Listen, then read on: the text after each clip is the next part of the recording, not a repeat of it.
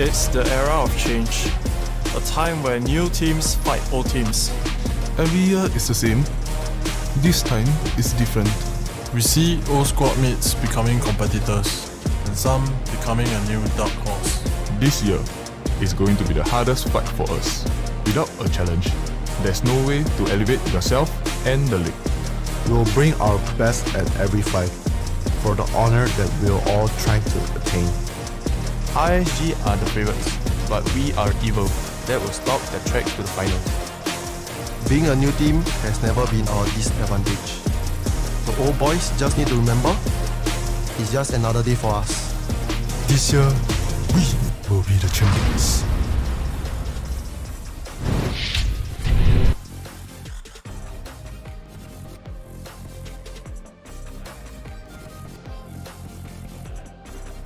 Alrighty, and welcome back everyone to another season of Mobile Legends Bang Bang Professional League. And of course, Singapore. Now we on the 4th iteration of MPL Singapore, which is the biggest professional MLBB tournament held in Singapore itself. My name is Cheryl and I will be your host for this season.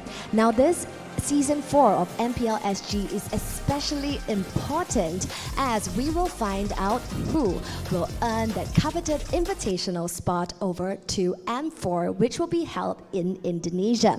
Now today's the start of the regular season where we will have 8 teams going head-to-head, battling it out over 7 days to earn that upper bracket spot, as well as earning that crucial extra life in the playoff season. And of course, the teams will face off every weekend from 3rd September to 24th of September. So be sure to tune in every Saturdays and Sundays to make sure that you don't miss out on any of the action. Right now, I'd like to take this opportunity to thank our amazing sponsors for making MPL SG Season 4 possible. MPL SG Season 4 is powered by Moonton, Zenway Productions, supported by Frank by OCBC, OSIN, and TikTok. I'm sure all of you guys watching right now must be super excited for the wonderful matchups that we have for today. So, without further ado, I'm going to hand my time over to the amazing casters. Take it away, guys.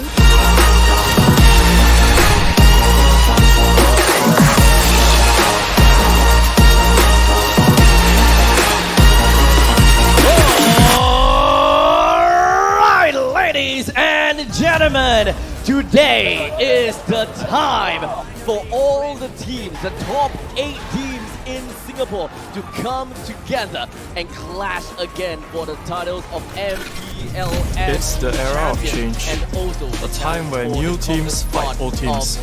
Every year is the same. This time is different. We see old squad mates becoming competitors, and some becoming a new dark horse. This year is going to be the hardest fight for us. Without a challenge, there's no way to elevate yourself and the league. We will bring our best at every fight for the honor that we are all trying to attain. RSG are the favorites, but we are evil. That will stop the track to the final. Being a new team has never been our disadvantage. The old boys just need to remember, it's just another day for us. This year, we will be the champions. Team code gets a level 5 chest containing a skin. So fill in that code, keep at it, and claim your free skin. Alrighty, and welcome back everyone to another season of Mobile Legends Bang Bang Professional League. And of course, Singapore. Now we on the 4th iteration of MPL Singapore, which is the biggest professional MLBB tournament held in Singapore itself. My name is Cheryl and I will be your host for this season. Now this Season 4 of MPL SG is especially important as we will find out who will earn the coveted invitational spot over to M4, which will be held in Indonesia.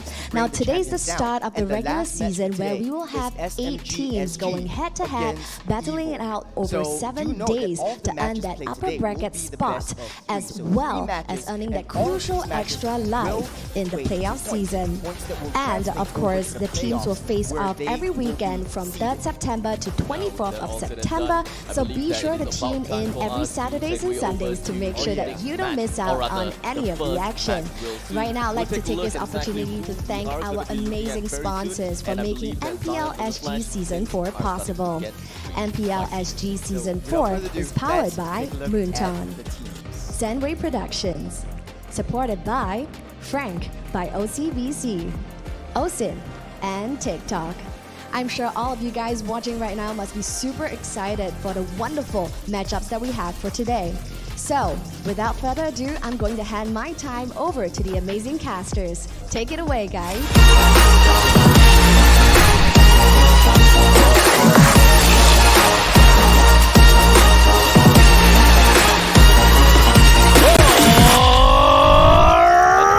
Ladies and gentlemen, today is the time for all the teams, the top 8 teams in Singapore, to come together and clash again for the titles of MPL SG. It's the era of change. And also A time where new teams fight old teams. Every year is the same.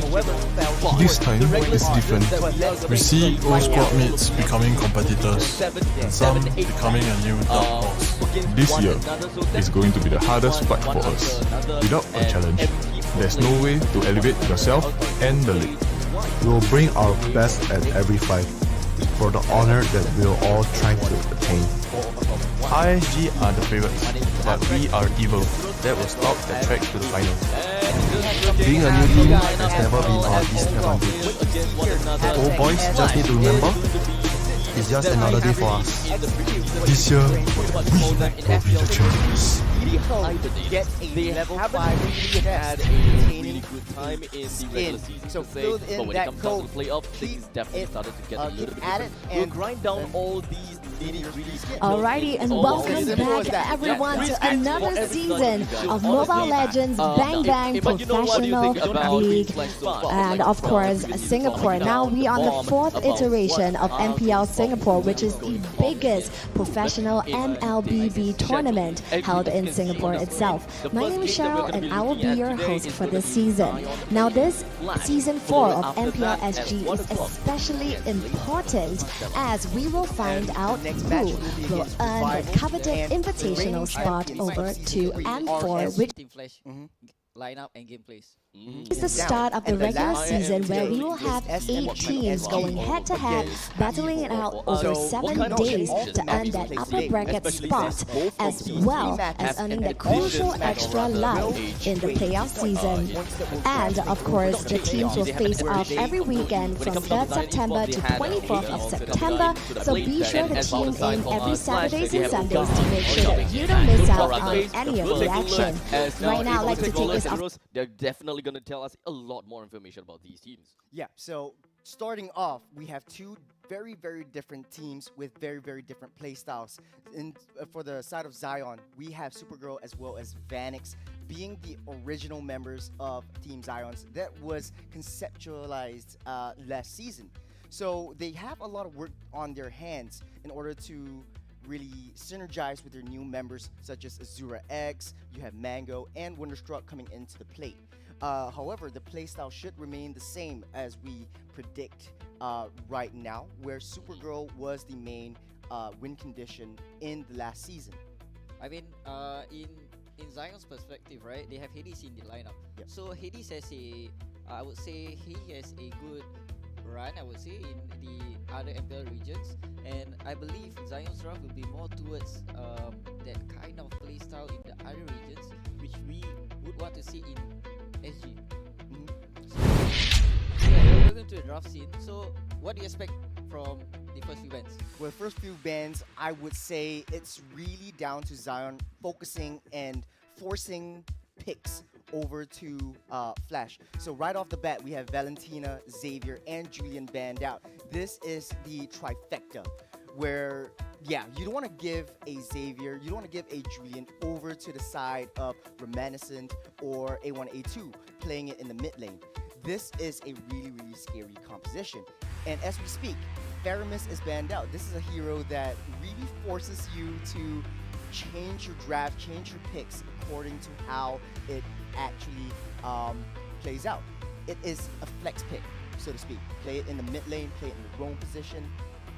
With that, you have Cult Alter, which is really, really scary, intimidating in team fights. You're able to go in gung-ho without fear and just wipe out the team front to back. I mean, from this draft, right, we can see that like both of these dual laners are good with their builds.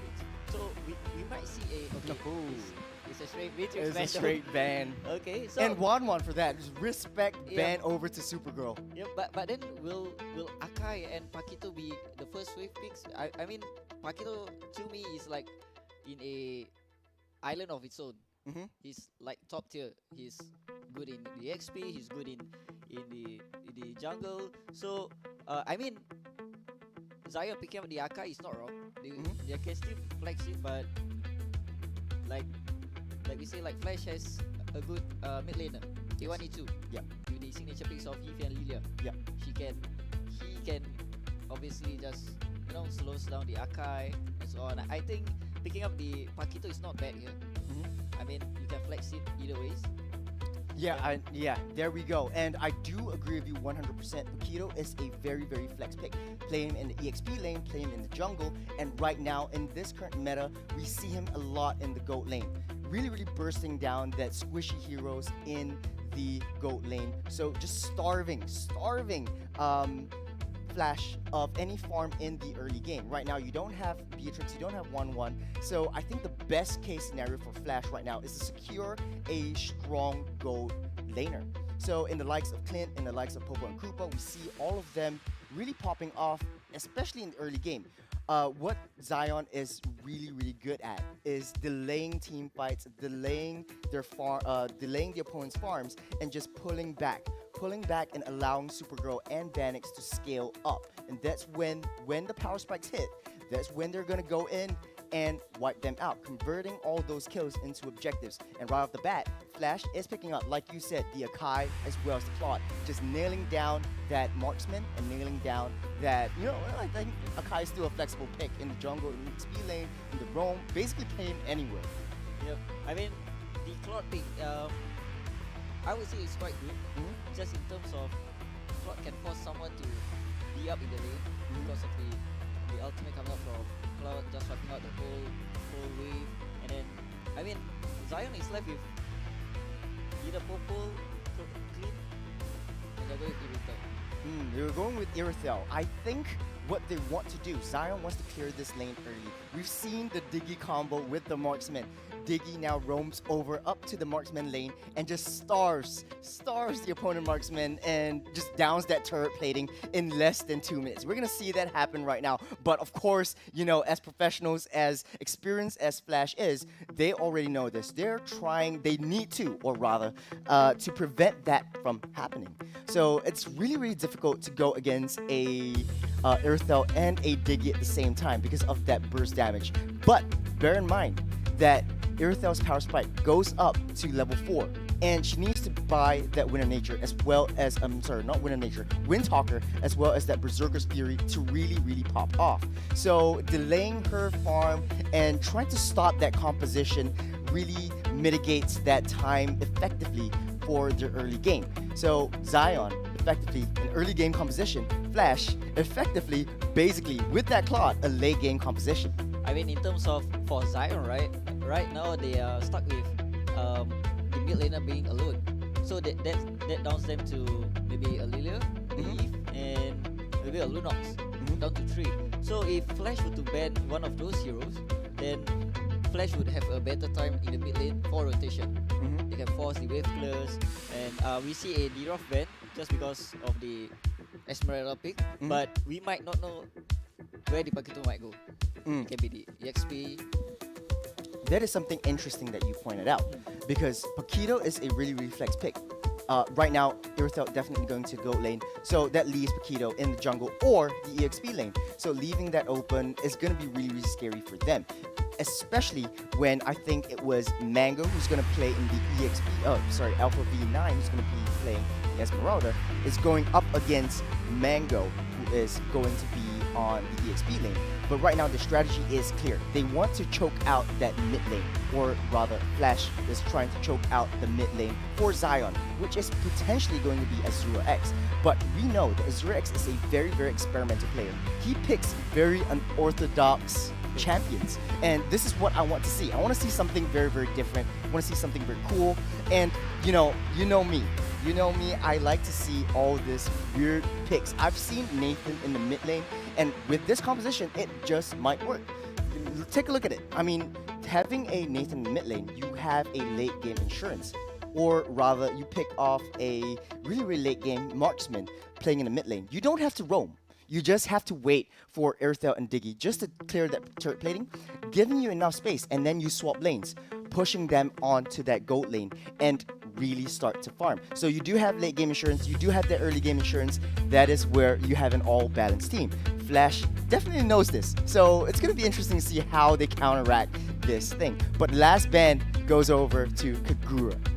I mean, as you can see, Flash is picking up those late game heroes. I think it's just for assurance. I mean, Akai and Esmeralda can hold up until mid game, but then again, if the Digi and Irrital combination would slow them down, and then Claude can't get his items by 7 or 8 minutes, then it'll be trouble for Flash. Like right now, right? Like you said, Azura X, unorthodox picks. Yes. I mean, we might see something weird. But yeah, they're going on with the Bellman and Lilia.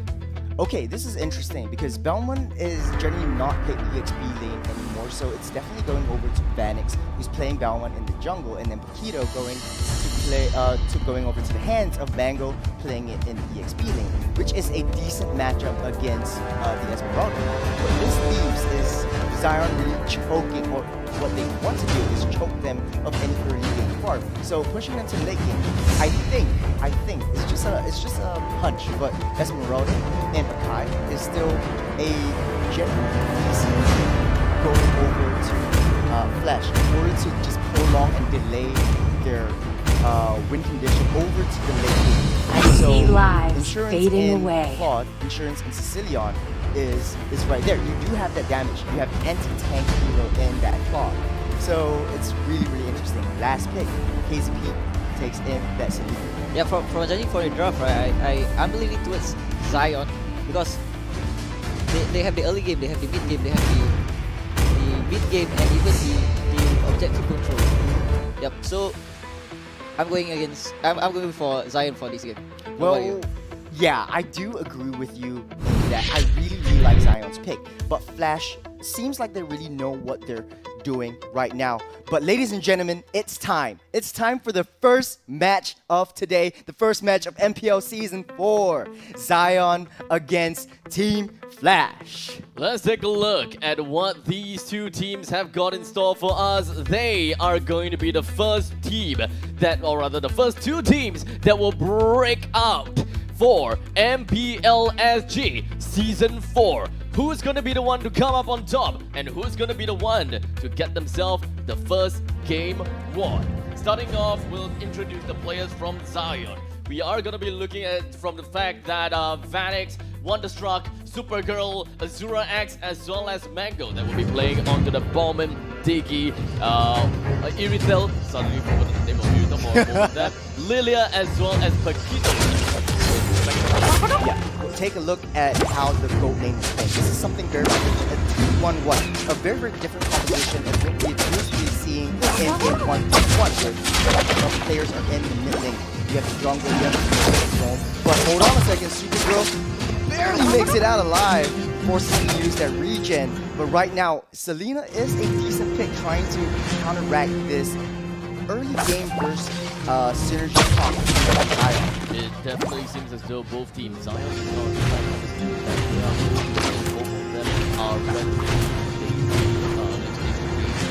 they don't really have anything that will be able to help them very well in the early stages. As such, Selena comes in to apply more pressure and set up for more skill up a lot faster. And in this case, Diggy comes in.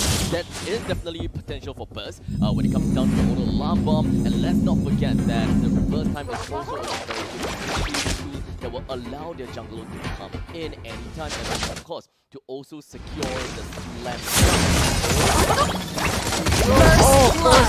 First blood with fast fingers over. Get that retreat code right now. Flash on that screen. Speaking of Flash, Flash is doing really well, trying to prolong this entire game. What the Rim push is try to get Claude to scale, try to get Jay to scale, try to get just get his farms up, get his stacks up. Game, Team Zion, they only have one thing that they have to look out for. Never ever get hit by these latest arrows. Let's be honest, that's the only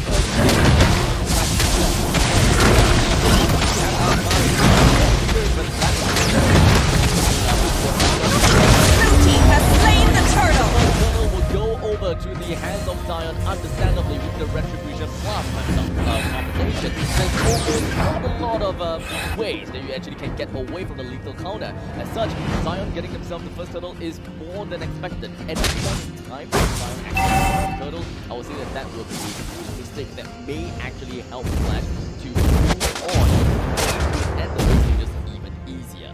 Yeah, Lilia is a very, very good pick from Zion. 0x Lilia is a monster with the highest burst potential, clearing out that waves fast, just starving A1, A2 of any farm, and then roaming up to support that gold lane. There's a lot of abilities from Zion. They are very fast. They can do whatever that they want. Time we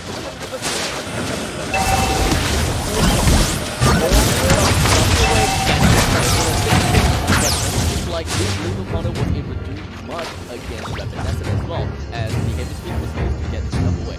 But look at the bot side though, as Rhoda, Alpha V9 trying to chase onto Mango right there. Mango really into that. Top lane though, they're trying to face off MP right there. A lot of the members of the Stellark team Flash is actually amazingly low. Azura X is coming in and hoping to actually bring down all three low health members, but they could not catch any one of those. You know what they say, nothing ventured, nothing gained. So in this case, Lilia really tried to go for something on the top side. Yes, they missed the opportunity, but at least they managed to get a reset for their members in the gold lane to try to, kind of change things around, like literally reset themselves and hope that their gold laners will have an equal opportunity to fight against one another, although they would want an advantage more. Right, and Zion actually did a very, very good thing there. Mango pushed Esmeralda all the way, pushed Alpha V9 all the way to the side, and lured A1, A2 over to him because he's really low in health. He does have that escape mechanism though. So that keeps Flash 3 members over on that gold lane. Blue team has slain the turtle! And right now, 4 minutes into the match, Zion already up in farm just a little bit, but enough for them to scale up quick. It is currently 4 minutes and 50 seconds into the game. The energy shield will be coming down in 5 seconds, and that pretty much means that the early game of pressure from Zion can start to kick in every single lane in order to unlock each of their side laners. What I think is Selena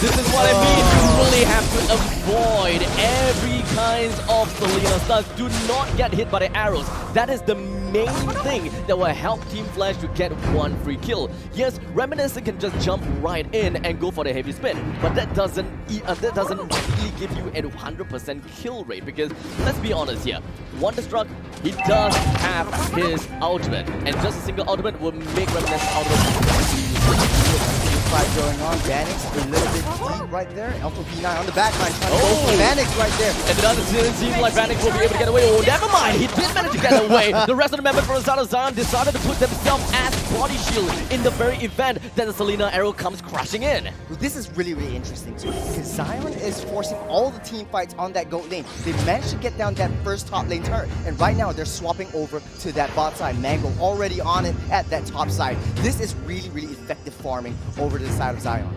All of the turrets are still up. I believe that the only turret that is destroyed is going to be Team Flash's gold lane. So this pretty much means that Irithel will be unlocked, and thus they are going to be going for a swap. Thus, Irithel now put himself at the bottom lane and pretty much forcing the opponent's gold lane to actually switch down to the bottom lane as well, which is not necessarily a very good thing for Flash, especially since the turtle is going to be popping up in the southern side. Most of the pressure coming from the side of Zion would definitely be in the southern side. As such, the turret will be taken down. The turtle very likely will be taken down as well. Team Flash, they have no answer to this since the early game answer literally. Blue team has slain the turtle. Very, very disciplined play coming from Zion over here. And let's take a look at the item builds. And Irithel, almost a Berserker Fury, almost a little bit away from getting that huge crossbow. There we go. As we speak, Berserker Fury already built up. Irithel ready. Supergirl ready to fight that skirmishes. It kind of seems as though, if you ask me, he got his Berserker's Fury at the right place at the right time. Yeah, just as I said it, he just bought that Berserker's Fury. He literally just got it. Even though we are looking at a 2,000 gold lead from the side of Zion, it doesn't seem like the game is going to be super easy for them just yet. Because just as we were talking, one is taken down, Supergirl is going to be taken down. One of the main anchors from Zion is already dead, and Zion will have to play with a back foot. 3 members only left alive. KZP is just landing all of these shots, but somehow that damage wasn't that big. No way. You Bowman. can't burst the Balmon down. You can't burst the Balmon down. And right now you're building a tank, a semi-tank Balmon. He does have that war itself, but building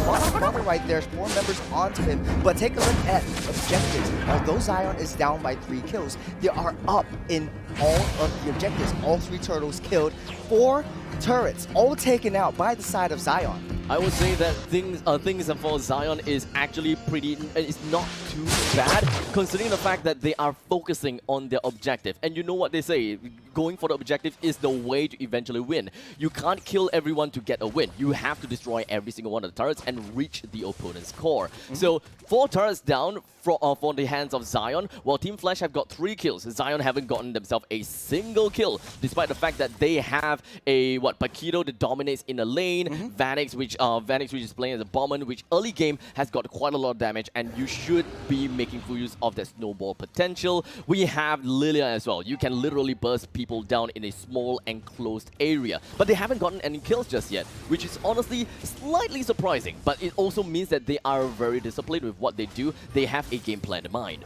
But take a look at this. Mango just not facing off in any of that team fight skirmish. It's always a 4v4. And they're trying, Flash is trying really, really hard to just bait out that time journey from Diggy. But they're not doing so soon. But hold on a second, right here, Vanix is going to get away, but now Mango somehow did manage to find himself a single kill down. The Lord will be taking the hands out by Vanix. And just like that, Reminiscent gets himself away with just a sliver of health. 1 person down from Zion and 2% down from Flash. Zion has finally picked up a couple of kills for themselves, which should be able to escalate their amount of gold lead. Let's take a look. 3,000 gold. Supergirl leading all the way at the top of the chart, but Azura X isn't too far away as well. So both of these players are actually in a really good spot, followed by Mango. In fact, Alpha V9 literally just caught up to Mango at this point in time. So Alpha V9 is literally the only one that has been doing very well in Team Flash. But Alpha V9, of course, because you're always facing away. The rest of Team Flash are focusing on team fights, not turning into any objectives. And hold on a second right here, Mango tries to engage right now onto KZP. What they really need to do is just focus on the objectives. And what I like about Zion right now is objectives, objectives, objectives. As the Lord is pushing in, they are able to just try to split push, but this is not what they are doing. Tries to go back and not take that team fight just yet. Not exactly the trifecta push that we're looking out for. Typically, when you get the Lord, you kind of ignore the Lord a little bit and then head over to the middle or the bottom lane. Most of the time, when you get the first Lord, if you manage to destroy all the tier 1 turrets, you will want to look into destroying all the tier 2 turrets. But in this case, the bottom lane tier 2 turret is unfortunately still up and running. Okay, Zion did really, really well in forcing all of Team Flash to play a 5-man comp synergy. So what this means is that Zion can actually just split push and focus on the objectives because their base is just open. They have that tier 3 turrets, but Zion, all turrets are still up. A little bit of a delayed gratification of the Lord. They did manage to get their the last tier 2 turret, yes, but not exactly with the Lord's help. There is some mega creeps for sure, but in the end of the day, it is still Mango that eventually went down to the southern side to bring the turret down once and for all. Top lane and the bottom lane. Some of the turret has been chipped off with some of its health, but not gonna be that big of an effect just yet, unless it is left with like a sliver. You just go in, punch the turret, and the whole thing collapses down. Then that is gonna be a problem. But Team Flash, they still have some lifeline to work with. We are just entering 12 minutes, and taking a look at Flash's lineup, I'm pretty sure that they still have got a fighting chance. They definitely do. I mean, remember when we said in the drafting phase, Flash has a high, huge late game composition in that Claude, in that Sicilian, in the Esmeralda. This is something that Zion has to watch out for, because they need to really push in and claim this victory ASAP. If they don't, they're just allowing Flash to just farm up and get stronger than them. If you ask me, going into the really late game, if we're talking about the small forward and all of that, Flash definitely is going to come out on top. Mango definitely understood his mission. He needed to push the top lane as much as possible. But unfortunately, Alpha V9 just one step ahead. He knew that the Lord is going to be popping up. As such, he's going to have to clear the top lanes as fast as possible before the Lord is eventually going to be taken by Zion. This way, there is not going to be an opposing forces in the from the top to the bottom, right? You don't have to travel all the way from the Lord's pit, all the way to the northern side in order to defend your turret. This will enable Zion to actually go for a backdoor synergy. So you can see Alpha V9 has been moving around. He's making sure that no one can backdoor, because Zion kind of seems like they are looking forward for a split push strategy. But Flash, they're not exactly ready for this. They are not ready for this. A1, A2 taken down. Supergirl, unfortunately, also taken down. Jay is going to be the one that is still going to be alive from the side of Team Flash. As such, the one that is on the back lines can still pump up a lot of damage. However, Jay, he's a little bit out of position, if I may say that. HP down to a sliver. Mango is slowly catching up. And oh! He swapped places with Dexter. Just right in the not really nick of time, unfortunately. I wasn't really wanting to hype that up. But Zion and Flash, both of these teams made small little mistakes here and there. In fact, I wouldn't even say that Zion made a mistake. The fact that Supergirl died is a big bummer to them, but Team Flash's Jay, his positioning went completely off, and I think that the fact that Supergirl died is not that big of a deal anymore. But in this event, in this entire fight, Zion came on top with that Lord marching down on that bot side, just waiting on for all three waves to push right in. But in this case, Flash did a really good job trying to push in all the other two waves. So Lord is coming up on that bot wave. Zion, nothing to do. Just stick by that Lord and wait for that right team fight.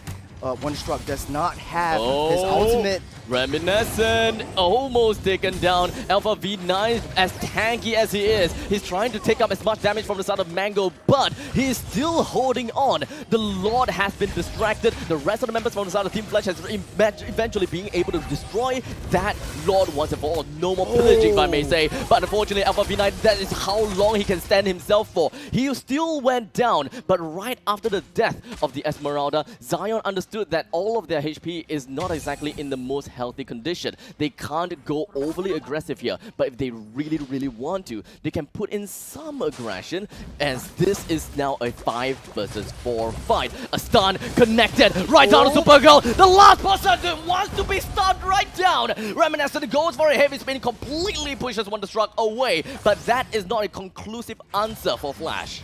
Right now, they nothing to do but reset, wait for the next Lord. But look at how Zion is forcing Flash's movement. Everything is down to, okay, Zion wants me to move here, I'll move here.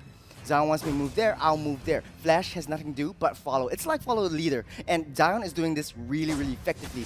Although they overstate their welcome just a little bit. What you don't want to do right now, you're so much up ahead. You can win that team fights. But what you don't want to do is let Flash cycle your heroes. Right now, Supergirl is down. He's gonna be up real soon. But if Flash is able to take him down and keep you down and continue that team fight, man, that's where Flash is going to turn things around. We're almost starting to see the late game coming in. Team Flash's gold economy is not exactly at the late game economy just yet, but for Zion, for sure, late game economy.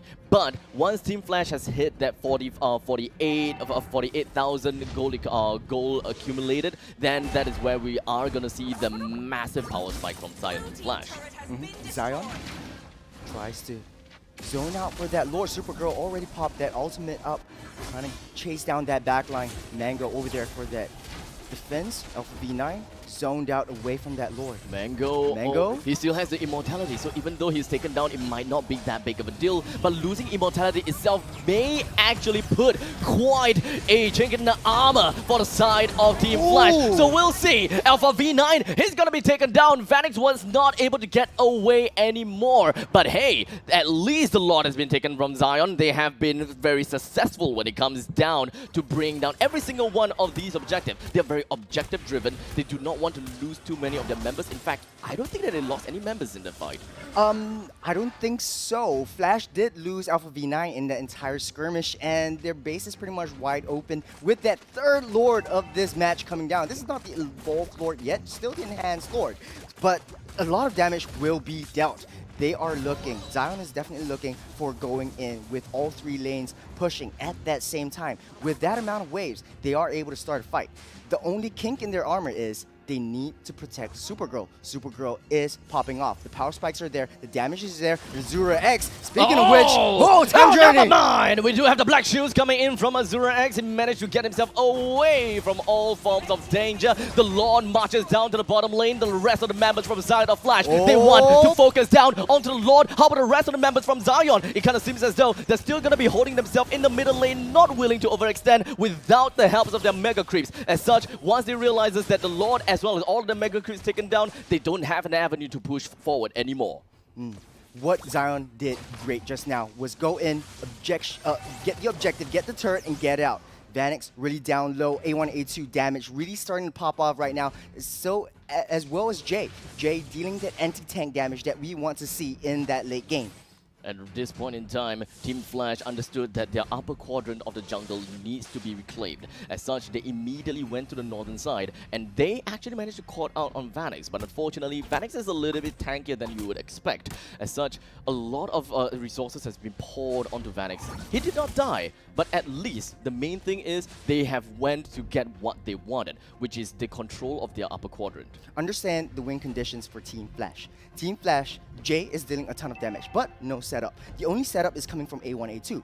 With he is also the damage dealer. So take A1, A2 out. You don't have any setup. You only have Reminiscent to just zone you away with that heavy spin. But speaking of which, Azura X gets caught by that stun, but managed to get out alive, not forcing that black shoes just yet. Both teams are actually very disciplined, if you ask me, right? We are 19 minutes into the game, 7 kills for Zion and 6 kills for Flash. So all of these teams, they are disciplined, but in some sense, they are not making the right moves as to when to be aggressive, when not to be.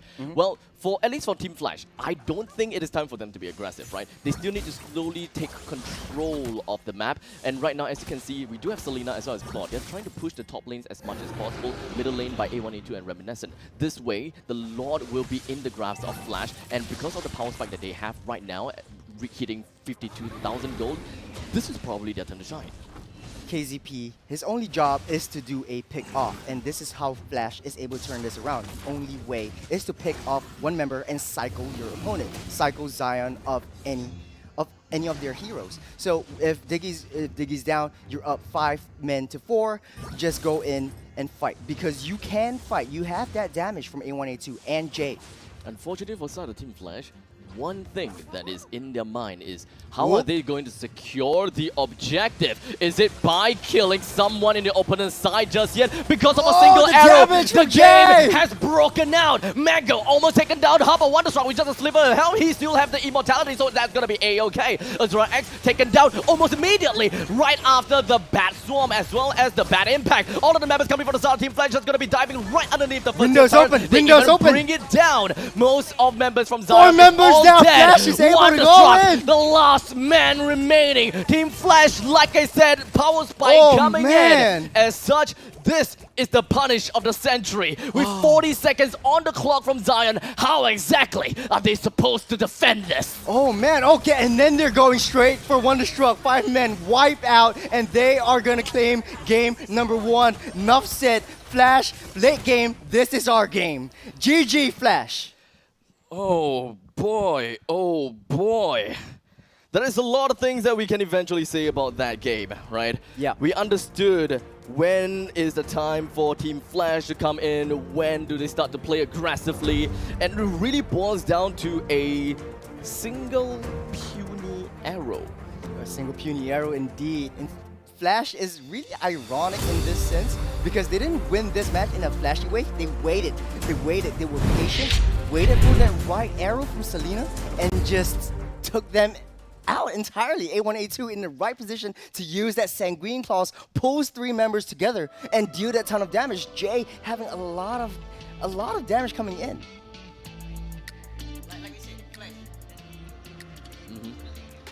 He does have a lot of ability to work with the game at this point in time. So honestly, when it really comes down to the both of them playing against one another, Amox, do you think that Zion is just a little bit too slow in trying to get everything up and running? Knows that in the late game, right, Flash would have a upper advantage, but what they failed was to execute the early phase. Like in the early phase, we saw Irrital was getting picked off, and that shouldn't happen when you have a Digi beside you, right? So yeah, I mean, Zion has to be more disciplined in the next game. Yep, and Flash, as we know, playing into the late game, and nothing happened between. But Flash like had the early advantage, although their hero pools were like all late games. And from the stats, you can see like, just look at Alpha Vina getting his signature picks. He has been controlling Paquito, who should be actually winning into the lanes. Yeah, definitely. I thought like Mango was trying to control Alpha V9, but it was actually Alpha V9 who's able to control Mango in this case, and they did it really, really well. It's okay if I don't have my turrets. It's okay if I don't have my lords. It's okay if I don't have my objectives in a nutshell. But what I want is to clear you out, every one of you, and then just pummel down the way through that turret. And that is what they did really, really effectively. Jay did a ton of damage right there, but I think it was the Supergirl who was the most effective in farm. Rich guy. But we have to give credits to Zion though. Definitely. They have like all 6 objectives were all on them. Yeah. All on them. There were none objectives for Team Flash actually, as we saw like they ended with after one team fight, I guess. Yeah, they literally just needed one team fight. One right team fight. That one right team fight, because at the point in time, it's already been pretty late. All of their respawn timer is just ramping up crazily. And Team Flash, they wanted one fight and they knew what their mission was already. Yeah. And that is just run it right down. Yeah. And like I said, you have late game insurance in Sicilian. With insurance, you really don't want to, you know, play with that puppet. You don't want to push that too far. But it's still the first game. It's a best of 3. So it might be Zion testing out the strategy, see how it plays well with Flash. Knowing that, okay, this strategy can be countered. It will be countered by Team Flash. I'm going to just try something else, because definitely there will be something up their sleeves. And throughout the game, and here's our MVP for game 1. Alpha V9. Yep. Like I said, Alpha V9 has been playing really well. He got his signature hero. Yeah, he sounds like a car too, right? Yeah, He sounds like a race car. Just like one Alpha V9. Alpha V9. He sounds like a good car model and stuff like that. I know Abstract. Your folks are in the tire business. What do you think of this guy? Well, let's just say that he definitely has not worn out his tires. He probably does a lot of rotations. Well, in the game, he did manage to do a lot of rotations as well. Definitely. Having the most amount of damage dealt onto him, really making the plays go well for Team Flash. And I think we're going to be taking a look at some of the replays. So, Amox, if you can just tell us what went right for Team Flash and how would Zion better respond in the next game. Maybe like breaking points and such. Yeah, for me, right, like what I said earlier, like Zion shouldn't be losing the early phase. Right. Like, definitely, Team Flash didn't have the right to actually win the early phase. But what we saw was like Irrital getting picked off with Digi alongside, and like Zion had all the 3 turtles and all 3 lots, but they failed to end the game. I think Zion needs to be more disciplined, like I said, and Flash. I mean, we might say it's a fluke, but then again, The first time's the fluke. The second time's the real thing. Or was it the third time? like they started all the objectives, but Right. Yeah. they missed everything. Right. Yeah, I mean, you know the Singaporean saying $1 3 tries. Yo, They $1 do actually- that is $1 almost- 3 yeah, yeah, tries. yeah, that's It's like almost exactly literally what it. it is, right? Yeah. Going to an arcade. But I really think that Zion pulled off this strategy really, really well. Say what you want, but they really managed to pull the rest of Team Flash over to the goat lane side. So whenever there is a skirmish with Diggy, with Irithel, the rest of Team Flash is there. So pulling them aside and just delaying time, buying time for their farm. And guess what? Paquito, on the other hand, played by, I think it was Mango, just effectively farming in the off lane. He really picked off in the mid game. So before the last lord came up, they actually had everything together. What went wrong, I guess, when they took down that last lord, they sort of like didn't retreat fast enough. Right. So one of my biggest question is the fact that when it comes down to Zion, right? They have in the early stages they got 3 turrets very fast, right? Almost all 3 turrets taken down, but at the expense of their own members every now and then. 3 turrets, no, at one point in time, 4 turrets taken down, but they died 3 times. In terms of value, how would you rate this? Is it really worth it, or do you think that Team Flash shouldn't even have the 3 kills to begin with? Is it really just about the execution of Zion? I mean, Zion was playing it right. Like, to me, honestly, Zion was playing it right up until, I would say, the mid game. The mid game, phase. okay. Yep, because their micro is up there. Yeah. Probably like keep stealing the turtles, and then they know when to not fight and so on. But then again, I feel like Zion still needs that discipline in them. I mean, micro, yep, maybe they can improve on it. Like they shouldn't have to die.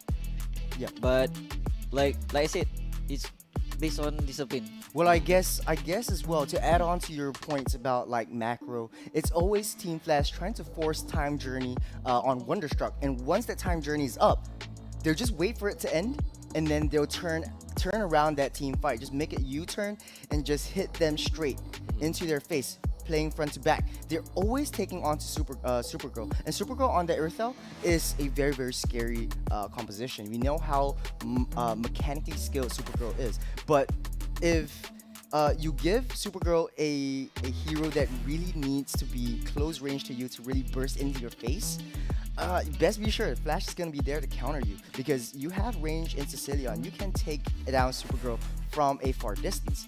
So once Supergirl is gone, Team Zion really doesn't have that much damage. Yep.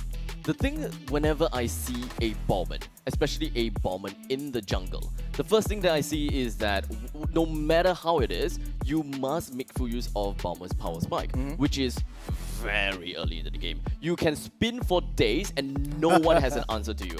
In fact, to me, as someone who played Bowman jungle, mid game you have already dropped tremendously, because in the early game, if you already have picked up the momentum, you have the tempo, you can literally proxy in between first and second tier, and you can kill whoever tries to come in between. There is no answer at all, and it doesn't seem like the Bowman had a way or an answer to do all of that at all. As such, their very early game strategy has already gone down the drain, and to make matters worse, in the mid stages of the game, they needed to start funneling some of these farms over to Irithel. But who exactly is the one to defend Irithel? No one. Because they have a mid shield in the form of Bowman, but who have all of these lockdown, those very point-click lockdown that would actually work for this Irithel, to save Irithel?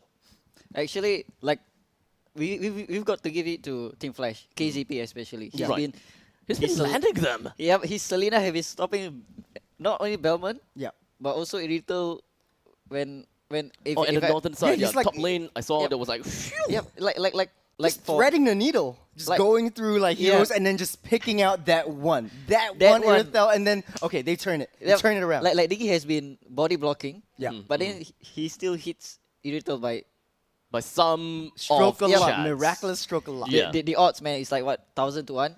Oh, is that what you counted Yeah, in but your we- stat sheet? No, it's like, okay, DK has been body blocking. That's Yeah. one. Secondly, DK has his ult with him. Right, So right. what are the chances that a Selena would rather go for that irrital than holding off the other areas? I mean, Right. Right.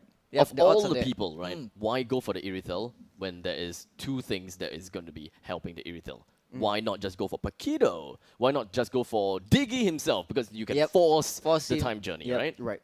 But Paquito did a very, very good job. I think it was played by Mango, right? So Mango is always going straight into the back line, trying to sandwich them because you have 4 and then 1 on the offside, straight for the back line. So you're not going to play front to back. You're going to play front back to middle in that sense. And that is what I think Zion did really, really well. But in the last skirmish, they really picked that off. And we are moments away from the draft of the second phase. What can you tell us about how Zion should re-strategize in picking out their heroes for this game? I mean, if I was Zion, right, I would draft out more towards Supergirl. Yeah. Yeah, because work your way around Supergirl.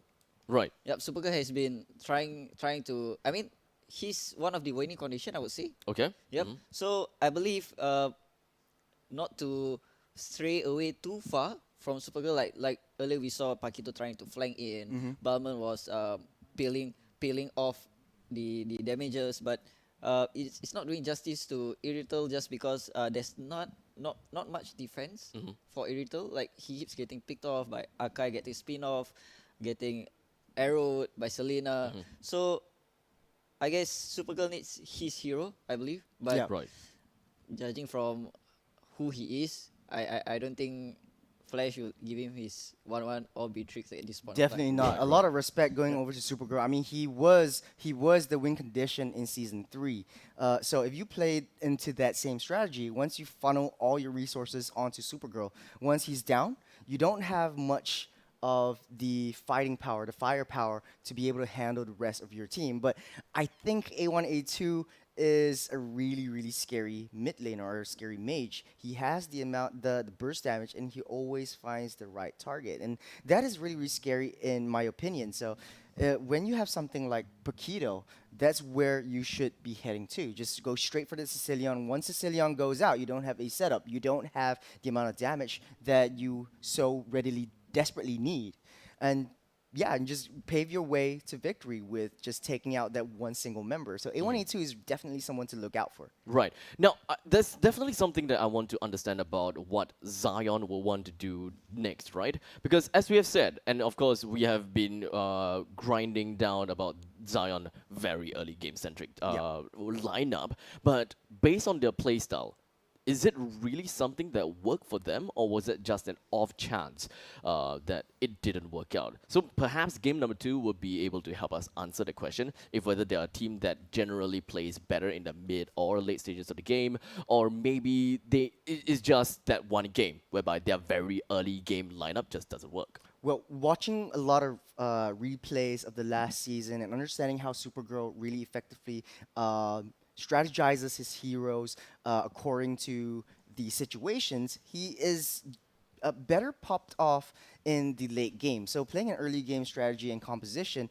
is going to be really hard for Zion to try to fight over, because Supergirl needs that time. He needs a lot of time to farm up, especially in the late game. Now, we are going to go into highlights, and I believe that Amox will be able to help us understand exactly when is the tilting point, when is the changing point of the team. So things are definitely going to start. Yep, from right here we saw like it was a disaster for Zion basically.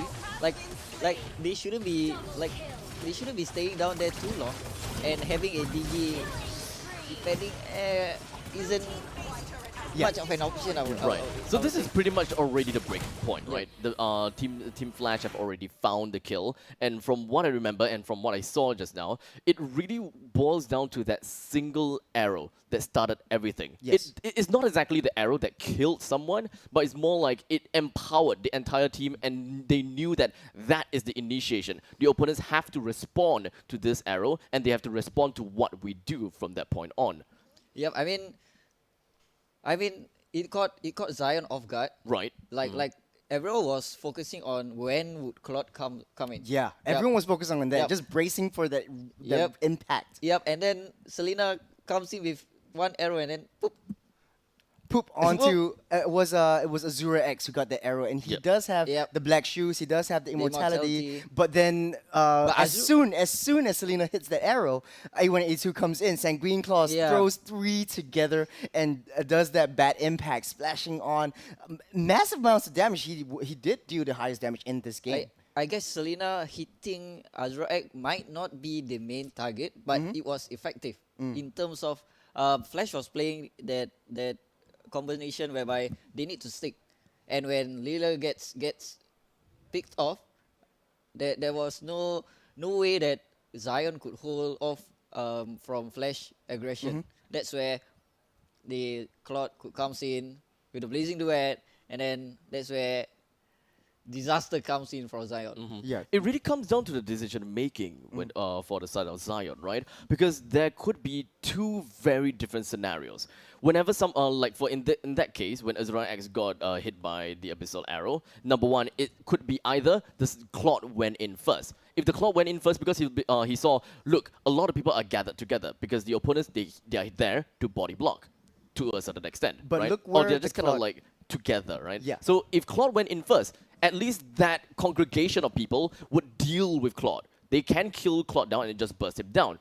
But if Sicilian comes in with the Sanguine Claws, things will be different. If Esmeralda goes in with the ultimate, that things will be different as well. So it's kind of like a 2-to-1 situation. Like in the off chance that you will win this fight from gathering onto Azura X or run away from Azura X. In that case, it kind of seems as though running away from Azura X might have been the right answer. What would you guys say? Yeah, I totally agree with you 100%. Like, not getting coagulated in there. I think there was a breakdown in communication, a little bit of arrogance if you ask me, but their pathing was really wrong. Like, you're asking a Lilia to check a bush, and that is what you don't want to do. But we are moving into the draft of the second game. So, Amux, tell me, what do you think is going to happen? I mean, Flash is going with the first pick if I'm not wrong. Yeah. So they have the option to either steal away Supergirl's A punch for a punch. Your team is banning. Like how do you play late game? I guess they like to play the punishable game. Yes. So when Zion makes mistake, when Zion doesn't get discipline, that's where Flash shines. Yeah, it seems as though like experience over on the side of Team Flash is really helping them face off against these young ones, these newcomers into the league.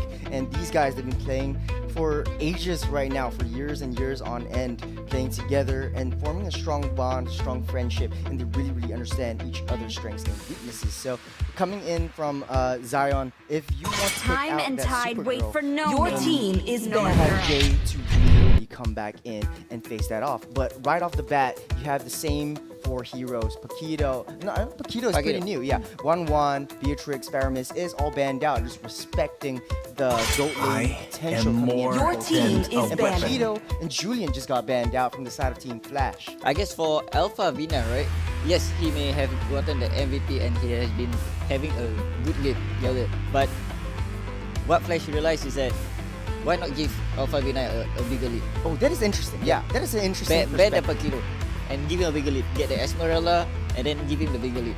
Right, because you do have that first pick. So you want to force over to a Esmeralda ban, and with that, you open up a lot of other potentials for, Valentina's not banned yet. So if you think about it, if Team Flash does pick up that Valentina, so right now you're thinking, okay, do I respect ban or do I do a standard ban where I just pick up the Valentina? It will be the Your Kai, team so is Valentina's picking. open. You want to force over to Valentina. What do you think is going to happen, Amux? I mean, man, this is going to be spicy. Okay, if they don't pick there we go. There we go. There we Valentina go. is a no-brainer pick, I would say, because it forces your opponent not to play Yves, not to play Lilia. Yeah. And Yves and Lilia has been a counter, like Yves has been a counter for a lot of marksmen, I would say, because of the box. And Lilia has been a counter for a lot of, I would say, the mid laners, because you have a very, very effective lanes here.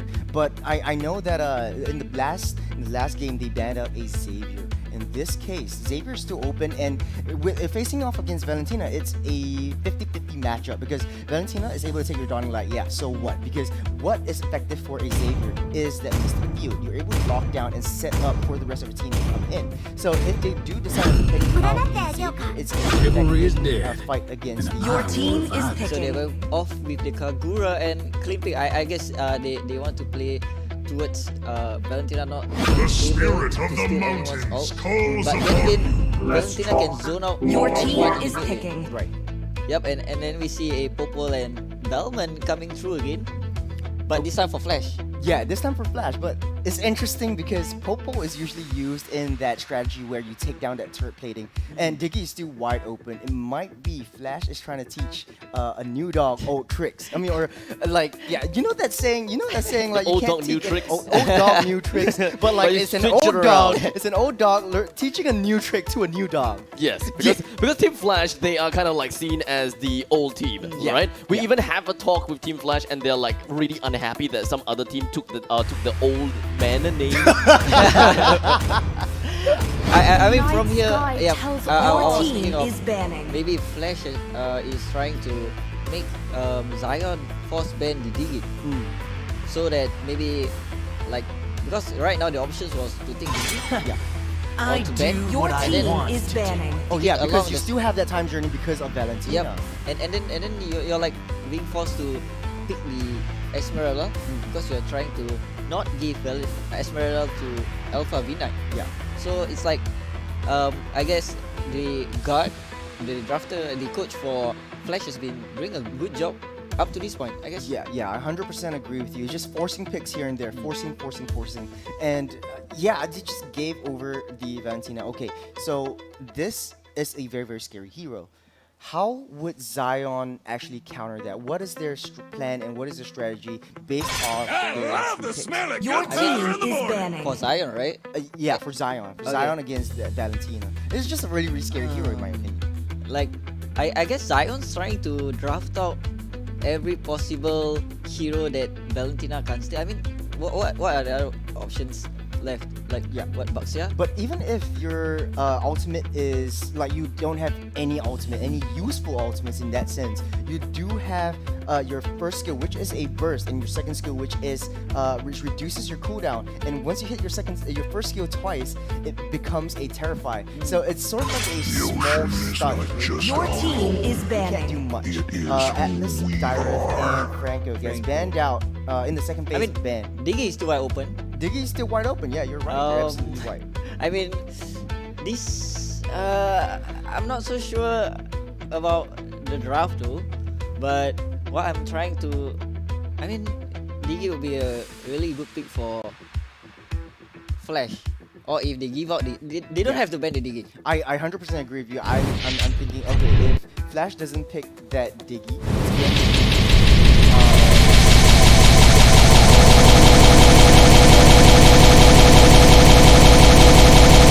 limit Wonderstruck's heroes. I guess they think that Wonderstruck did a good job, but Wonderstruck is known as a tank roam player. So limiting his heroes, limiting the amount of players that he's able to pick up, that is going to be tough on him. So he's really limited right now.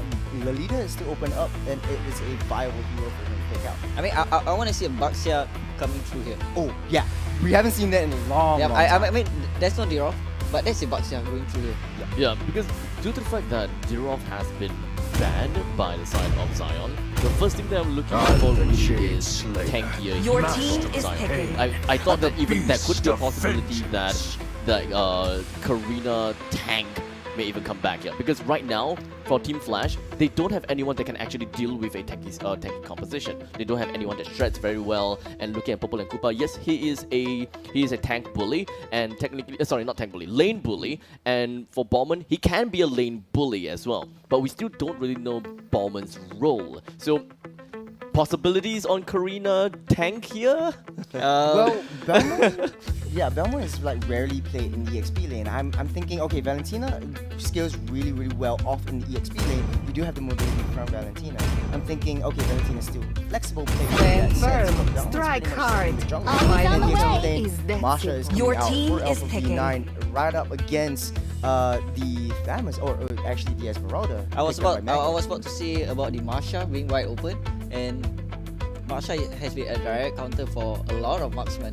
Definitely. Yep. And then, okay, I have a question. What are the odds of Esmeralda? Okay, we know that the Tamus will surely go to the jungle side. Yeah. Okay, what are the odds that they will Esmeralda. go? Yeah. Yeah, Esmeralda goes to the jungle. I want to see that. Okay, Esmeralda is scary in the jungle.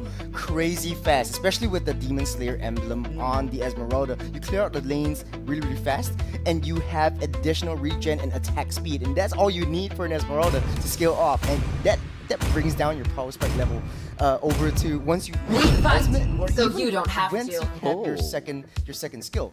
Oh, but Wonderstruck picks off that Rafaela. What do you think of this support roam versus support roam pickup? I mean, Flash has the bigger advantage because the Marsha will be split pushing, and if Zion is having the Esmeralda as the offlane, right, and then they'll be short of manpower during every team fight because there's a Popol and then there's the Valentina and Bellman alongside it. Yeah, and you don't have the setup capability if Esmeralda is out of the picture. You only have the Rafaela. But do you want to gamble it? Do you want to risk Rafaela just jumping in and spamming that ultimate? But we'll just have to wait and see because we're moving on to game number 2. Let's take a look at game number 2 here. Zion, I believe that they have learned a hard lesson. So how are they gonna change things up against Team Flash? They need to look out not to be dead by a single nail in the coffin. This time, there's no Selena. Maybe things will be better. Maybe it will, maybe it won't. We'll just have to see what goes on right now with all the different teams, all the different drafts and different strategies. It does seem like both teams are neck and neck in terms of win potential. But you know that Clint is going to be very decent against the Popo and Koopa, but you look at that movement on KZP. Generally, it was a 2-1-1 you can see in the previous game, but right now it's down back to 1-3-1, where the roam is going to be stuck in the middle and facing off against the opponent's mid lane. So how are things gonna be like, because Rafaela have already dropped her HP down to a sliver. Understandably, because when it comes down to Team Flash, they have a very strong early game.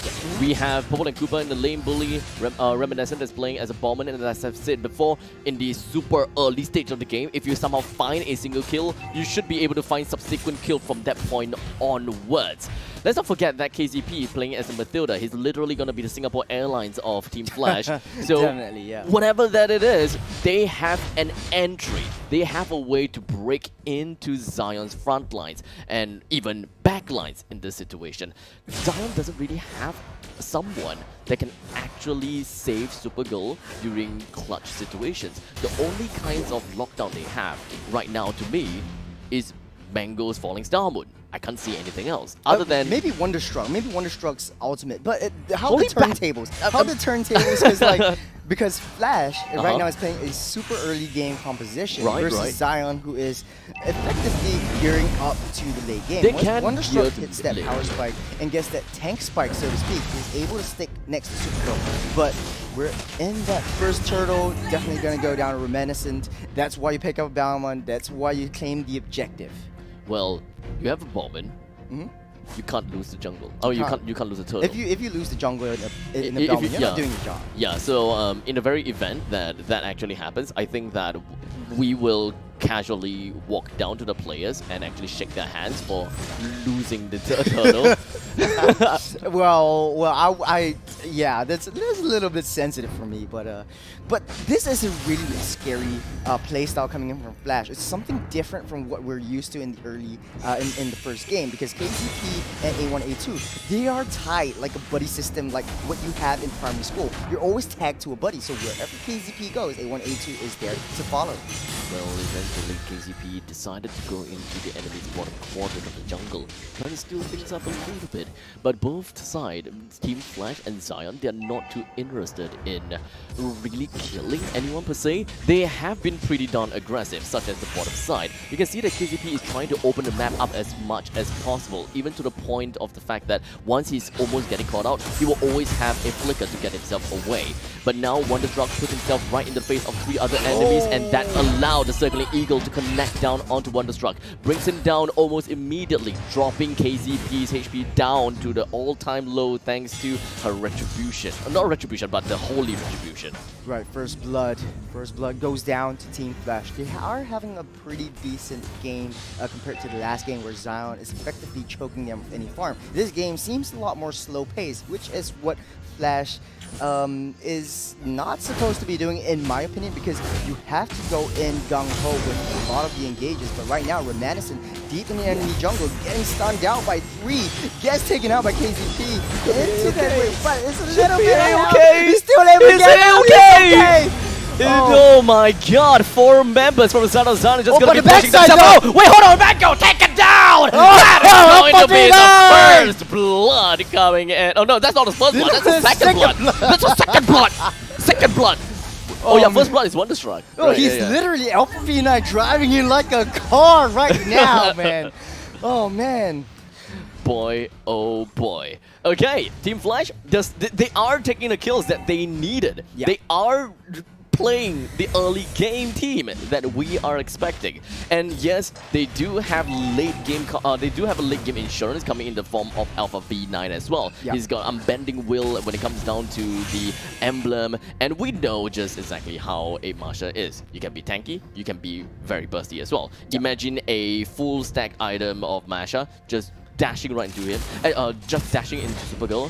Honestly, I won't be surprised if it takes up like 9 out of 10 of his health. Okay, come to think of it, I kind of like Flash's draft right now because of the fact that they picked up Matilda, KZP on that Matilda. You have a very, very solid engage, a solid disengage, a solid heal if you're buying favor as a roaming boot.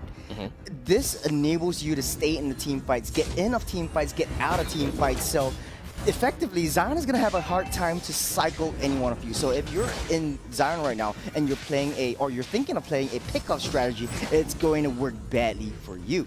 This is definitely something that we are expecting from Team Flash when it comes down to playing as a Matilda. They are very confident when it comes down to playing a Matilda into any junglers. So honestly, we might be able to see more of these Matilda. And honestly, I don't remember seeing a lot of Matilda in many other teams out there, or rather in the Singapore scene at least. But for now, we're just going to hold that thought because it kind of seems as though Flash is finally putting more aggression onto the middle lane. They very effectively brought down the first tier turret like a hot knife through butter, and I don't know how that eventually worked out. Reminiscent, he went in a little bit too slow with that, catching on to the tails of KZP a little bit too early, but it still managed to put quite a lot of dominance into the opponent's jungle, and that is the proxy I'm talking about. The opponents have no answer to it. Yeah, and right now the first lane swap is happening. The first turret on the south side of the map is destroyed, and as we are speaking, the top side destroyed by Jay. And Jay having a good time trying to force Supergirl and choking him of any farm he needs to get fed, to get full. And it is really difficult right now because you're always constantly, okay, I need to protect Supergirl, I need to protect Supergirl, I need to be on him because he is my win condition. I'm going to funnel him, and it's going to be very, very hard for you to do so. And now 2-0. We're currently 7 minutes and 11 seconds into the game. Almost taken down Supergirl when it comes down to the lethal counter. Oh, KZP tried to be greedy. Things did not work out very well from him as Mango cut in between, right down onto Jay, coming in with the falling star moon, picks him off almost immediately. But right now, Team Flash left with A1, A2, Reminiscent as well as Alpha V9. They are gonna be pushing in middle lanes themselves, and of course trying to take the purple buff off for themselves. Is that really possible? Do Zion actually have no answer to this? Well, it seems like the answer is yes. Well, even with that kill, you see 3 core items being built up by Mango, Vanix, and Wonderstruck. Supergirl already has the endless battle, so his power spike is there. All he needs to do is stay back and let the rest of the team do the work. Let the knife do the work. just like a hot knife through butter, Supergirl's job is just not to get hit. And die.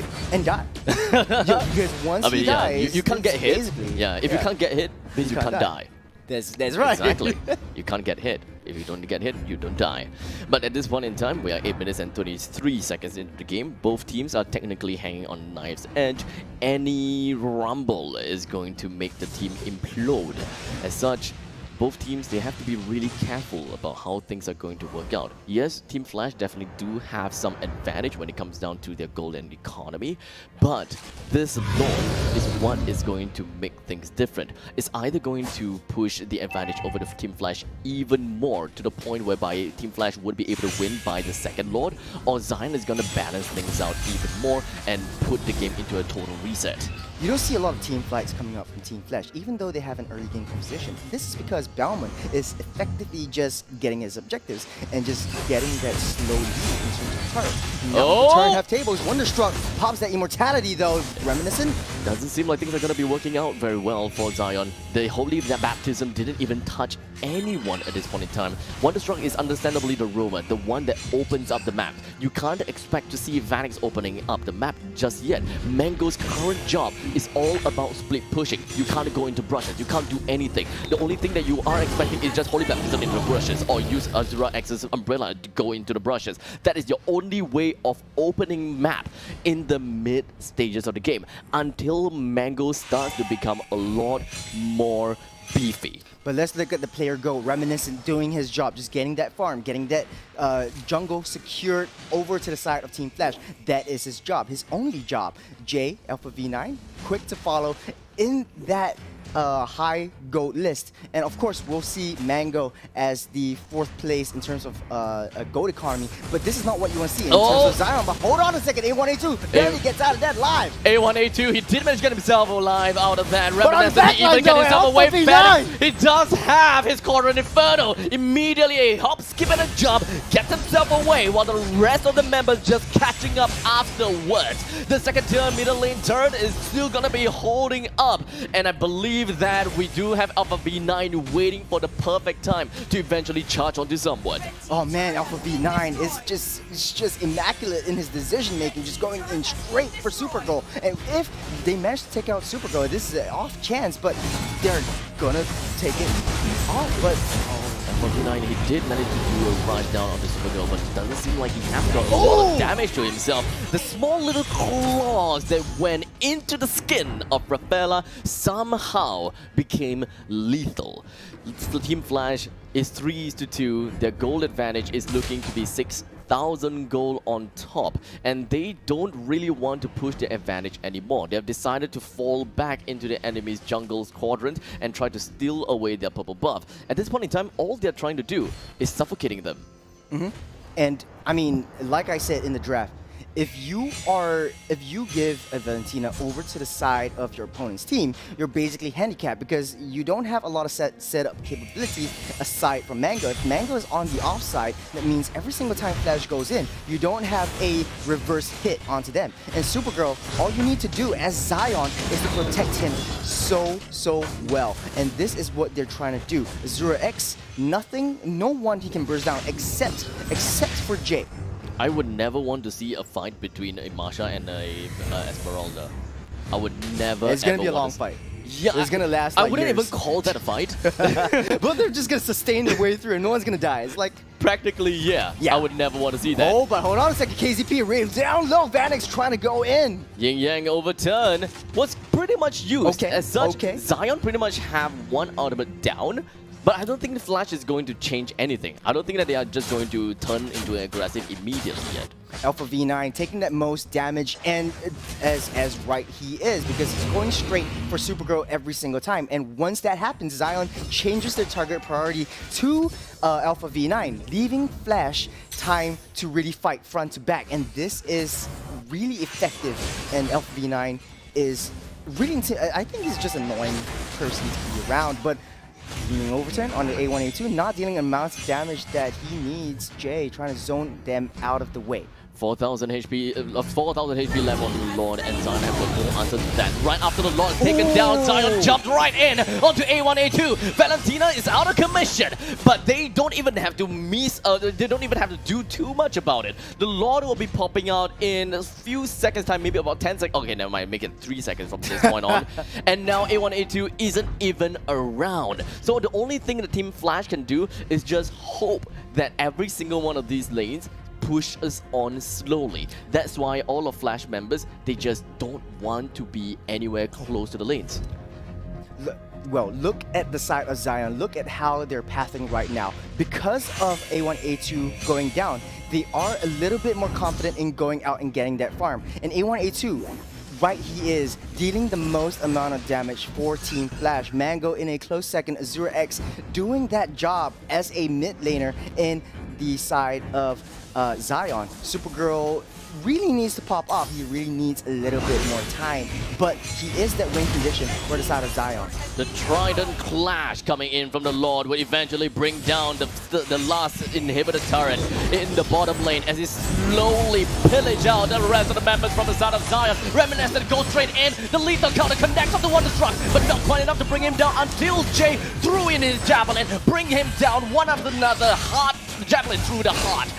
Zion is just going to left with 4 other members, and they need to find a way to deter the aggression coming in from Team Flash. And in the end, they did. All they got to do is just focus down onto every single one of these minions, and that is exactly what they did. As such, extending their lifetime just by a little bit longer. Yeah, that's why I said KZP is a really, really scary pick coming out for a side of Team Flash. Just pulling out whoever is really close to death and just taking out someone in the process. Wonderstruck not having a very, very good game this time around as a Rafaela. You would really need the Rafaela for Supergirl to really pop up. You need the movement speed. You need Supergirl to really chase on to an enemy and sustain his way through an effective team fight. But what Zion did was effectively just defending the entire base, 2 turrets to be exact, in a really disciplined fashion. Looking at how the game has been like, Team Flash is now 45,000 gold into the game, and they are close to getting their end game equipments. While Team Zion, they are still behind. They are still finishing up their mid game equipments, not exactly at the end game's power spike that we are looking out for. In fact, they don't really have someone that is really having an end game power spike. Yeah. The only thing that we expect more is that they start to become a little bit beefier, such as Mango is a bit beefier, Vanix is a bit beefier. In fact, looking if I remember correctly, Vanix is mostly tankish and doesn't really have a lot of attack Wonderstruck goes down! I don't know how that eventually worked out, but from this point onwards, Azura X goes down as well! 2 members down! Azura Alpha V9. He eventually just going to be pushing his advantage as he went in the proxy route. He didn't even bother killing anyone or hitting anyone. He knew that he gonna have to dash onto someone, and that person is going to be Azura X. 2% taken down, that is the main thing. Thanks to the highlights, we are going to be able to tell exactly what happened here. Alpha V9 don't even care about anything here. Yeah, A1, A2 went in straight with Reminiscent, going straight for Wonderstruck, knowing that Wonderstruck is needed for that extra sustain. But once he's down, there's no way Zion is able to sustain through a team fight because you do have KZP on that Matilda. Supergirl, a little bit short of a third of his health gone, but it looks like Team Flash is going to focus their fire onto that Lord. Flash, they have managed to get themselves the 3rd Lord, and that is understandably what Team Flash will call their GG push. If they do not get this GG push down, well, actually, I don't think that is going to be that big of a deal anyways, because Zion, they don't have any late game superiority in any situation. For Team Flash, they have the most amount of skilling from the early to the late stages of the game. Looking at Alpha V9, he can just stack up on his HP as much as possible with all of the items that he can get. And having so many of those Guardian Helms as well as the Twilight Armor is actually pretty darn expensive. And I don't believe that Supergirl can burst down both Reminiscent and Alpha V9. Yeah, not especially with their immortality. You have to kill them twice. But hold on a second, Alpha V9 straight for Supergirl! The lethal count unfortunately was not able to connect. Well, now Vanix puts himself right in the face of Reminiscent. He did manage to use his Quadrant Inferno. As such, no more Quadrant Inferno for the next fight in here, and the Lord haven't even touched the core just yet. Things are not starting to look very well from base Zion. is open. It kind The of seems base as is though open. Team Flash is gonna 2-0 against Zion. All of the members coming from Zion is still alive. Not now anymore. Azura X taken down. The rest of the members from Team Flash focuses onto the what a core and game. bring it right down. Oh, Flash GG! What a game! What a disciplined end game. The GG push coming out with that Lord as well, taking down that turret so that Lord is effectively just hitting your core.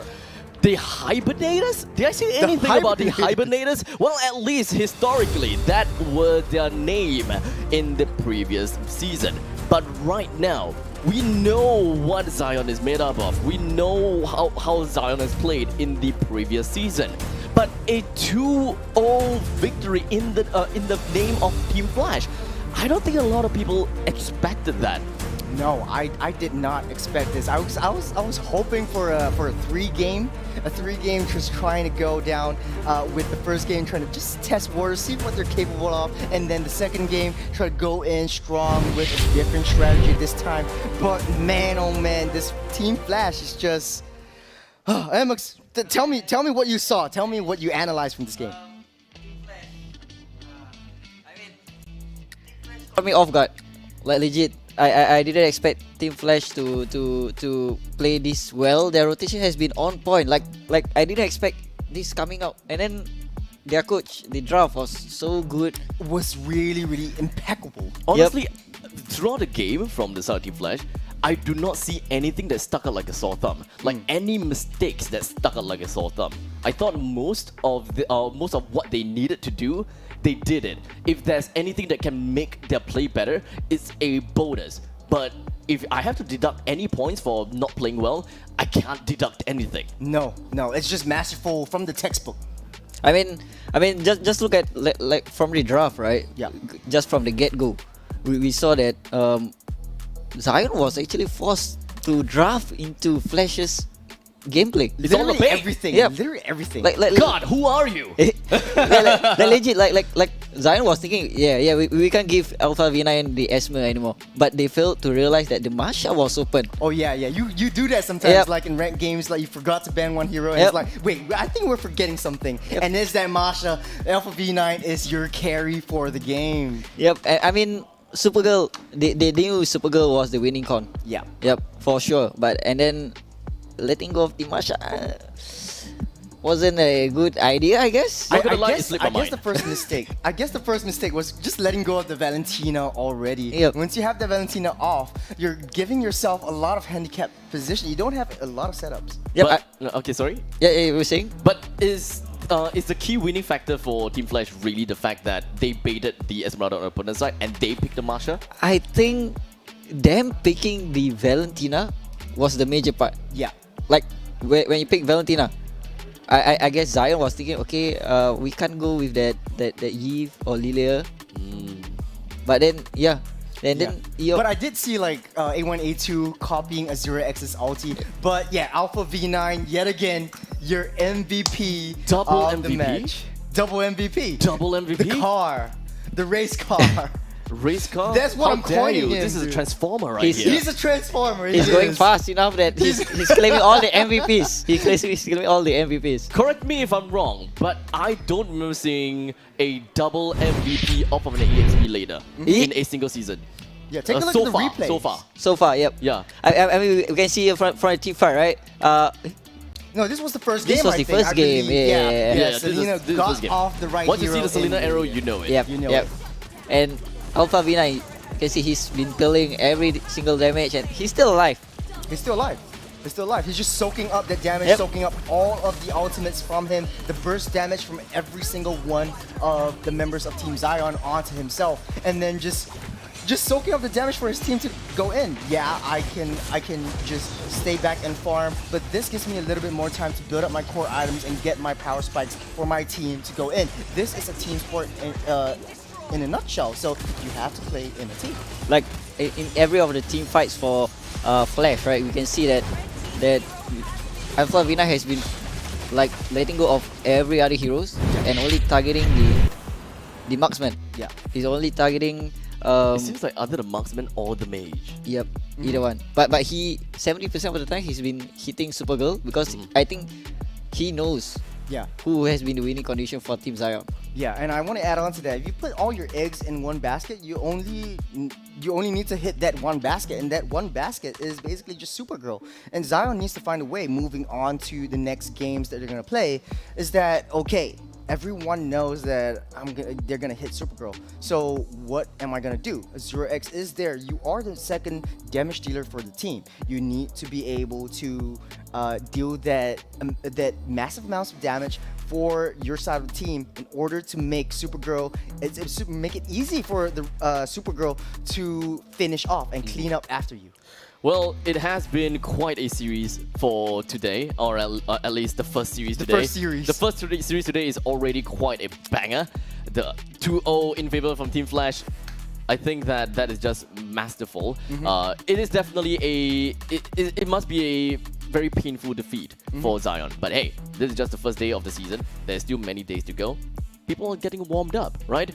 Maybe we'll be able to see something like that for the next series for today. And of course, coming up real soon is going to be Slate Esports versus Stellark. Both of these teams...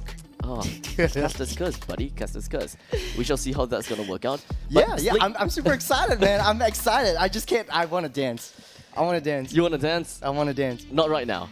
Like... Okay. Talk about the next game. Right. Since we have a little more time. Who you're rooting for?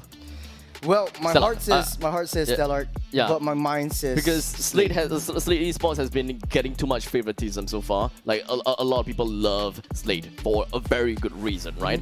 But this is just day one of the season. I want to make things spicy, juicy. Just how Flash wants. Exactly. Okay. It's a really politically correct answer. Okay. Let's be honest. Who expected Flash to win? Well, I voted for Flash. I voted for Flash. I was expecting a 2-1 in favor of Zion based on historical efforts from Zion. They were really good. And let's not forget about the fact that Potato is still the coach and the assistant coach coming in from Hades.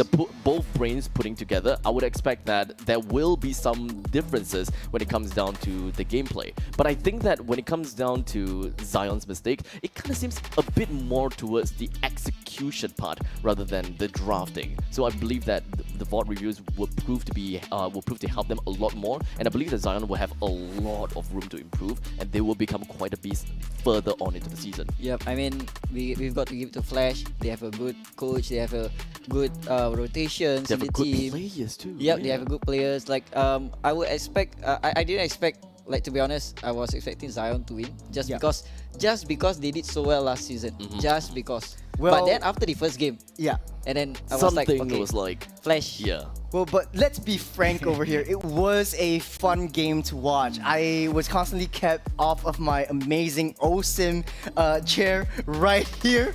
But we'll be back after the break for more action coming up. MPL Season 4. We'll see you again in a bit.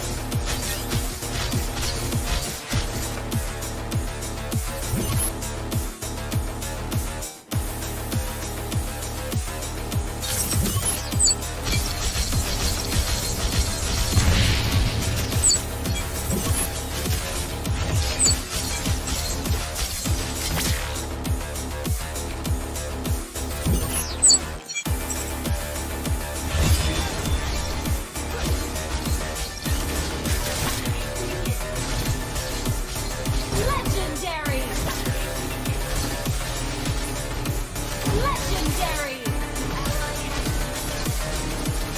Double kill. Triple kill.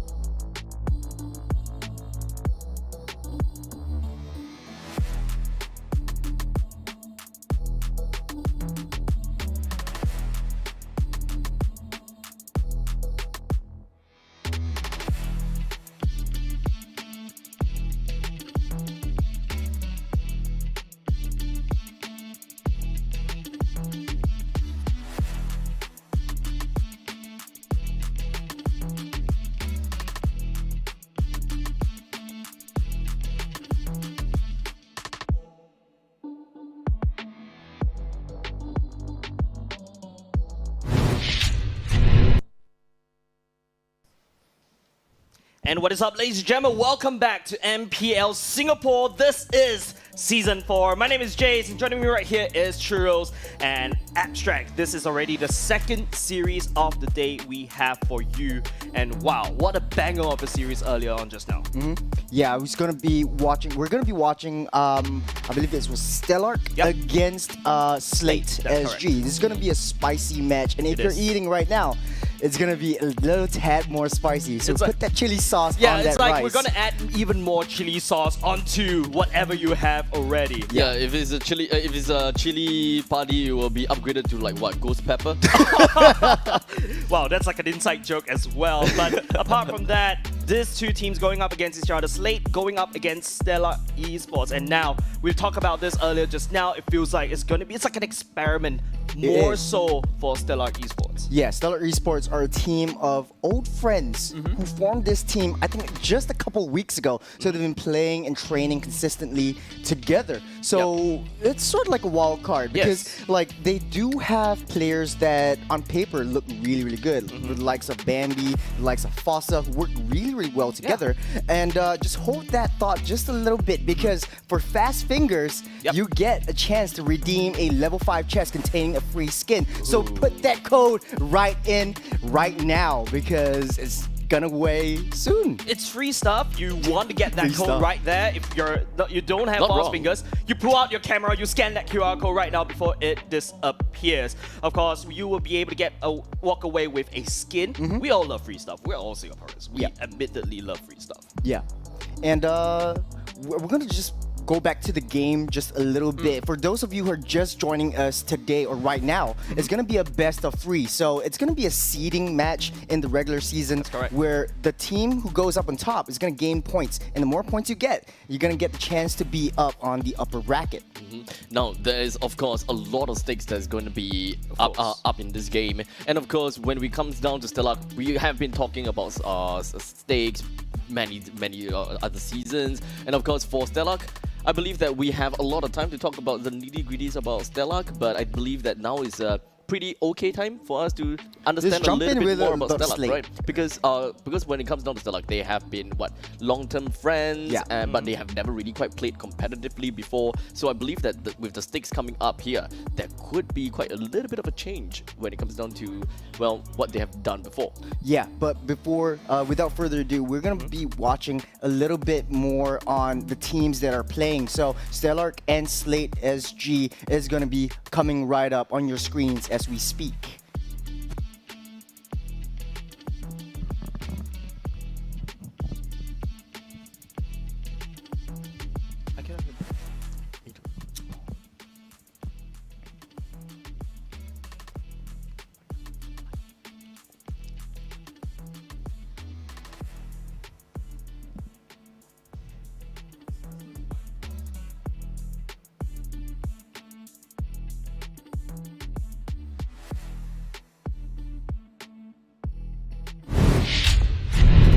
And of course, you know, coming back, that was Slate Esports going up against Stellark, and we've already talked about this, especially a lot about Stellark, you know, friends coming back in. But of course, you know, playing as friends coming back in on stage is a very competitive one. But we haven't addressed the elephant in the room. Right now on stage is Slate. You might see some familiar faces with new members actually playing in the GOAT lane. We have FMM, JPL in the roam position.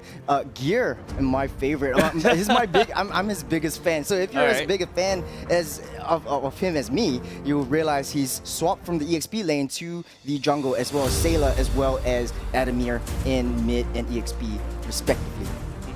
So it's like a bit of a swap, right? Because the fact that you have Gear going into the jungler, and then, you know, there's a lot of shifting around. But let's talk about Stellark as well, as you're seeing these teams going up on your screen right now. It's really a very... You see familiar face right off the bat, right? You got Sync, you got Odia Baby, you got Fossa. What do you think about it?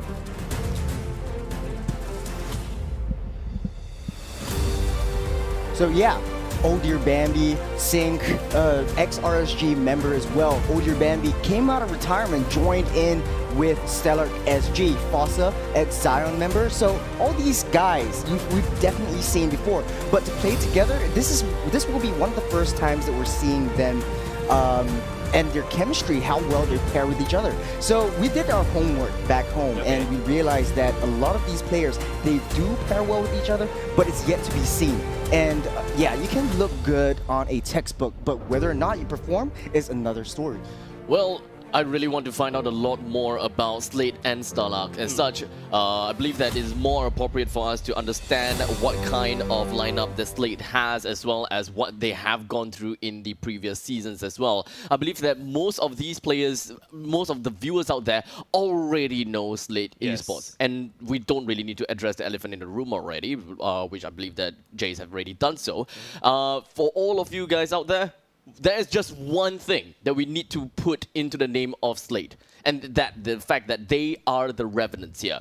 They have been slain before. In the previous seasons, they are back here again as the ghosts of MPL SG. It is only up to them to see if whether they will stay as the corporeal form, or they're going to be coming back again as the Goliath they were, or maybe just as the human form itself. Yes, I like the fact that you really pointed that out, because they're definitely ghosts that are hungry for revenge. RSG SG was the one that took them down in the previous season, and they're back again, not only just with a new gold laner, but with also a different jersey. But now let's talk about Stellark SG. Stellark SG they won my hearts because they fought their way up from the lower brackets in the qualifiers, making their way up to the MPL SG Season 4. So they're a bunch of really experienced players who have been playing together for a really long time, like in ranked games and all that, but we need to see how well they fare in a competitive scene. So we haven't really understood their play styles and how they work together, maybe to come up with new strategies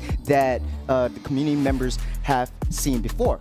Yep, when it comes down to Stellark, I believe that a lot of the players doesn't really have, viewers doesn't really have a lot of idea about Stellark just yet, which does make sense where the YouTube viewership does have 24% of them rooting for Stellark, while the majority goes over to Slate Esports.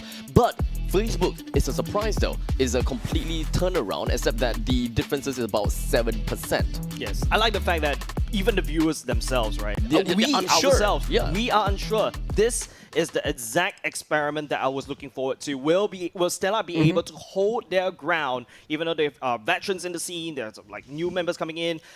Like what we said, they've only formed during the qualifier, so you don't really have exact enough time to basically practice. Whereas on the other hand, Slate Esports, right, they've already formed this team. This team is basically the same roster since Season 2, went all the way to MSC, even to M3 as well. So really looking forward what Slate could deliver for this particular game. Yeah, I totally agree. Like we said, Stellark SG is a wild card, looking good on paper, but we need to see how they perform. But we understand a little bit more about their playstyles, whereas going over to the side of Slate SG, they've been playing together for a really long time. That makes a lot of time to get together and synergize right strategies and adapt to this situation.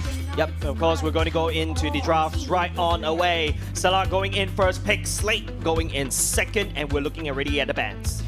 Fanny, Esmeralda, Wanwan, and Akai gets banned out. Akai and Wanwan banned out from the side of Stellark SG, Stellark Esports, and it kind of seems that it looks like they're forcing over.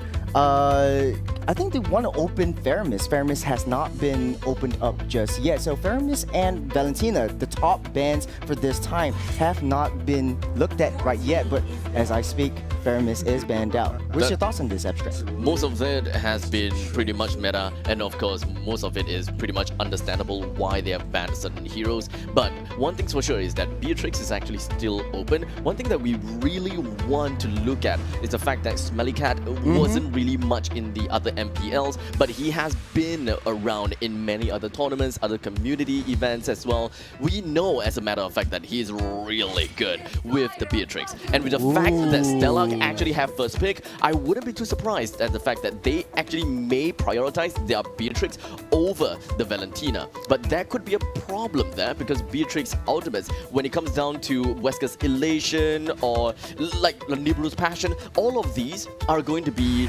very important ultimates, which Valentina can steal. So this is really just it's a double-edged sword. It really depends on how you want to play the game.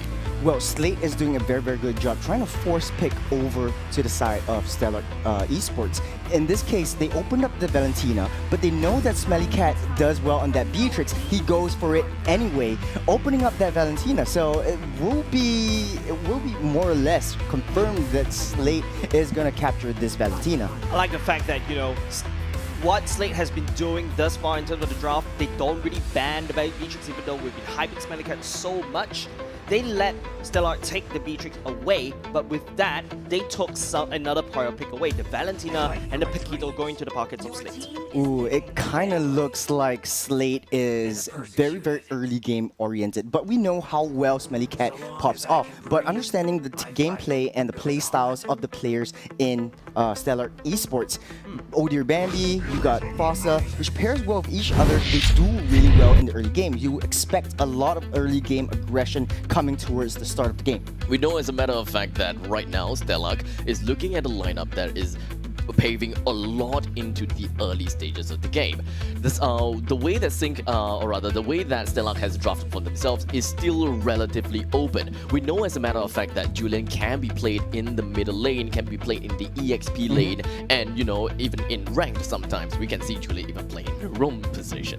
But for the side of the Bowman, most of the times we are starting to see Bowman going into the jungle now, because as a matter of fact, having a retribution as well as the lethal counter, you pretty much confirms most if not all of the jungle objectives, such as the turtle as well as the lord. That way you will always pave a proper way for you to go into the early stages of the game. With the Beatrix that can be very painful in the early stages, with the Julian that pops off at level 3, you can start to be ganking already, and not to forget Bowman, you can really secure kills early or objectives early.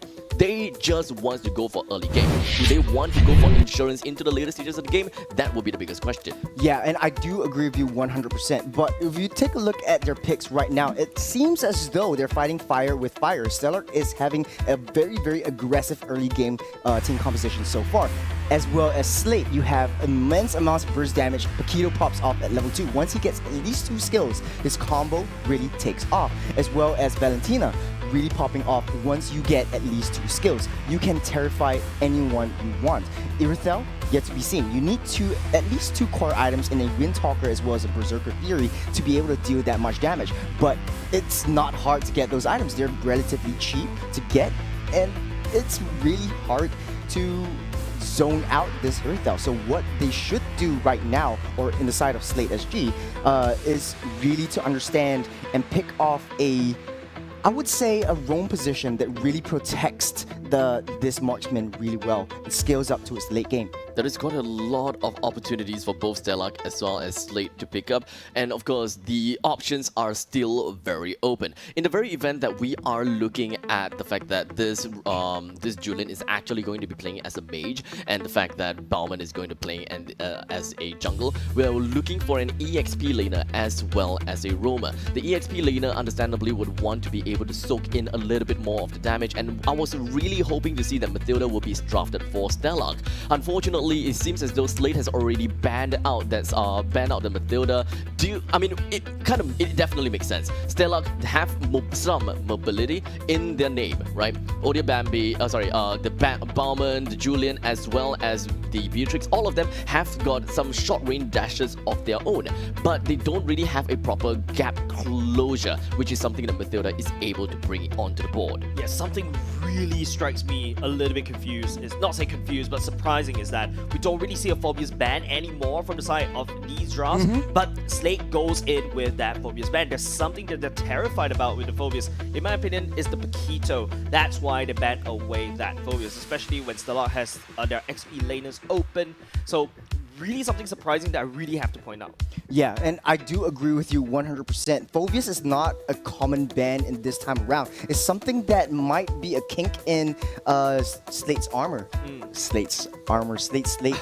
But yeah, keeping it a clean slate. This is their first match of the MPL SG Season 4. So they're going out with a bang. And Baxia is something that we didn't see as well. Going off with the unorthodox picks. That leaves leaves a lot of potential for invades and early game damage dished out over to the side of Stellark SG.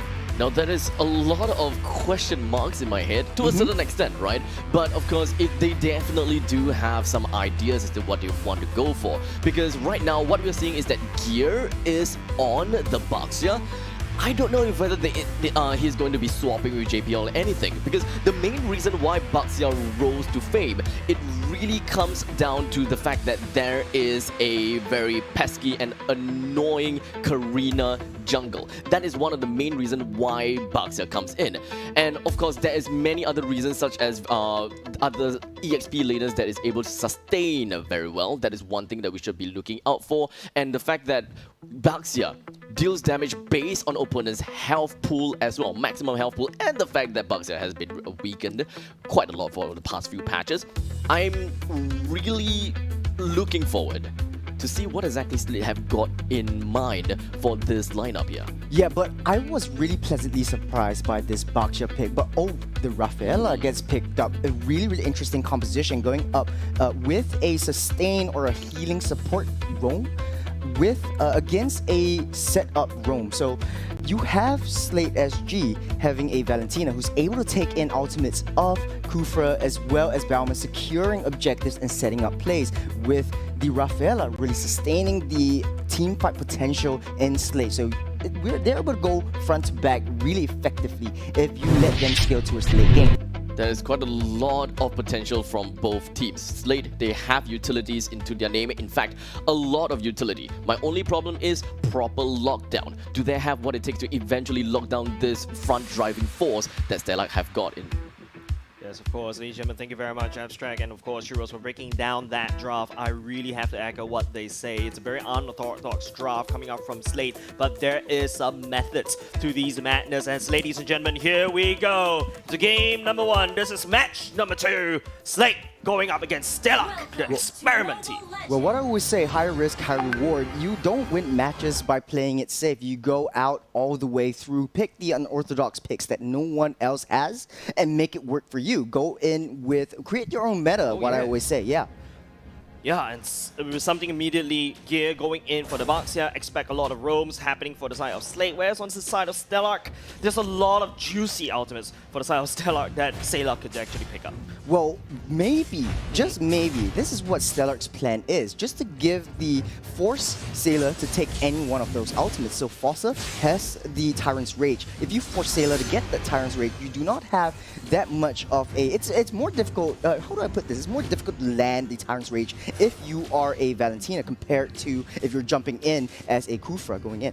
Yeah, Sailor has the double dashes and the flicker, so I'm pretty sure that Fossa will be, Sailor will be able to land down on this damage. Now, another interesting matchup that I would consider is that goat lane. Irithel, very strong in the early game, will be able to burst it down, especially in the first skill that provides that armor penetration. So that's why, you know, it's up to Smellycat to hold down that lane. True, on the other hand, for the side of Stellark, has been cutting waves, but there's a fight happening. This chain's going down. Sync is now a little quarter low. Gear sitting on chase, doesn't will be able to connect. Gear will take some damage now. Smellycat joining in for the fray as well. Perfect positioning, but the Bambi will take the first blood. Oh, first blood with fast fingers, and if you had fast fingers right there, you notice that code. So type in that code to redeem your prize. But what I want to say is, Beatrix is a perfect marksman. You have a long range sniper, you have an AoE clear in Bennett, you have a close range shotgun, and you have an anti-tank missile in the machine gun that Nibiru has.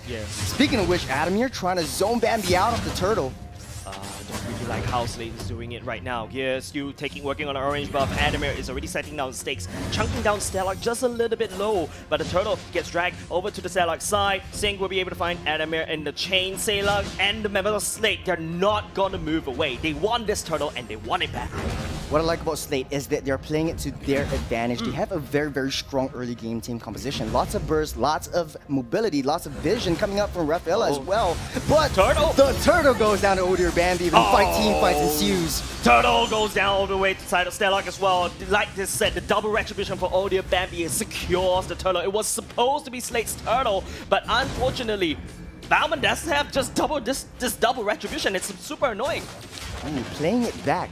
they are playing really defensively in the side of Slate Esports because they're waiting for Slate. Because Slate has a very, very strong early game team composition, enabling a lot of burst damage, able to invade your jungle without fear of death even. But Stellark is really patient and waiting for the fight to come to them, and they Uno reverse it in a way and take it back to them, because you do have the execution coming in from Odir Bambi. There's a short cooldown right there. Foster jumps in onto Sayla. Onto Sayla, bouncing ball, the chains will be able to go down. Polybaptism will be there to stall down Stellark for now. No, touch and go, both these two teams will respect each other, but I really appreciate what you pointed out just now over there, Ryan.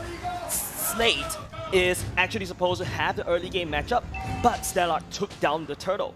And I mean, if you draft a Bellman, best be prepared that your objectives is gonna go down to Bellman. But super aggressive team coming up from Stellark as well. Sing landing down the chain. JPL looking a little bit low. Will be able to walk all the way back. Gear rolling in the deep. Will not be able to find anything as well. Will be able to catch Forza, but Sayla, the one that should be dealing the damage, does have the Bellman ultimate. Will be kept in hand. Slate Esports will be able to walk away for now. They're looking for opportunities, but they can't find them.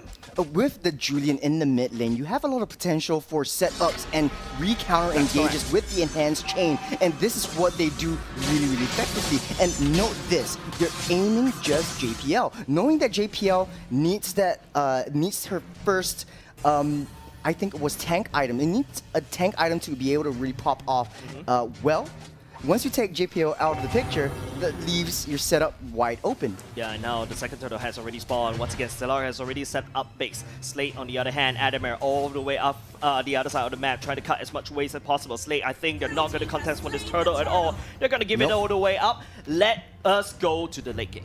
But on the other side of the map, Adamir, really deep in enemy base. Stellark SG is trying to defend for this. Chu gets out safe. No way that they're going to hit Chu underneath that base. But FMM looks like the first rotation coming up top. Yeah, now 3 members looking at Chu for now, but it's a member of Slate that's focusing down the turret. They're not looking at Chu at all. They're looking at the turret. Will be taken down, but if they take Chu down, that will be an absolute bonus. But look at how Slate's going. They're not actually going to commit for the fight. However, on the other hand, Stellark takes JPL down. Oh, good call. Good call. Knowing that Slate goes up over to the north side, leaving JPL wide open, that's the easy kill. They're going straight for JPL. And note this, they just need to keep JPL off the picture as long as possible, giving enough time for Stellark to scale up. And understand this, they are no turrets ahead. They don't have a turret down, but they're up ahead in net worth.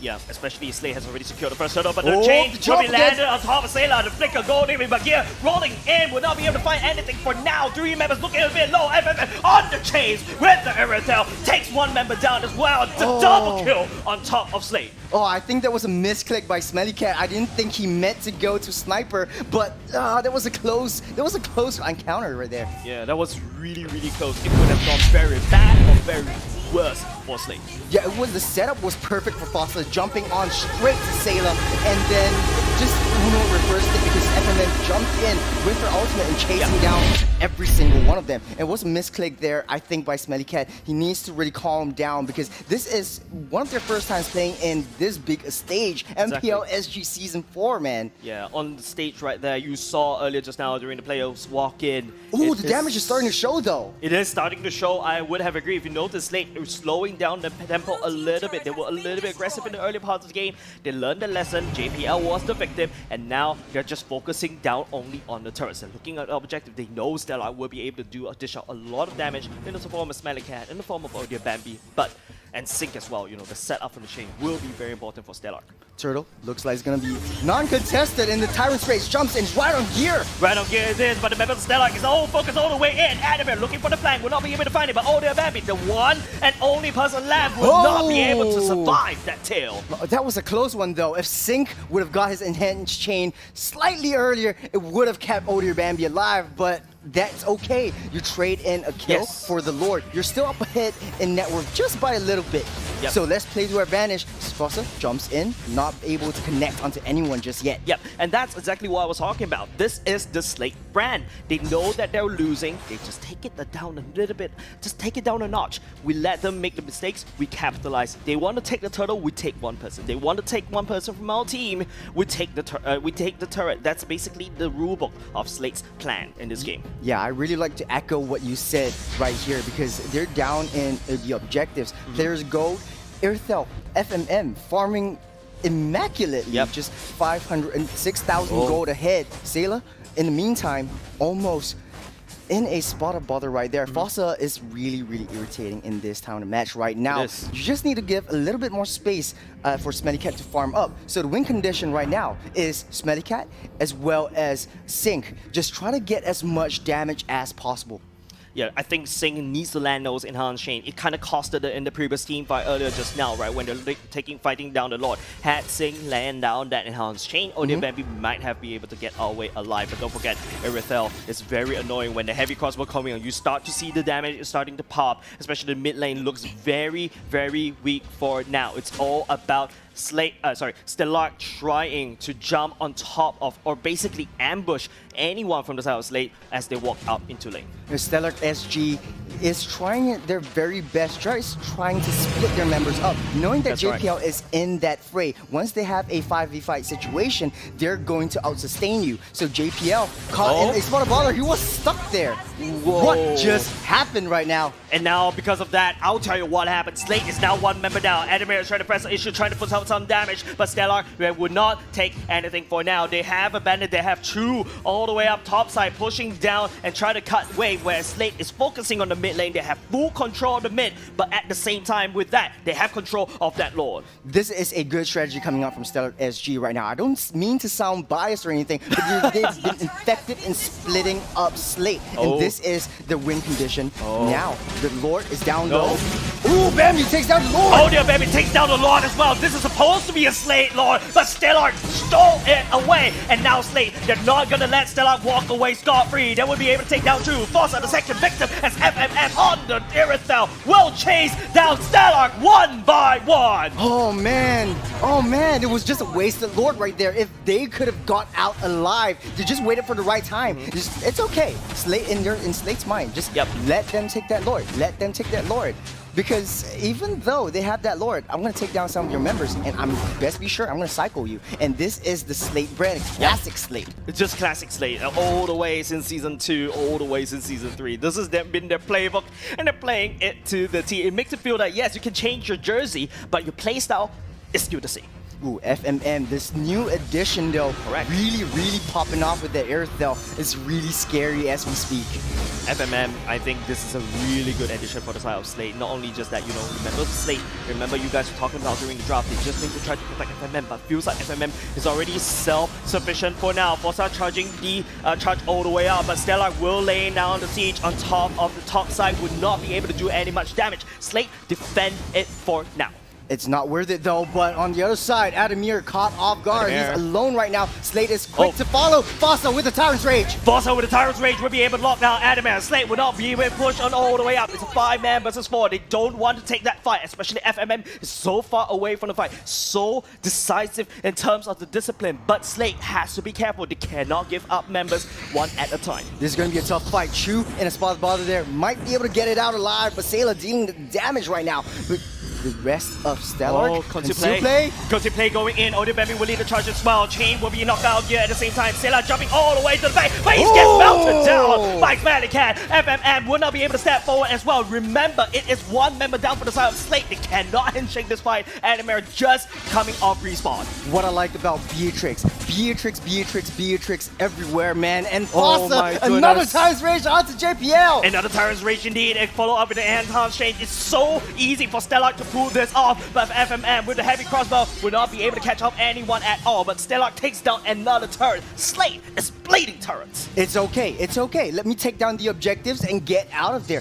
But what they did right now was immaculate. Stellark just going straight for JPL as well as FMM. If I can't get FMM, it's okay. Let's get JPL. Once JPL is out of the picture, the sustain is gone, leaving FMM wide open. The only core of FMM keeping him alive is JPL. Yeah, and not only just that, right? right? You have to go gear as well as going. It's just trying to hunker down, trying to protect FMM as much. You take a look at the chart right beside FMM is dishing out most of the damage, but let's not count out Zing as well. The setup of Forza and Zing, these two duos, remember, they are the old friends. They've been playing together so long. They work like a unit. Forza jumps in, you follow up in the hands-on chain, you cannot miss that chain. It's got to do with your playstyle, man. Oh dear, Bambi, really aggressive in the early game, but because of Slate's pick on Deboxia, they don't have much to work with, but they're making it work right now. The first turtle, or the second Lord of the match just spawned right up. Both teams having a Mexican standoff. Mexican standoff indeed. Both these two teams, they're not going to pull the trigger for now, but it's going to be Stellark that drags the Lord towards their side. Look at that. JPL and Odia Bambi, they are like the two boys that trying to woo that Bachelorette, which is that Lord, and however, it's the first person that will be able to pull the trigger is Michu. Members of Stellark focusing on the Lord right now, but look at Forza charging all the way up. He gets denied, unfortunately, by Slate, but Stellark secures the Lord again! Get out alive. Adamir tries to go in straight for Smellycat. Pops that Winter Nature, able to get out alive. Sync is Pixel of Health, still out of the picture. Gear goes back. Oh my goodness, they are, all 5 are out. Oh my goodness, at the very least, Stellark was able to salvage that situation. No one went down. That's very good for Stellark for now. But Slate, once again, still has so much map control on the enemy side. Forza jumping all the way as well. Audio Baby trying to chase, but will not be able to do anything. But at the same time, Chu coming in from the back line. JPL will actually fall down. Now Audio Baby, he's starting to chase, but will not be able to touch FMM for now. He's untouchable as Forza charging away back up, and Sync jumps in with the Dehan chain. Will not be able to find anything once again, but FMM turns it around. FMM, what are you doing? Oh man, this glass cannon is really, really fast, man. He's on a horse. I mean, not a horse, but a panther anyway. A tiger thing, I don't know, but somehow FMM 702, he's untouchable. Untouchable, but barely. Almost making it alive. As long as JPL is with him, he is still kept up alive. But I think I understand what Stellark is trying to do. Chu's only job is to force FMM to use her ultimate. Once the ultimate is down, wait out for that right time, and then just play an Uno reverse card. That's why they are the wild card. Anything can happen right now. I have to agree with you. Anything can happen. This experiment, it can go both ways. The manipulated variable, Stellark. They will change they will dictate the pace of the game. Earlier just now, remember, Slate was dictating the pace of the game. They're fighting, they're picking fights, they're forcing Stellark to do whatever they want. But now, because Stellark has started to pick up all these necessary items, Smellycat is already at 313. He's starting to hurt. Slate needs to respect. Right now, it's just a very, very controlled scenario right here where Slate is trying to gain full vision of their own jungle. They're fearing for team fights because Stellark at any time, Sync lands a 5-man enhanced chain, is able to knock all of you up and turn everything around, especially when he lands it on FMM. You do not leave FMM wide open, but at the same time, Chu just on the offside of the map, just cutting the waves and doing what Benedetta does best. It's basically a fight for the XP laners once again. We split the match into a 4v4, right? You send one person, but hold on a second. FMM all the way down bot, looking at the Benedetta, but Benedetta will be able to clear that wave. Adamir laying in wait, trying to set it up. The members of Stellark, they're focusing on the top side right now because that's where the Lord will spawn in another 20 seconds. You're splitting up all the members of Slate because they are stronger together. 8 strong together. Adamir in a spot of bother. 4 members trying to get him into a sandwich. Well, Adamir, he's gonna have to dash around, but if he can take down Smellycat, that would be good, but will not be able to do so anything. He'll run all the way into Odia Baby, but that's the JPL we need. He will be coming in to heal Adamir up with the movement speed boost and walk away, but all that is happening right now at the bottom side. Slate decides to try to take on the Lord, and Gear was the seed in that. Oh, Slate did a fantastic job trying to bait out that Lord, but hold on a second, Sailor onto Forza. Adamir! 4-man knockup, and Smellycat all the way down low. FMM here to clean up house. Shu gets terrified, walks all the way back into the lovely grass of Slate as they gobble one person up. Oh, what went wrong over there?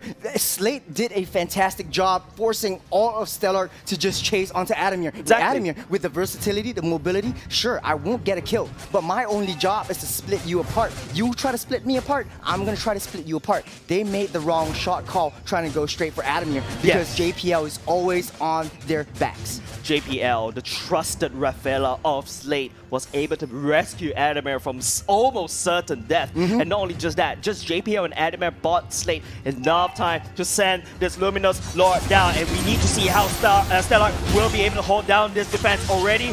Another turret already fall down on the top side. Mid is already wide open. Stellark will be able to clear this Lord for now, but it's all about damage control. Adamir, ooh, dodges that chain. So cool. So sweet coming out from Adamir. Ooh, this is gonna be a tough fight for Stellark to defend their base because Slate is still pummeling minions upon minions of waves, just going down straight into them. They're trying to take down all tier 3 turrets onto the side of Stellark, but Sync throws the enhanced chain. What they need to do right now is to zone out and force an ultimate, force a team fight under their base. Yeah, but as Slate is actually forcing Stellark on the fight right there, the knockup will be going to his Medicat a little bit low, will be forced to back away. This could be time for Slate to try to put up some damage, but they will walk away. They are pretty safe. They don't want to commit. They want security. They want 100%, no, I would say 300% victory before they pull that final trigger. Oh, it's easier said than done. It's Exactly. easier said than done. You have FMM in the background just trying to burn you down. It's very hard for Stellark to go straight for FMM because he's so well protected by the likes of JPL, by the likes of Sayla, by the likes of Gear, and Gear is always engaging. I mean, if you realize this, Gear is not the only one,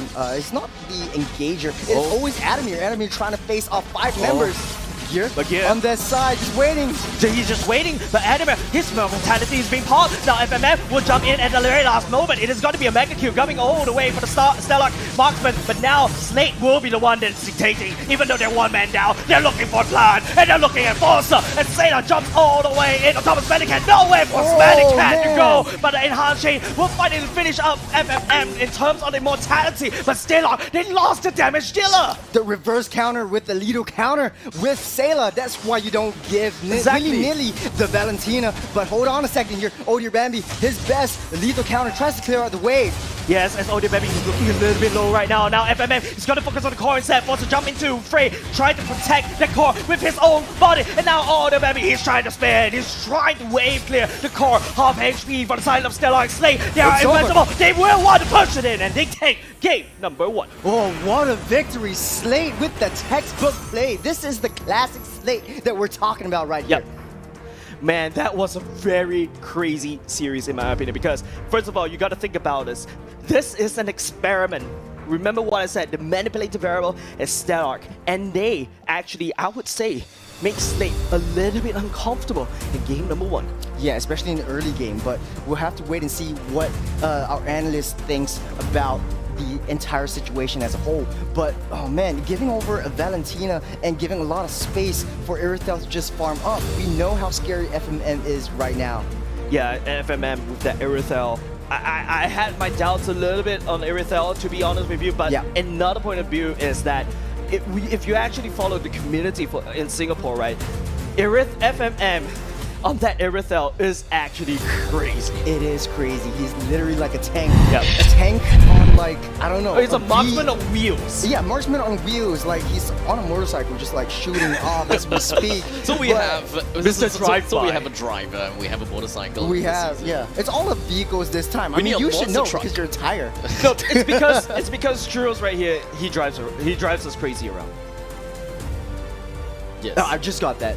I drive you guys crazy. Alright, so welcome back to the Daz Abstract. So what do you feel about this crazy match coming up from Slate and Stellark? Boy oh boy, I actually have quite a lot to talk about this game. Let's right? go.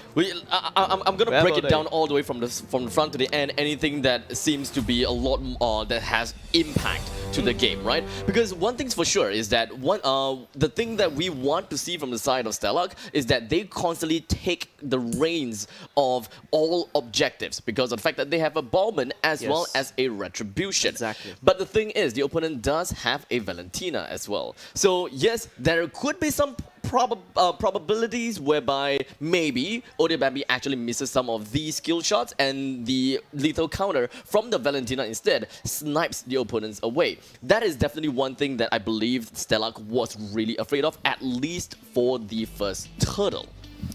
But let's take a look at the itemizations built up. Knowing that Slate is a pretty much tanky build, lots of sustain coming in from Rafaela and the rest of the team. Smelly Cat is building up a pure penetration damage. You do have the Haas Claws. On the other hand, FMM, once you get, like I said, the Windtalker and the Berserker Fury, you're ready for fights. Yeah, and looking at the itemization as well, if you notice how Slate, this gameplay, this particular game, they're all protecting this one person, FMM. They're willing to throw JPL, they're willing to throw Adamir as well. And another honorable mention is Adamir, right? Like, he's been dragging all this, these attention away from the objective, especially from Stellark. Ooh, but 100% kill participation from FMM himself. Man, this guy is a secret weapon. Yeah, and of course, apart from that, another person that also does require an honorable mention for the side of Slate, JPL. Right place at the right time, healing up Adamir so that he could run away. Yeah, I didn't expect him to pick this Rafaela because of the fact that I'm used to seeing him playing all these flashy heroes and like Cho and all that kind of stuff. But what do you think, Abstract? What can you tell us about this information? When it comes down to JPL, I mean, we're talking about soft tanks here, right? Yep. And JPL is someone that doesn't really show himself that much as a soft tank. There is not a lot of things that JPL can necessarily do when it comes down to opening map. The only thing that he can technically do is to support and of course to really babysit FMM, which he does very well. Whenever FMM is trying to take the jungle, whenever he's trying to go for somewhere, JPL will try to take a look at any choke points, and if that place is clear at all.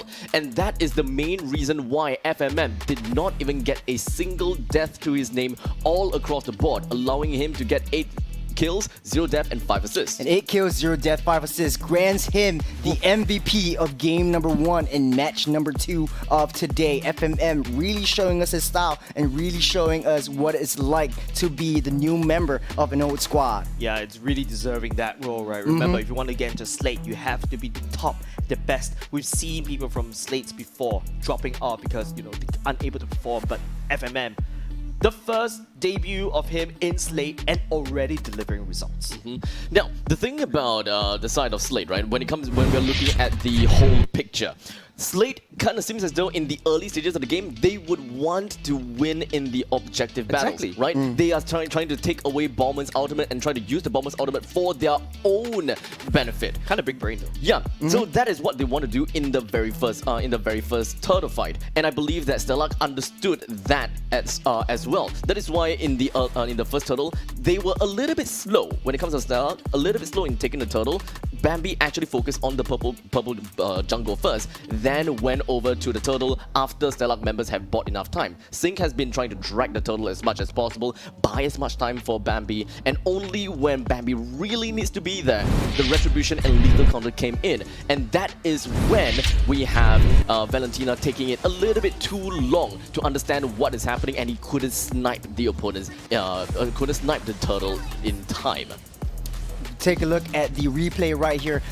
Slate SG is really protecting FMM really well. His positioning as well looks like he doesn't need a bodyguard at all, but he still manages to just go in at it with wheels. Yeah, and just that particular fight earlier just now in this particular highlight, Sync was trying to land that chain on top of him, but FMM pops the sprint and he cannot be touched. This guy is untouchable. This guy needs to be stopped, and it's really interesting and exciting to see what Stellark comes up with dealing with this guy. He kind of seems like it's going to be a win condition. Get FMM farmed up and ready to fight, get his core items, and just pop off. Yeah, and to be honest with you, this is really exciting. So, Abstract, what do you have for us about that particular fight as well? Well, as ironic as it seems, one of the most important parts wasn't actually in it, because that important part actually is just more of like a upskilling event to the bigger event. There are 2 important parts, such as number 1, Adamir actually outplaying Sync and literally 3 other members, right? Outplaying is number 1. Number 2 is making sure that Sync's sprint sprint is actually absolutely worthless. Can you imagine as a Julian, you pop your sprint just to hope for an enhanced chain to actually land on a Paquito, only to know that his own natural kit can run away as fast as you do with a sprint. And that, because of all of that, right, Stellark has spent so much resources all the way down to the southern side of the map. That allowed Gear to take the Lord, and that was the only time that they needed to turn the game around. That was the breaking point for Slate. Otherwise, if not for those plays, I'm pretty sure the Stellark will be able to slowly get their way up and trying to push the opponents all the way to the inhibitor turret. And following after that, after more of that, right? I believe that Slate has already changed their game plan already. They know that, you know what, taking the objective may not exactly be our proper game plan. It's not the proper way to win. Just like the previous game of Zion versus Flash. Flash just needed one proper team fight in order to end the game. And this is kind of the same thing for our friends here in Slate. They didn't exactly use the Lord to win. They used the Lord as a caveat, or to break through the caveat. Destroy the middle lane in inhibitor turret, break down the bottom lane inhibitor turret as well. And from that point onwards, even though Adamir lost the fight against Benedetta when he's trying to go for 5 versus 4, right? He got caught out. But it's okay, because FMM literally carried them based on his current positioning and the very fact that, well, Irithel being Irithel, you know, rider with wheels and crossbows at the same time. You can't exactly catch that, and the opponents literally just swarmed right at where FMM is. You know who's the biggest MVP in my heart in game number 1? Who? Irithel's Tiger. Irithel's Tiger. Literally carrying Irithel around with the rest of the team, popping up the sprint, just sweeping it. I'm not lying. This is actually true. It's not Irithel. It's not Irithel. It's the Tiger. We need to find out the name of the Tiger. So is it a tiger or is it like a panther? Okay, it's a cat, like a big cat. It's a saber-toothed cat or something. I saw the. I think it's a saber-tooth. Yeah, it's a saber-tooth tiger. But did you know? Okay. Did you know that panthers actually meow instead of roar? No way. I don't believe that. No way. No way. Like a panther meow? Can you? It's such an intimidating animal. Wait, is it panther? Okay. No, not panther. I think it's a leopard. What if I tell you like a wolf? We're still discussing of the different type. What if it barks? We're still discussing on the different type of cat. The big cat. But the only cat that we should know is Smelly Cat. That's biasm right there. I'm gonna call you out, Jules. That is biasm right there. I'm gonna tell you, I'm your biggest fan. Oh, dear we go. There we go again. But game number 2 is Stellark SG, Stellark Esports going to be up on top and get a reverse sweep onto Slate SG. It's easier said than done, but they might have a plan for this. I think the biggest question that we have to ask is that what is Stellark going to do? Remember, adaptation. Slate is really good at adapting. They adapted in the middle of the game to react towards Stellark. What about now? In this draft, what is Stellark going to do? What exactly are they going to do? I think that they're going to do exactly the same thing. Like, I don't think that they're going to change their game plan at all. Okay. Literally the only thing that really made things difficult for them is the fact that they lost that one Lord. Because that one Lord is, of course, the enhanced Lord after all. And once they lost the enhanced Lord, they lost all the previous footing that they supposedly had. And they just couldn't grab hold of themselves. So for this game onwards, I think that it's still the same game plan. Just don't give the opponents any Lord. With the second game up in session, Beatrix and Akai being banned out by Slate SG, Stellark bans out this Valentina and the Feramis. Very, very standard bans, but what's interesting to me is that Slate is respect banning this Beatrix. So it's sort of like, okay, they might have the first pick, but they're not going to go for the Beatrix. They don't want to give it over to the side of Stellark as well. So that leaves 1-1 and Masha still open. These are heroes that can turn the tide of any single game. Understandably, 1-1 is something that we should be keeping an eye out for, but they could also be leaked out. As for the side of Stellark, they have been right now they're focusing on to Fanny. I believe that previous game Slate is the one that focused on to Fanny instead. So both of these teams not looking forward to Fanny. I believe the previous game, in the previous match, we actually didn't see any Fanny ban. So someone definitely doesn't want to see a Fanny. Oh, someone definitely doesn't want to deal with a Fanny as well. But right now, Stellark is reacting to any picks that come up first in Slate. So they have options open. 1-1 is wide open. Masha is wide open. Julia. Which of these, in your opinion, Abstract, is the game changer? Or what do you think they're going to pick first? And as for Slate, I don't think that they're going to be focusing on Masha, but well, I think that the first thing to come out is going to be the Paquito. We have been talking and hyping up about Paquito time and time again. In fact, I'm actually surprised that Paquito has leaked through the banning stages. Yeah. When it comes down to many other regions, they either first pick it or they immediately ban it out. What makes me question, oh wait, Beatrix is banned. My bad. Yeah, Beatrix is banned. Beatrix is banned. But yeah, so the thing about Paquito is that he's been very, very strong when it comes down to being in the EXP lane, gold lane as well. Generically a lane bully, right? But how are they going to play it if the opponents eventually go for a Purple and Cooper? Because technically speaking, right? Personally, whenever I play a whenever I play a Paquito, I actually find myself with a little bit of problem dealing with Purple and Cooper. Among the planes exists Your team equilibrium. EXP lane would have been a better choice since there's not any or much EXP laners that can actually go toe-to-toe against the Paquito. I want to throw you this. What if this Paquito goes into gold and FMM is the one playing this Paquito? Because Paquito is known to be a really, really early game-centric hero. Indeed. Deals a lot of damage. So the win condition for Slate right now is to shut Smelly Cat down. Once you have him shut down, the rest of the team members of Stellark Esports is going to have to react to this entire situation and babysit Smelly Cat even more. And what you know is that a lot of the farm that Smelly Cat will get from this early game is going to be pretty hard to get. But they pick the Baxia as well as the Yve to set up a little bit more teamfight oriented. But on the other side, Slate picks up this Matilda and Wanwan. Oh man, it seems like a really, really scary combo coming up.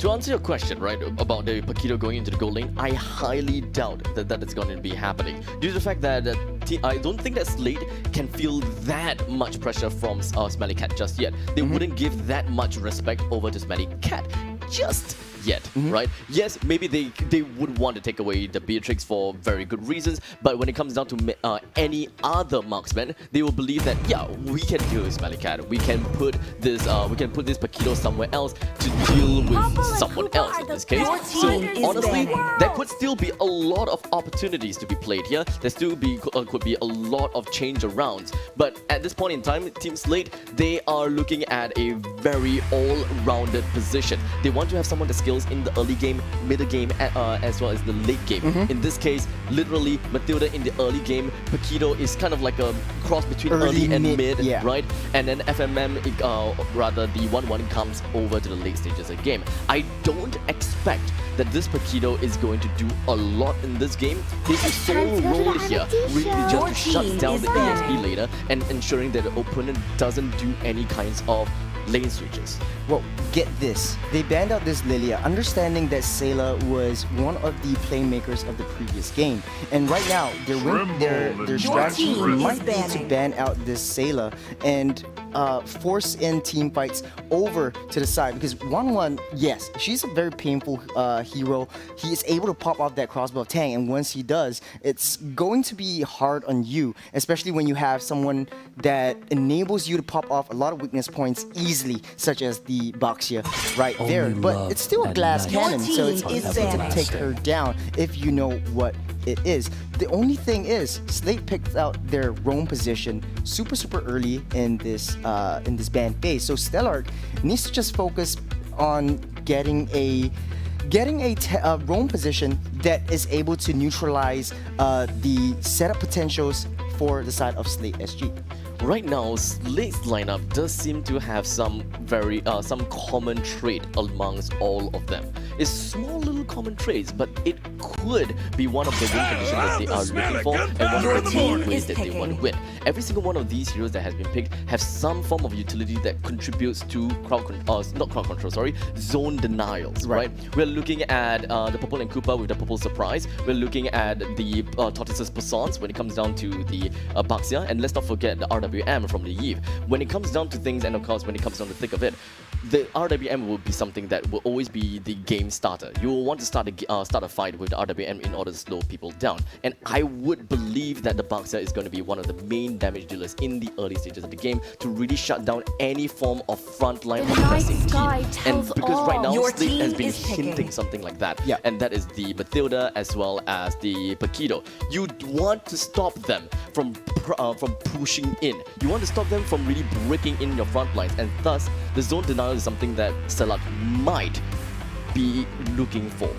Slate SG, Stellark SG on this side banned out a lot of this of Sailor's heroes, so leaving quite open. I was gonna say he was gonna pick this Kagura because it is one of his signature picks, and Gear taking in this Ling just sort of like he's able to play it in the off lane, so a late game potential coming up.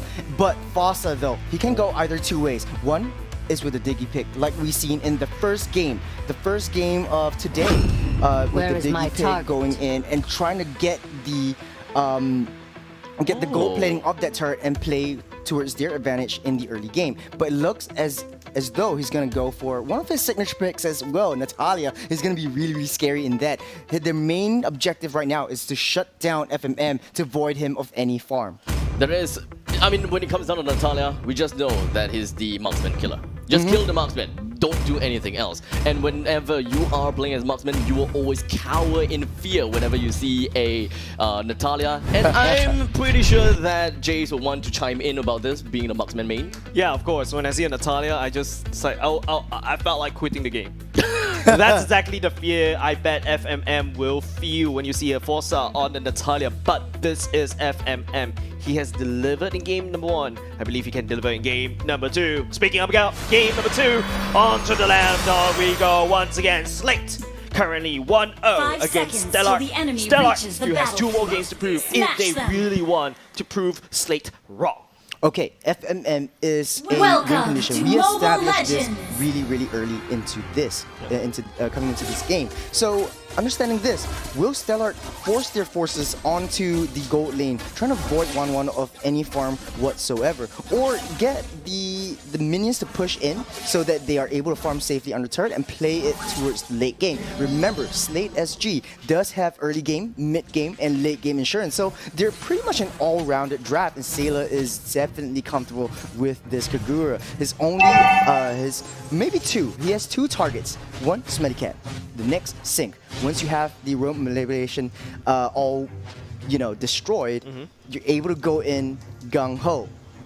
Yeah, of course, and don't forget, if you guys are following esports as well, they just released a cool trailer releasing Sayla as well with the umbrella. Of course, Sayla's going to be bringing that umbrella into game number 2 this time around. But look at how Stellark is going to be playing. They know that they have Forza and Natalia, super aggressive, but don't forget, here is a link. There is a purple buff that is not being secured by Slate for now, and it's being contested hard. Well, Stellark is really, really comfortable in this position. They, like I said, they're really aggressive, but it looks like Gear got it. Gear got it. Gear got the purple buff. Alright, Gear got it. Mission accomplished. Slate and Stellark. Okay, we're gonna just walk away already. That was very, very scary for a moment for Gear. Had Gear lose that purple buff, I think Gear's early game is going to be botched, and then Slate will probably have to add another 10 minutes into their timer to pop off. But I don't think 10 minutes is what they want to give over to Stellark. No, not at all. You need all the time in the world to maximize your farm, because Slate is, although they're trying to go for that late game, the late game can come sooner. The better. Yeah, the better. Yeah. Sooner the better indeed. But speaking about sooner the better, it is going to be the turtle already spawned right there on the top side. Stellark, once again, they have been consistently taking down the neutral attack. Oh, FMM, first blood! Oh dear, the first blood going over in the hands of Stellark. Slate forgot about protecting FMM at the bottom side. Would not be able to lift the tail. But now the turtle, okay, they will take tit for tat for now. But Slate will be taking down the turtle away. But once again, is this a good trade, bro? Oh, Bambi with the fast fingers. I thought he almost got that, but Sayla on the mid side takes down Sync. A little bit too close for comfort right there. Fossa all alone. JPL tries to push him back in. Yeah, he's trying to push him back in, but I don't think there's enough damage coming out from Slate. But look at the goal lead. Stellark is already leading for now. Slate, even though, yes, they do have that turtle, the first blood gold is still definitely more worth it for Stellark. Yeah, what I understand is Stellark is playing really, really aggressively in this position. They do have the more aggressive strategy, but their main goal is to get Smelly Cat to farm up. all he needs to do is not die for at least 8 minutes. And when he does that, he's able to carry the rest of the game. Yeah, he definitely has the potential to carry the game because there's so much burst damage in Smelly Cat as well. When he pops the ultimate, your attack speed increase, you have a long-range, non-committal stun, and then you've also got Forza stalking the bottom lane.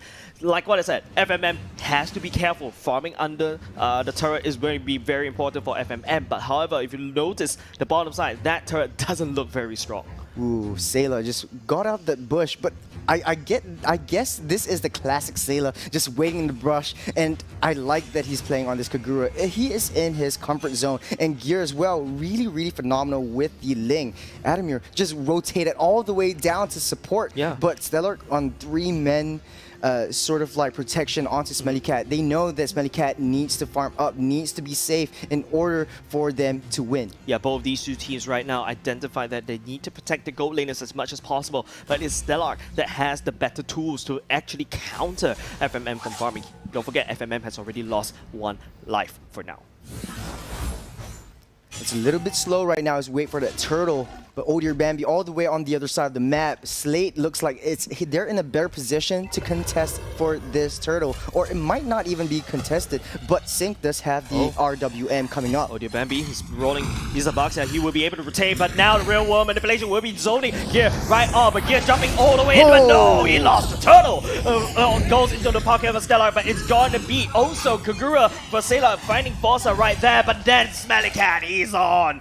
They can't roll this time round as compared to FMM. He will be taking 2 for himself. Oh, Smelly Cat is starting to pop off. The damage is starting to show with his dog, his trusty sidekick. He is able to deal the amount of damage. Yeah, you might take that turtle. You might contest for that turtle. You might contest for that roll manipulation. But let's go take a look at that replay. JPL did a really good job. His only job is to stop Sync's RWM, and that is what he did really effectively. But Sailor, a really scary mage, staying in that brush, waiting for that right time, having his patience just to hit 4 members of Stellark Esports. Yep, of course, if Sailor brings in the Kagura, it looks like he always plays this kind of style, right? He will hide in the most random of all bushes.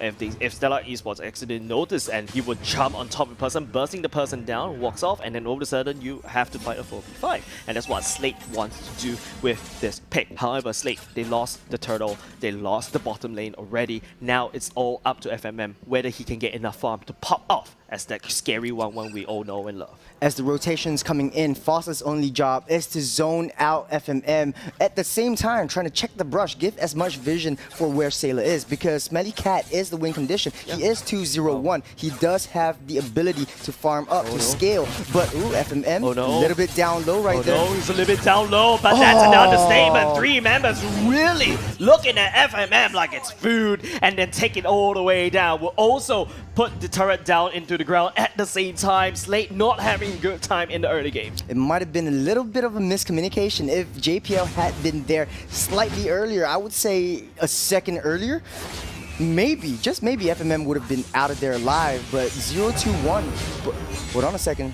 JPL down low. Yeah, Sailor jumping in, try to burst down Sync, but Adamir, oh no, he misses the ultimate, will allow Sync to walk on scot-free. Yeah, jumping on top of Smelly Cat, but the quick fingers will not be able to find the Smelly Cat kill, but Chu coming in for the secondary re-engage, finds JPL, but now the Sailor, the Umbrella doesn't connect, Adamir gets stunned, and now Stellark, they took a lot of damage from the side of Slate, pushing Slate away. Now Stellark has so much pressure in the mid lane.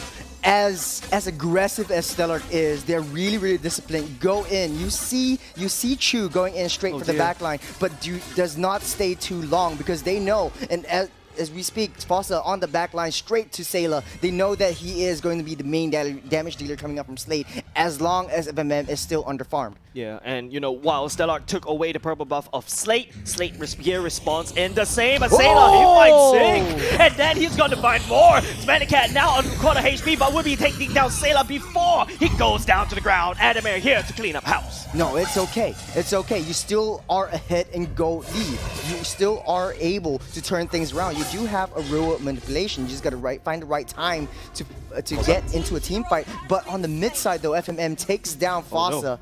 It looks like Slate is trying to find these bits and pieces, these cracks and crevices to turn things around. Yes, Slate found the Stellark bits and pieces, those little slates of chinks of armor, right? And then it was supposed to be Stellark pushing down mid because they've got so much pressure in the mid, but Slate turned it around. They stabbed at the right spots. Stellark lost map priority, and then they took down top. FMM looks like it's getting babysitted by Sailor, and that's what they need. Honestly, you can lose all the way to your turret. You can get all the base damage that you want. SMG still up ahead in the go lead, but FMM really far behind. It doesn't take much for him to climb back up the mountain. Yeah, but I don't like how Slate is actually positioning two of the main damage dealers all the way down bottom side. Now MLBB is gonna jump and Forza as well. Sailor, he gets silenced, but he manages to dash away. And now FMM, he takes it into the air as Forza will be able to get shot by Sailor all the way down to the ground. Oh man, he went out of his smoke screen. If he would have stayed in his smoke screen just a little bit longer, he might have negated some of the damage and got out alive. But Slate is quick to follow, and this is what I like about this team. Slate really, really effective in rotations. Take a look at Adamir coming in from all the way around the offside, chasing down Sync. Yeah, Slate has successfully split out Stellark. Stellark cannot and unable to find a position to actually try to enter. They need to try to protect SMG, but SMG's all the way far. Just look at Adamir just splitting out the team fight so much, and he finds a solo kill at the bottom side. And now he's done his job. He just has to run away, and JPL escorts him to safety. Oh man, it's not looking good for Stellark right now. They did have the early game advantage, but right now Slate is finding kinks in the armor and just finding their Achilles heel and taking it one by one. It's a slow game. Yeah, we're playing onto the late game, and this is what we want. Let's just take it step by step, take down this Lord first. Yeah, statistically, it's always Stellark that secures the neutral objective. But SMG, oh no, he gets busted down by Adamir all the way at the backside, and now Gear will try to jump all the way to tap on the blades. Try to use the invulnerability, but it is going to be Slate securing the Lord for now. Now Gear, and also FMM takes it into the air once again. We'll be able to find the damage on top of the baby by Adamir. Oh my goodness, trust this man. He's always at the back line, just taking down members one by one. I like what they're doing right now, but Fossa might not be able to get out. Oh! Gear went out, but Sailor quick to follow up, takes down Fossa. You're not able to get out of that alive. Stellark just felt like they don't really have a plan. Slate has successfully divided Stellark all apart. You would have thought, with Fossa, with that Natalia, Slate was the one that's supposed to be careful, but no, Slate was like, you know what, we're just gonna do our own thing. Adamir is gonna find solo kills after solo kills. And then Stellark is forced to respond, and Slate just find those, like what we said, Slate's in the armor of Stellark and just drive and just break through the defenses of Stellark. Well, this is not their first rodeo. Slate's been playing together for a really, really long time. This is nothing compared to what they faced before. Adamir tries to go straight for Sync. Oh, the damage down by Sync, trying to force that road manipulation to come up, and that's where they can stop it. And this is what I like about Slate's draft. They took down that Lord coming in. So Stellark able to just defend just for a little bit. Yeah, just gonna be able to defend it just for a little bit. Yes, you do have a Super Minions that's marching all the way in against Stellark, but Slate on the other hand, wow, they were at a goal deficit for a point. Fossa was the one that put so much pressure on top of FMM, a lot of pressure on top of Slate. Then you have another star that rose from Slate. Adamir starting to find those solo kills now, find those flanks, and Stellark cannot hold because Sync is always getting caught out of position by Adamir again and again. And let's not forget Sailor as well. Another thing that Stellark also needs to look out for. Stellark has Natalia just trying to give as much vision on the offside map, super far away from the rest of the team. But Fossa's only job, if they want to win, is to take down this Wan and take down Sailor for that matter. If those two are gone, Slate does have to sustain, but they don't have that damage to take them down. This is where Stellark has that window of opportunity to fight front to back. Yeah, but that window of opportunity is slowly closing. Don't forget, if you notice, Forza's positioning all the way, try to put some pressure around the side lanes of Slate. I mean, Slate is going to be put on a bit of a timer, but Slate is more than willing to give that timer because Gear can jump from one place to another to deal or counter-assassinate Forza. Ooh, JPL just trying to bait that jump from Bambi. Yep. They're playing, Slate's going into the lone game. They're very patient right now, just, laying down and wait, looking for at Stellark. Hopefully they make some mistakes right now, but real world manipulation going all the way in. Sailor will be jumping all the way out at the same time. JPL dives right on top of Safe to cancel the real world manipulation. MMA tries to proc the ultimate, but will not be able to find anything. He's going to jump, but Gear dives in with the Tempest of Blades and gives MMM that kill. Smellycat is trying to just stand back and deal as much damage as possible. This is what they're lacking, not enough burst damage potential. All you need to take Wanwan down is to burst her down. And take a look at the itemizations. Wanwan already has their corrosion side built up. Demon Hunter Sword, Malefic Lore. Yep. A lot of these items are able to, they're basically an anti-tank build. So Baksha is gonna go down easily. Esmeralda is not a problem. It's going to be hard to take him down. It's going to be hard to just focus on Wanwan because he's so well protected by the likes of the rest of Slate. Yeah, this is exactly what they did in game number 1. Let's protect FMM. Let's make sure that he pops off. We use Adamir to, bait as a meat shield. As a meat shield, or as basically the Jerry in Tom and Jerry. We bait out Stellark to go to the places where they don't want to go, and then Slate finds that small little victories, or and especially this time, Adamir picking up solo kills, that is a massive bonus.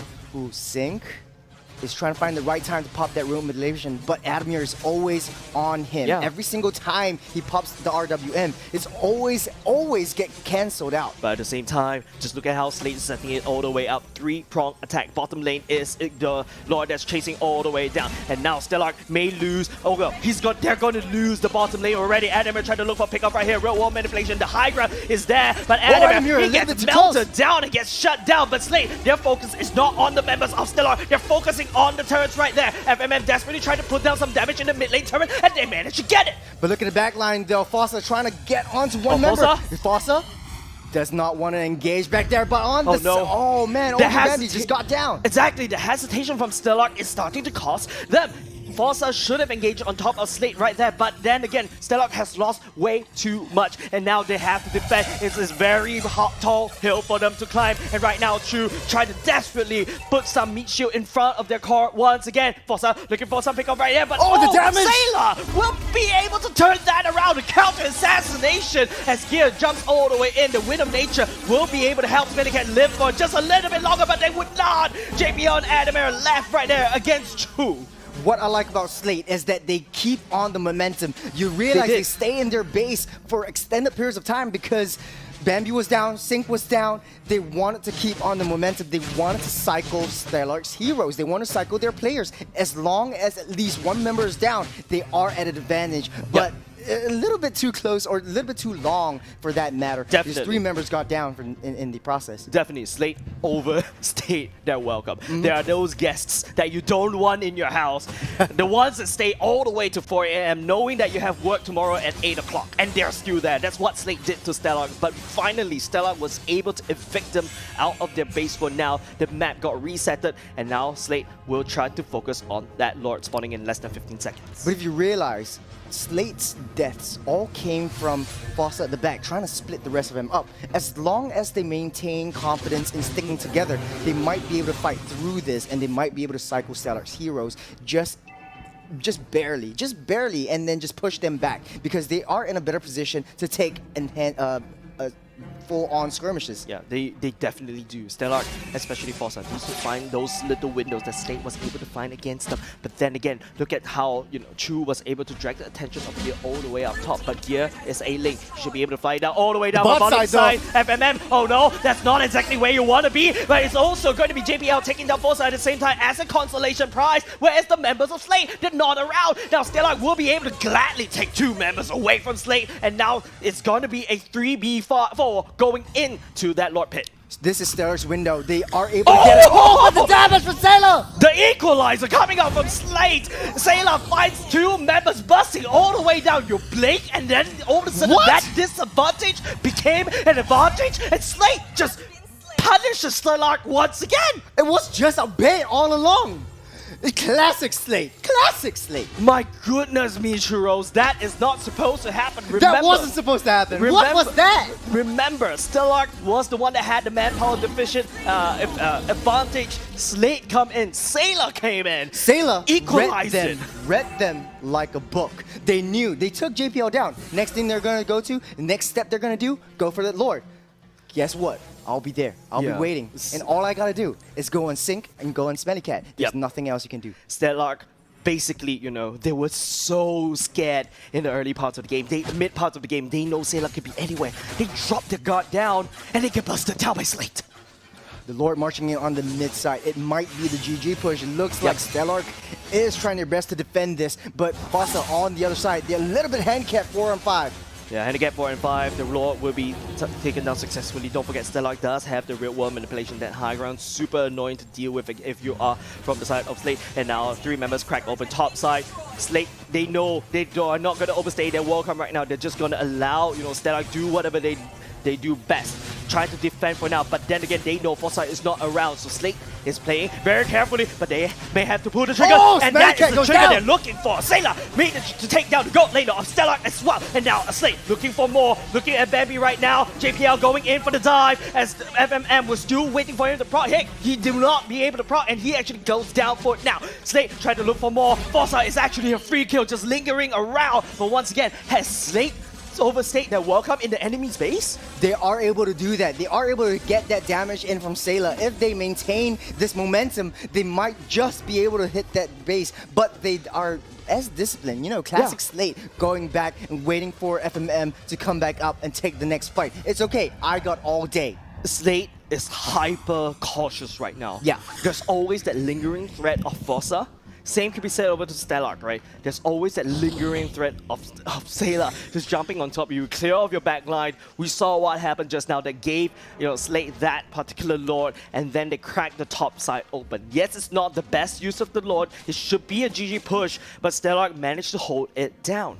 Oh man, Slate did a very, very fantastic job. Just focusing fire on either Smelly Cat and Sync. Once they're out of the picture, it's just a free open game. It's a free open map. It's a free range. It's a free range chicken. Some right there.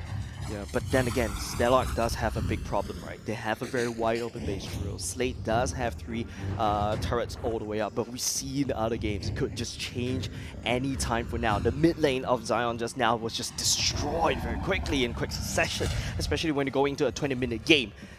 One death is gonna cost you a lot. But here, looking at Forza right now, the Death Book trying to desperately outplay True coming in for the help. JPL going in, would not be able to drag here, but the Winter Trucker coming in, quick saves fingers. his life. Quick fingers, but at the same time, top side, and Slate, they're not gonna let down the fight. Focusing on top of Odia Bambi for now.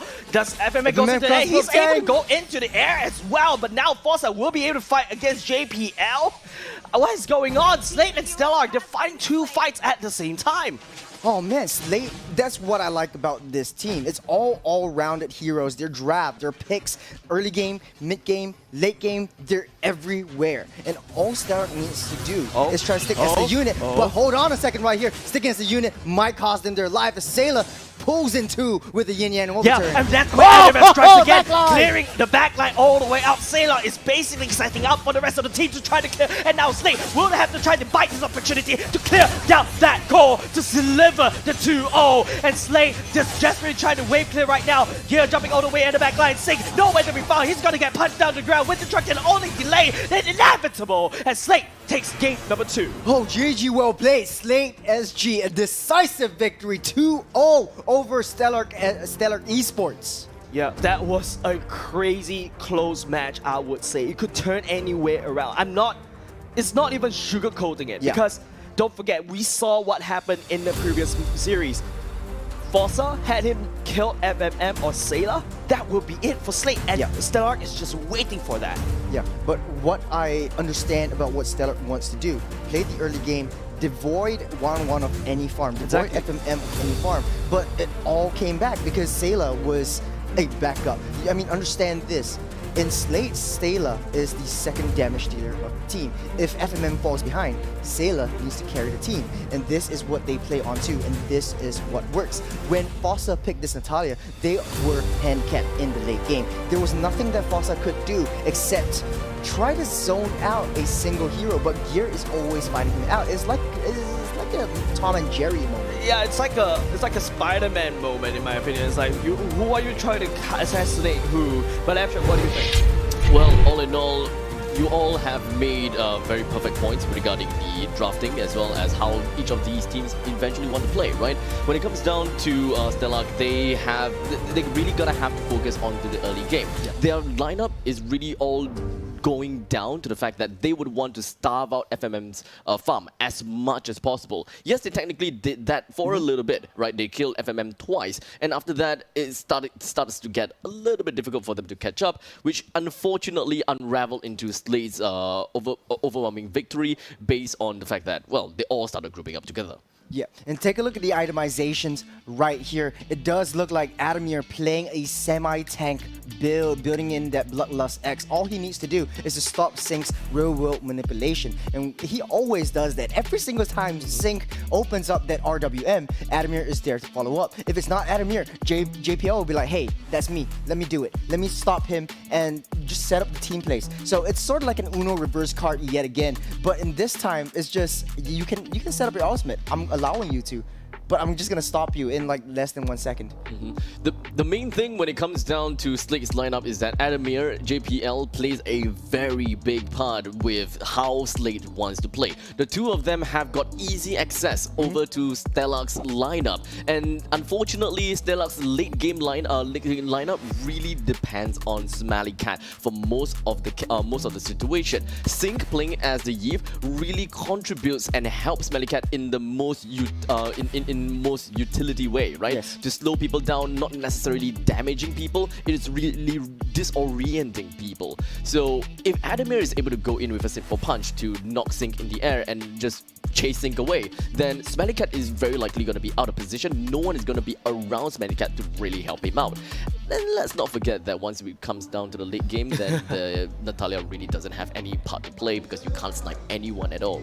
Yeah, especially when they start to roam as a pack, right? Because don't forget, there's always that looming threat. Both these two teams, they're playing a similar matchup, right? You have Sailor all the way different in a different place, but speaking of which, let's take a look at the MVP is none other than JPL, the rescuer, rescuing Adamir from sudden death way too many times. The JPL, this guy has rescued FMM, became a meat shield for him in the early stages of the game. In the late game, just forcing down circling Eagles onto Sync, destroying the real-world manipulation and forcing in team fights in their favor instead of Stellark's. So, man, MVP, JPL, what do you think, Abstract? I mean, regardless, I definitely agree that JPL deserves to be the MVP, right? Really opens up the map a lot, ensuring that everywhere they go, or rather everywhere he goes, there will be FMM, right? He sticks on to FMM like crazy. He's the soft support that we would want to have in every single one of our ranked games. Wherever we go, wherever we see.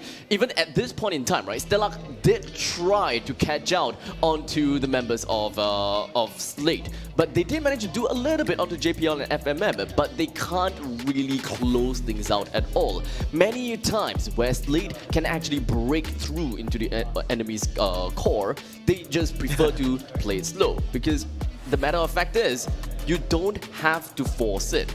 The current lineup of Slate is that they can pull as long as they want. There will be one point in time where they will win, while the opponent can't really find a way to win because they don't simply have an answer to the win condition of Slate in the late stages of the game. Yeah, and what I like about JPL is that he always sets up fights in ways that we can't even see. Remember how when he forced in a 5-man team fight onto him, JPL went down, but that gave enough time for Sailor on that Kagura to hide in that brush, wait for that right time, wait to be patient, and BAM! That's where we take them. There's that delayed response, just like you're lagging with 100 ping on MLBB, right? But anyways, this is just absolutely fantastic coming up from both of these two teams. Absolutely. Absolutely fantastic. Absolutely abstract. Yeah, I wanted to say that. Absolutely abstract. I felt I game wanted right to say here. that, but if I do that, that doesn't make any sense. It's a cringy joke. It is a very cringy joke, I would say. But to be honest with you, these two teams, Stellark does have some form of fights as well. So that's really good. And this is exactly what I want to see. They don't allow Slate to walk over very easily. They just, crush it. But unfortunately, Slate was the one that won in the end. Yeah, and I'm pretty sure, we talked about Stellark being a wild card, and this is still their first game. I'm really excited to see what they come up with tomorrow. Of course. Because it's going to be yet another spicy match. But I think we are going into a break this time around. We're going to the host, actually. The host? I mean, we are on a break. Oh, we are on a pass break. it on to the host, yes. We're going to be passing on to the host, so... Yeah. With that said, let's go to the host. Cheryl, on to you.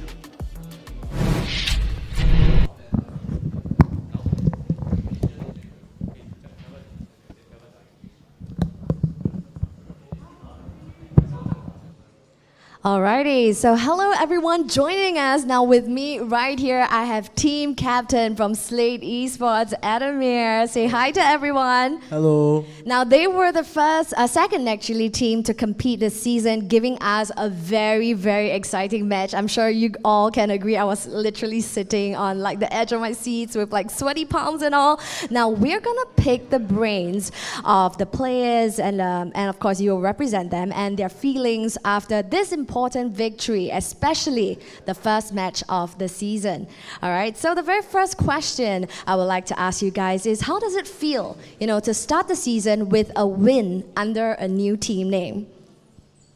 I think we are all very happy that we won our first game, because usually the first game of the season sets up the momentum for the rest of the season. So I think this is a good omen for Slate Esports, since we are carrying the new team name as well. Yes, for sure. Definitely sets the tone for the rest of the season. Now, the second question that I do have for you, which is very interesting, with FMM coming on board this season, how has he been doing? And is there any significant change in strategy that your team has to account for? Now, honestly, I think that he did remarkable, especially in game one. Correct me if I'm wrong, it was 8-0-5 for KDA. Any comments? Yeah, I think the addition of FFM into our team is a very good addition, because he plays a better goal lane than me. So I have 100% trust in him to carry me, so that I don't have to carry anyone anymore. Also change carry already. Yeah. All right, now that is really, really good to know. Now, a lot of support has been shown for Slate Esports since the announcement of the team's new image. Now, what would you like to say to all of the fans catching you in action, and what can they expect from Slate Esports in Season 4? I think first of all, I just want to say thank you to the fans of our team and the players as well. And I hope you guys will continue supporting us while we go through the regular season and eventually into playoffs. And I will promise that Slate Esports will try our best. So yeah. I'm sure all of the fans are very, very heartened to hear that. Now, thank you so much, Adamir, for representing Slate Esports, for your time and sharing with us your insights and feelings for this match. Now, good luck for your matchup tomorrow. Godspeed. Thank you.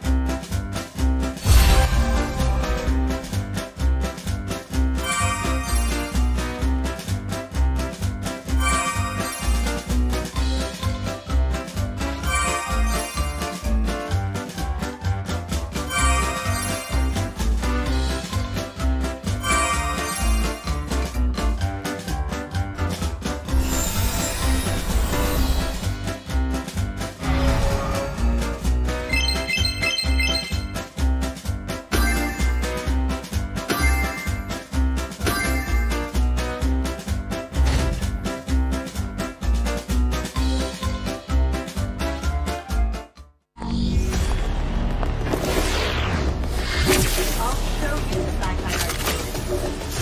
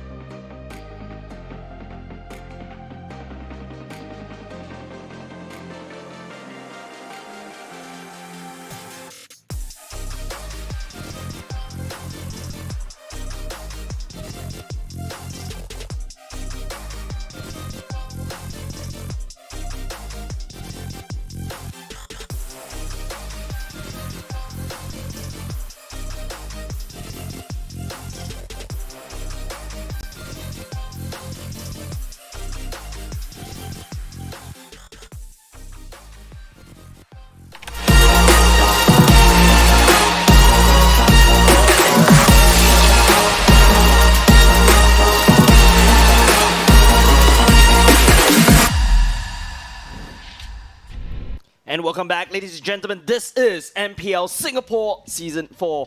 My name is Jay, joining right here this time round, Churros and Mox as well. Oh, I keep messing it up, especially the pronunciation, right? Amooks. The French call it amoo. Yeah. The X is silent. Yep, the X is silent. All right, so how do you like it to be pronounced by me? How do you like it? I like it everywhere. Don't I answer. say question with a question. Oh dear, this is going to be a bit confusing. But ladies and gentlemen, welcome back to MPL Singapore. This is season number 4. We're already going into our 3rd series of the day. Coming up next is Revival going up against RSG SG. Oh man, it's gonna be an exciting series. Our Revival, a new team with pretty new faces, I believe. Pretty new faces. And RSG, reigning champions, looking to see and looking to learn a lot from them coming up in the next game. Yep, of course. You know, RSG SG, they were the defending champion from season number 3. They're hoping to replicate that again. So, Mooks, what do you think about RSG SG this time round in terms of their roster this time? But before we actually talk about RSG SG, right, we do have our players walking coming on. They are ready on stage. And with that said, let's go over to the walk-ins for Revival.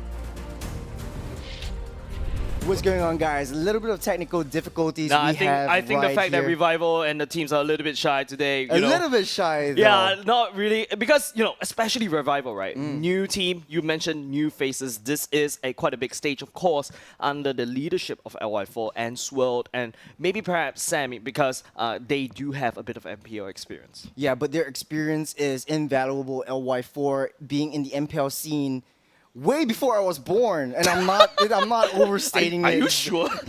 Maybe, yeah. I don't think okay, maybe I think I'm older than him, but like I don't know, like way before I was born, like when I was a baby. He is one of my favorite players that I looked up to. But without further ado, Revival walking in.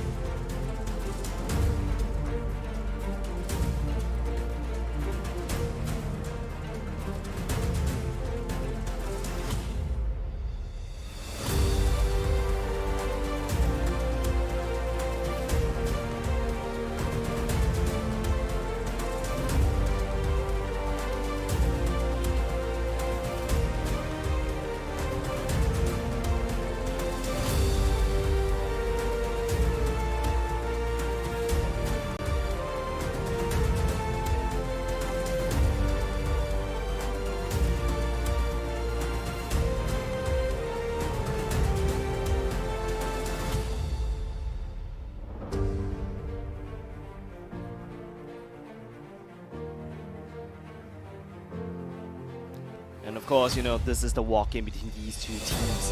You can immediately tell tension is in the air. RSG SG does have a quality to deliver. Our Revival, on the other hand, you know, new faces on the block. What do you think about that, Mooks?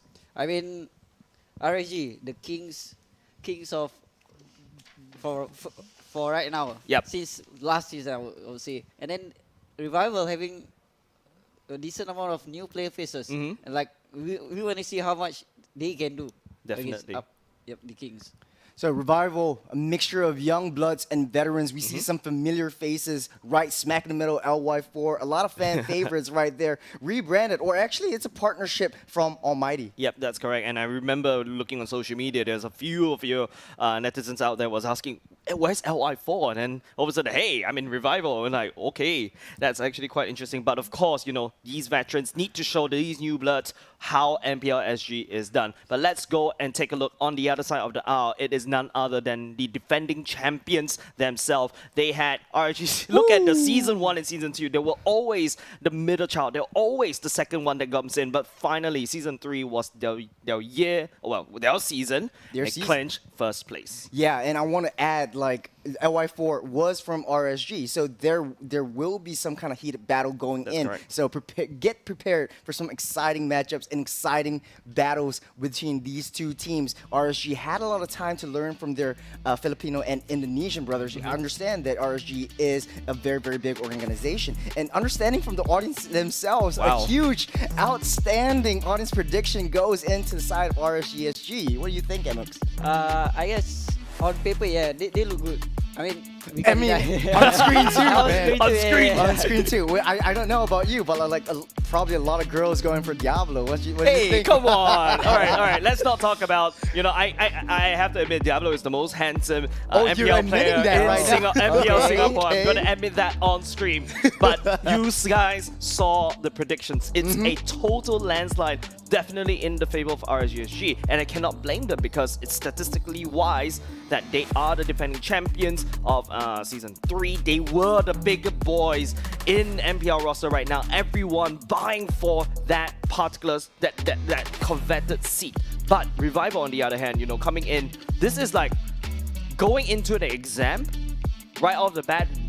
Not say without studying, but you're like, for example, you're Sec 1, but you're entering a Sec 4 exam. All right? Yeah, and I do agree with you 100%. RSG is a team that stuck together. It's basically the same lineup from when they won the coveted Season 3 trophy in MPL SG, right up to MSC. They had pretty much the same lineup as well. So they have been playing together for a really, really, really long time. So understanding this, their synergy, their drafts, their cohesion, the amount of communication is pretty much what I would perceive as on point. Like talking about drafts, right? We would like to see whether RSG will play those unorthodox picks because they've been playing in the international scenes. They've been exposed to those teams like Todak, for example, Falker, who's been playing like those unorthodox picks. So will RSG be finally bringing in those picks into MPL SG, or are they still sticking into their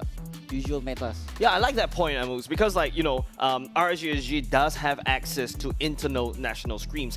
I believe you also understand how hard it is to basically play with other teams in from other regions where there's like, you know, equivalent exchange of information regarding the draft. But ladies and gentlemen, let's hop on into the draft. This is match number 3, Revival going up against RSG SG. Take a look at the bans right now. Right off the bat, Revival giving full respect to Bray. So his coveted heroes, Fanny, Ling, automatically gets banned out. And Lawsy as well. Lawsy is, or was, one of the top 6 Franco players in the C region. So Franco definitely getting banned out. On the other hand, RSG going and playing their game. So no matter what, they are banning the heroes that they think they might threaten their strategy moving forward. What do you think, Amox? What do you think is RSG's new strategy? Understanding that, you know, they're coming in and learning from other Parology is my Your team is my Revival respecting the bans is not a bad idea, but then again, you're opening up to potential Pakiro picks, you're opening up to archive picks, which we saw like in the past few series. Your team is picking advantages for the teams that pick them. So, like, as you can see, they're picking up the Julian, but still letting go of like 1-1, I would say. 1-1 alongside the Pakiro. Like, yes, they can forgo the 1-1. Why? Because the Masha is still open for them to counter. But then again, mostly, to me, fun is all that Baby matters. Kicks picking up that 1-1, no hesitation right there. Diablo, though, was very instrumental with his Paquito and Uranus. Those are his signature picks, and that is pretty much RSG's signature playstyle. Getting Diablo those heroes, enabling him to play really, really safely in the off lane, but they're going ahead with the Akai. Akai is a very decent early game pick. It is flex, A punch so to for speak. a You can punch. play Akai in the XP lane. We didn't There's see that nowhere much for the anymore. evil to Akai hide. Your team in is the, picking. Jungle and the Kai in the roam position. Revival answers back with the Paquito as well as the Rafaela. I mean, Revival can still go like a flex pick. Like the Paquito can go to the XP or the jungle. Same goes for the Julian. Like what they are showing now is just the Rafaela who's definitely going for a roam.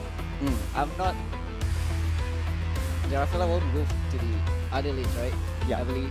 Yep. And then, like, what will RSG respond? Right.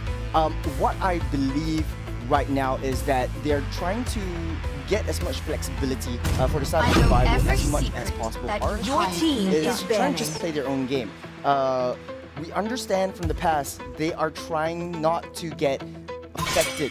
Like, I understand Your that Revival team wants is to banning. force picks onto RSG SG. Where when they pick this Paquito, it's sort of like, okay, I'm not gonna let Diablo get his Paquito, get one of his heroes that Your is so team comfortable is with. banning. So I'm gonna Injustice give in him the world. something that we haven't seen him play much in Let's Test This Water. Remember, it is a best of 3 anyway, but it does look like Revival is going for a full team composition synergy. So having a Paquito there, having a Julian for the setup, having the Rafaela for sustainability, this is going to be a scary composition. I mean, I like what RSG is drafting. Like they are playing this kind of a protect the president kind of thing, and Protect the president, yeah. And as you can see, Julian and Paquito needs to come in. Yeah. Needs to go in for Come on, the dive Dexter. kill of It's the our 1-1. Your Then team again, is banning. Akai there to push everyone away and help. Your team is picking. Yeah. Might be disaster for Revival. Yeah, I definitely 100% agree with you. They do have a lot of close combat heroes in that Julian as well as the Paquito. Very, very combo-based heroes, so to speak. So they do have a little bit of Achilles heel. But let's take a look at the second stage of ban. Banning out straight RSG, takes out the Dairoth and the Claw. Dairoth is a natural counter for the Esmeralda, just preventing them and having him farm effectively. Your So it's team pretty is much picking. late game insurance. Revival, on the other hand, takes away the Cho and the Atlas, giving a little bit more respect to Lawsy in that sense. I mean, the problem here is not about banning out Lolsy, I believe. It's about are they really giving all those top pick heroes to Smashing RSG? Like, hits. Lolsy can Your play team is picking. any hero at this point. Yeah. Like, it doesn't matter to me because all the RSG hero picks are direct counters to Revival. Yeah, but what Revival is trying to do is go for that early game objective taking so that they're able to snowball through that goal.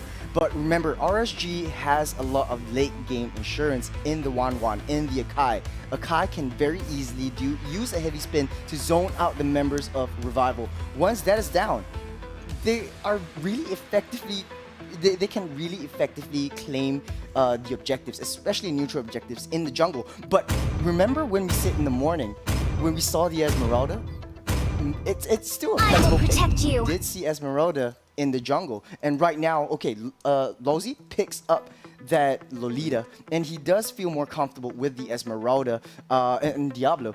So Bray is definitely taking the Akai straight to the jungle, just securing that neutral objectives. I mean, RSG is playing those comfort picks. I believe like Lolsy is going to go with that Lolita. Really comfortable. He's really, really comfortable with that Lolita. But then Revival, playing those objective based, I guess. Yeah. Objective based. But I'm not so sure about going up against the Akai though. Yeah, but I guess what is lacking in their composition is really the range game. So Revival picking a lot of the close range heroes, especially the Irithel. But we'll just have to wait and see because this 1-1 is going to be a threat, especially in the late game. Yeah, with that said, thank you very much, Moogs, and of course, Churros. This is a very interesting matchup in my opinion because I felt like the draft is actually quite interesting from the side of RSG. They know what they want, they ban away what they want, but at the same time, Revival also notice what RSG wants. So RSG did a little bit of an improv, but here we go, ladies and gentlemen, onto the land of dawn we go. Game number 1, RSG SG going up against Revival. We need to take a look at the lane matchup because when we're talking to Revival during the media day, I have a bit of trust issues. You know me. You heard my KCP story before, right? Yeah. LI4 was telling me that he might be going for roam, but turns out he's going to be the jungler this time around, going against Bray. Now, this is a very scary matchup if you are a supporter of Revival. I thought LY4 was going to play in the goat lane, but it's going over to the side of Sammy. But yeah, taking on against Bray, this 17-year-old child prodigy. Oh, yeah. It's going to be a tough matchup because understanding him, he's not going to engage in a lot of team fights, wait for his teammates to farm up. So understand the rest of his team's power spikes, gain confidence, and then go straight for all those easy skirmishes. And now I'm gonna be a little bit unhappy right here. You mentioned that Bray is the child prodigy. I remember giving that title over to you Gear. gave it to him. I gave it to Gear because Gear took less than a week to change his role from an XP laner all the way to jungle. But yes, I do have to agree. Bray does show some promise in terms of being one of the youngest MPL players in Singapore, yet is able to deliver that result. Diablo already choking LY4 out of the jungle. He will have his head. But RSG picking up that Lilia was really smart. So what they want to do is just choke Revival in the mid lane.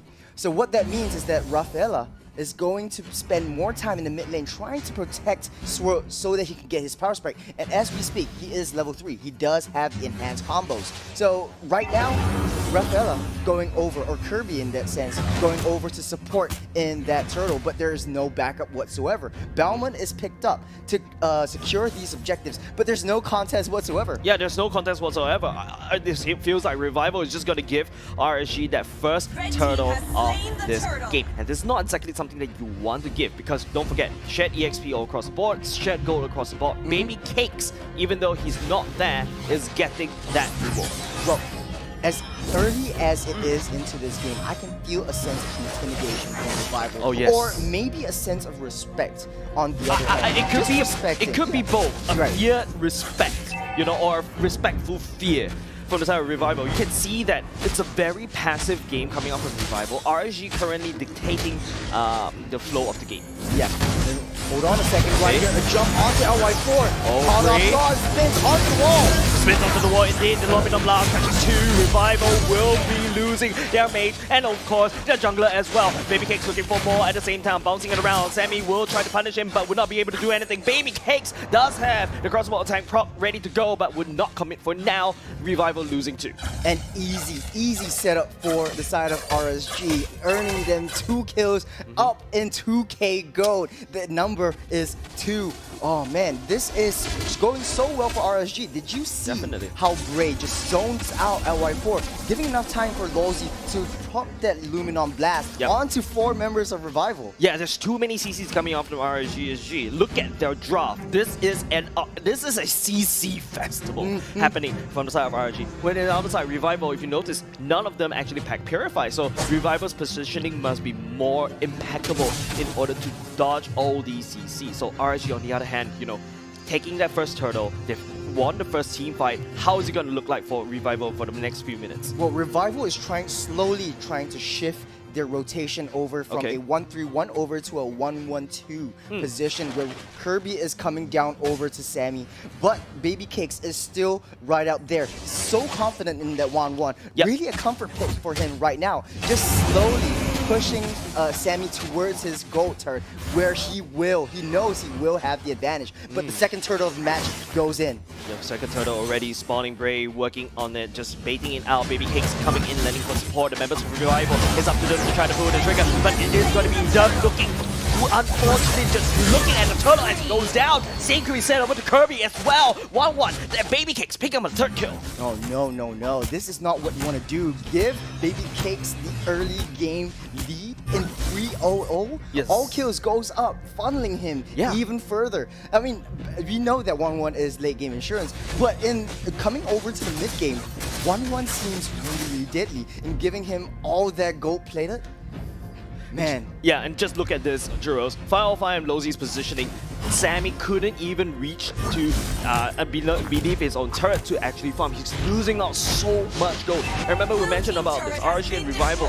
A Revival is already losing in the gold lead. With that, it's gonna escalate RSG even more. The first core item for Baby Cakes already built up. Demon Hunter Sword goes over him, and he's already rotating. But take a look at 505 and Lozi, always backing him up. Yeah. So wherever Baby Cakes goes, it's always a two-person backing him up. It's exactly what Emox were talking about earlier just now during the draft. This is about protecting the precedent, and Protecting RSG the precedent, is I like doing that. it exactly that.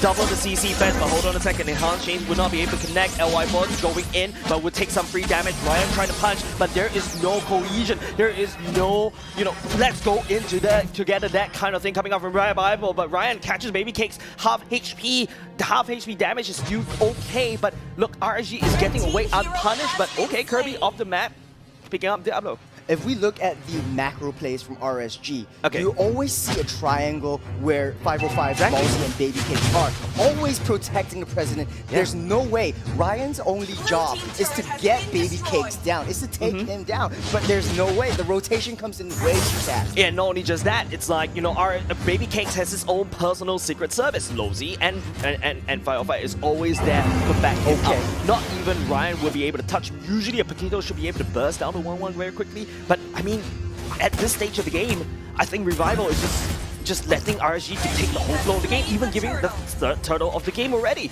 Even though the bottom lane turret is slowly depleting in health, RSG is way ahead right now. 7 minutes into the game, 3k gold ahead, and RSG is still very, very comfortable in this position. Yeah. It's okay if Diablo goes down just for a little while, because as long as Baby Cake scales up, that's all you need.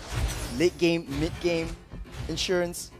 That's pretty much the win condition. If Revival wants to win, they have to take down the president. Yeah, they have to find a way to take down this president, but I'm not seeing any angles that Revival can take this down. There's no flanks coming out from Ryan, there's no flanks coming out from LY4, and whenever there's a flank, Diablo is there, Lozi is there to just provide so much vision. It's really tough to get to this president in the White House. But on the other side, Revival desperately looking for gold. Sammy needs to farm a bit more. Only Baptist is going into Lozi, but Bray is going in. Heavy Spin jumping all the way in. But LY4 will be running away, but he's running to the wrong way. Backside! Revival gets absolutely cut apart. Baby Cake! On that triple kill onto that crossbow tank is absolutely nutty. Oh man, 6-0-0.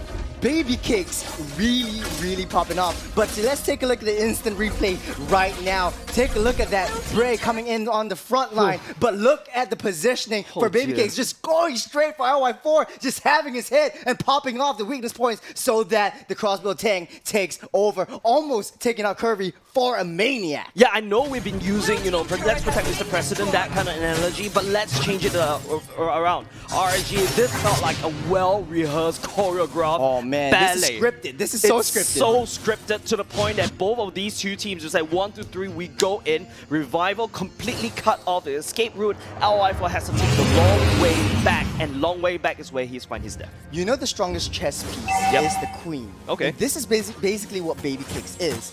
The Queen, once he's unleashed, is able to take down every single one of her members. But Revival is playing a little bit too passively right now. Yeah. And this is not what they want to do. They do have a little bit of tankiness, a little bit of crowd control coming in from that Julian as well as Paquito. I feel like Juros... But it's not used to its full potential. Yeah, I feel like Juros, it's just the fact that Revival does have the tools. Swirl should be able to find Baby Cakes down very quickly with change.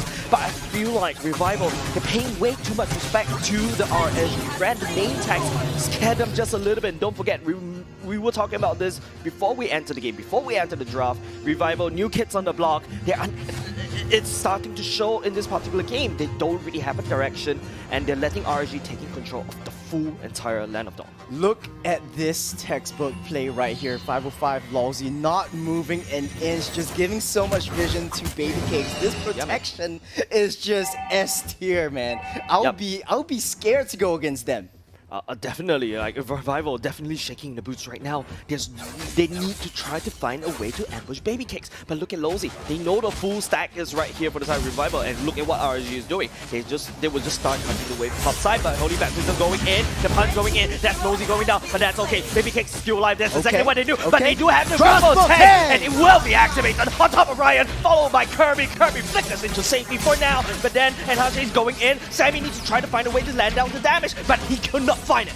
Will Revival find it in them to pick them off and turn it around? It's very, very hard. Baby Cakes is always there, easily pops off that weakness points and takes down almost Kirby again with the Crossbow of Tang. Yeah, with one man down as well, that makes the Lord defense a little bit difficult for Revival, but they're still able to stabilize. Going into the later part of the game, Revival, do they have an answer against RSG? 1-1 is just the sprinkle on top of his baby cake, if you get what I mean. So Revival has to find a way, give me an inhaler. Production, give me an inhaler. Okay, I'm just going to finish my thought. Revival has to find a way either to pick off at least one member and then play as a unit to move over to the move front to back. I don't like how this is positioning. Look at RSG slowly clamping down on top of Revival, right? They're walking in. RSGs are looking for an advantage. Don't forget, the CC Fest is happening for the side of RSG. They just have to pull the trigger. If Revival stick together, all together tightly like this, I'm not liking this, man. I'm not liking this. No, but this is exactly what RSG wants. All of them together. Once that Crossbow of Tang pops up, you do have the Demon Hunter Sword. That means a portion of your health goes down with every single arrow. And Kirby is not enough to sustain the rest of the team. They're always going in. You're fighting a 1-1 with basically 4 really close range heroes. Yep. No, it's just that it gives so much opportunity for them to just proc all those crossbow on tank. The only tankiness member from the side of Revival is LY4. But, you know, going up against a full stack of RSG is looking really, really dire. Oh, man. I don't know what to say right now. RSG just really textbook zoning out for that Lord coming up in 10 seconds. Nothing much to do. They don't want to risk it. Don't want to go straight in. Let's take a look at the damage dealt. Baby Cakes, of course, 35k, having the highest damage, 505, close second, and Diablo doing, I think he's pretty good. I mean, like, he hasn't really joined, we haven't seen him really joining a team fight, but hold on a second right here. Diablo on the back line. Oh, Luminal Blast hits 2. Luminal Blast hits 2, catches Kirby at the same time. All of a sudden, our Revival gets busted all the way down. Baby Cakes takes it, doesn't need to take to the sky at all, and Orange is just warming, just roller coasting our Revival's entire drop. And while all that is happening, they took down the Lord. What? How? It just disappeared right there. From that team, who took down the Lord? We don't need to know who took down the Lord. But they have secured the Lord. it for themselves. And Revival, you know, they've been finding all these tight little choke points, and that's where Lilia truly shined. Lozy with that play with the Luminum Blast set it all the way up for RSG to just jump all the way in, would just unload every single thing in our kit, and now Revival is forced to defend.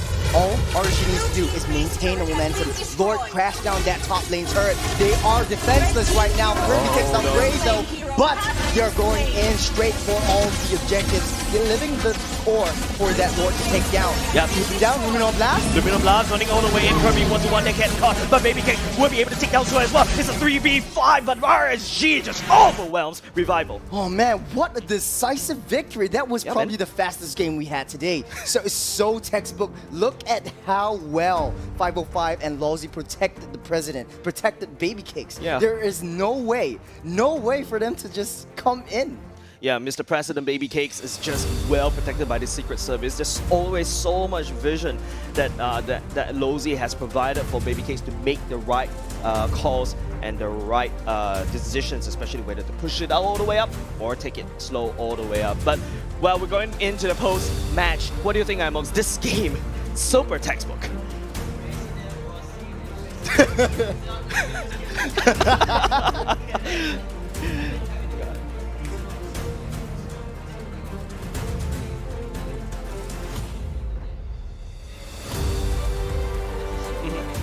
To protect the president, and then they did what they have to do.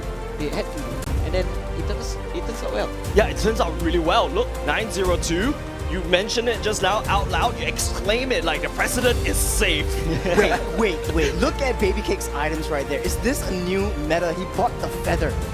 He bought the wow. Yo, wow. I didn't notice it until now, but did you see the feather? Okay, cooldown reduction, probably. Yes. You have attack speed, yes, but it doesn't equate to the damage. You do have all 5 core items right there. Wind of Nature, Demon Hunter Sword, Corrosion Scythe, Windtalker, as well as Malefic Roar. And that really just popped them off. Baby Cakes, of course, 100% kill participation with Lawsy. Man, this is really textbook. Look at their smug faces. Just another day in RSG. Yeah, just another day in the office for RSG SG. Man, I'm looking forward to the content that RSG Emmy will be doing, especially when we keep calling Baby Cakes Mr. President. I mean, just like the president too, right? Yeah. Like what Churro said, like a chess piece, the queen has to go in front at times. But then, No way. If he wasn't the MVP, I would just take off my headset and leave because that was a masterful performance from Baby Cakes. He is definitely not a baby, he's an adult cake. Okay, but to be honest with both of you, right?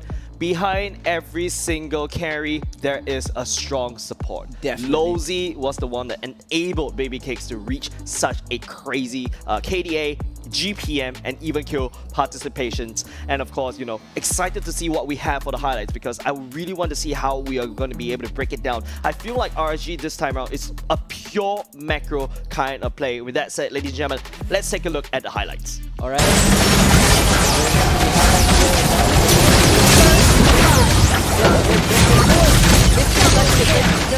No, they can't.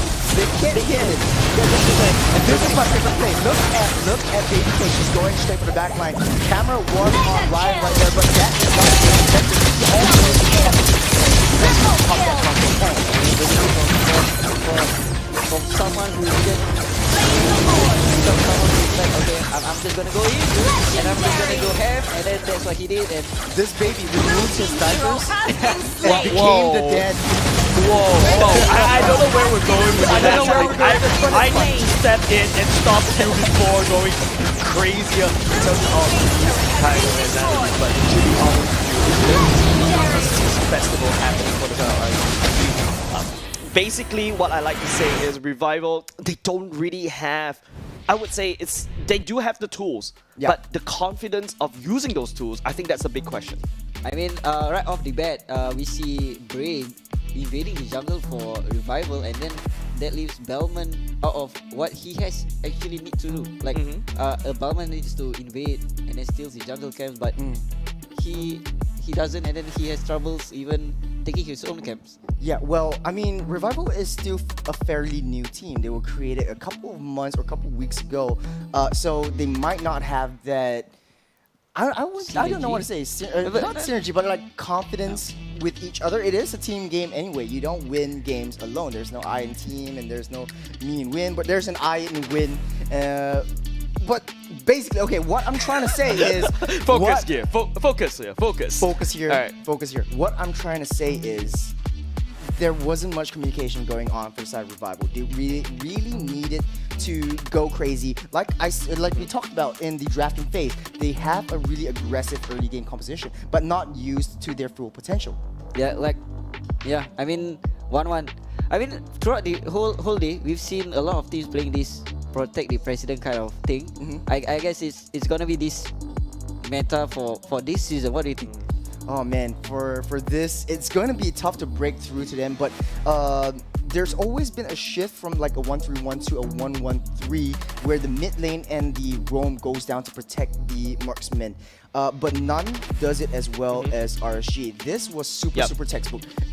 Lawsy and 505 did a fantastic job, and like you said, you can't do it alone. You always need someone to babysit you all the time and want to make and set up plays, and that was what 505 and Lawsy did effectively. I really have to agree with both of you. I don't think it's really a problem regarding the draft. It's just the fact that I can feel that both these two, well, for the side of Revival, they just don't dare to attack RSG. Heck, if RSG SG were to ask for their credit card numbers, they would just give it to them for absolutely no repercussions at all. The new bully in the yard, yeah, right?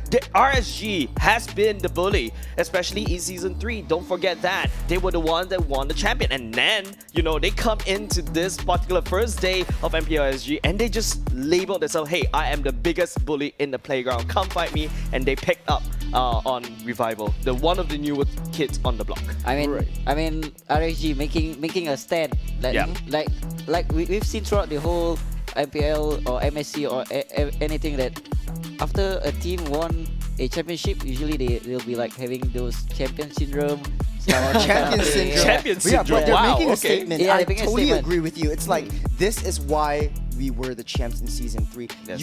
It's gonna take a lot more to take us down because we're not going to go down that easily. We've been together for years and we've been training together, we've been eating together and sleeping together, and we've learned so much from our Filipino Indonesian brothers and sisters, and this is what made them even stronger. And even in the first game, so much to learn from, especially from the macro plays. Yep. But before we hit the macro plays, it's down to the draft soon. What do you think Revival needs to change in their draft to counteract how RSG plays? I mean, what I would do is probably play a diving composition. A diving to go- composition. To go into A Matilda, Yep. something that could find Baby Cakes all the way to the back line, because I personally don't like how well protected Baby Cakes is if you're a Revival, if you're supporting Revival, but they really need to find an answer for that. Yep, like the whole of RSG, right? Yes. Apart from baby cakes are like overprotective boyfriends, you know? Yeah. There we go with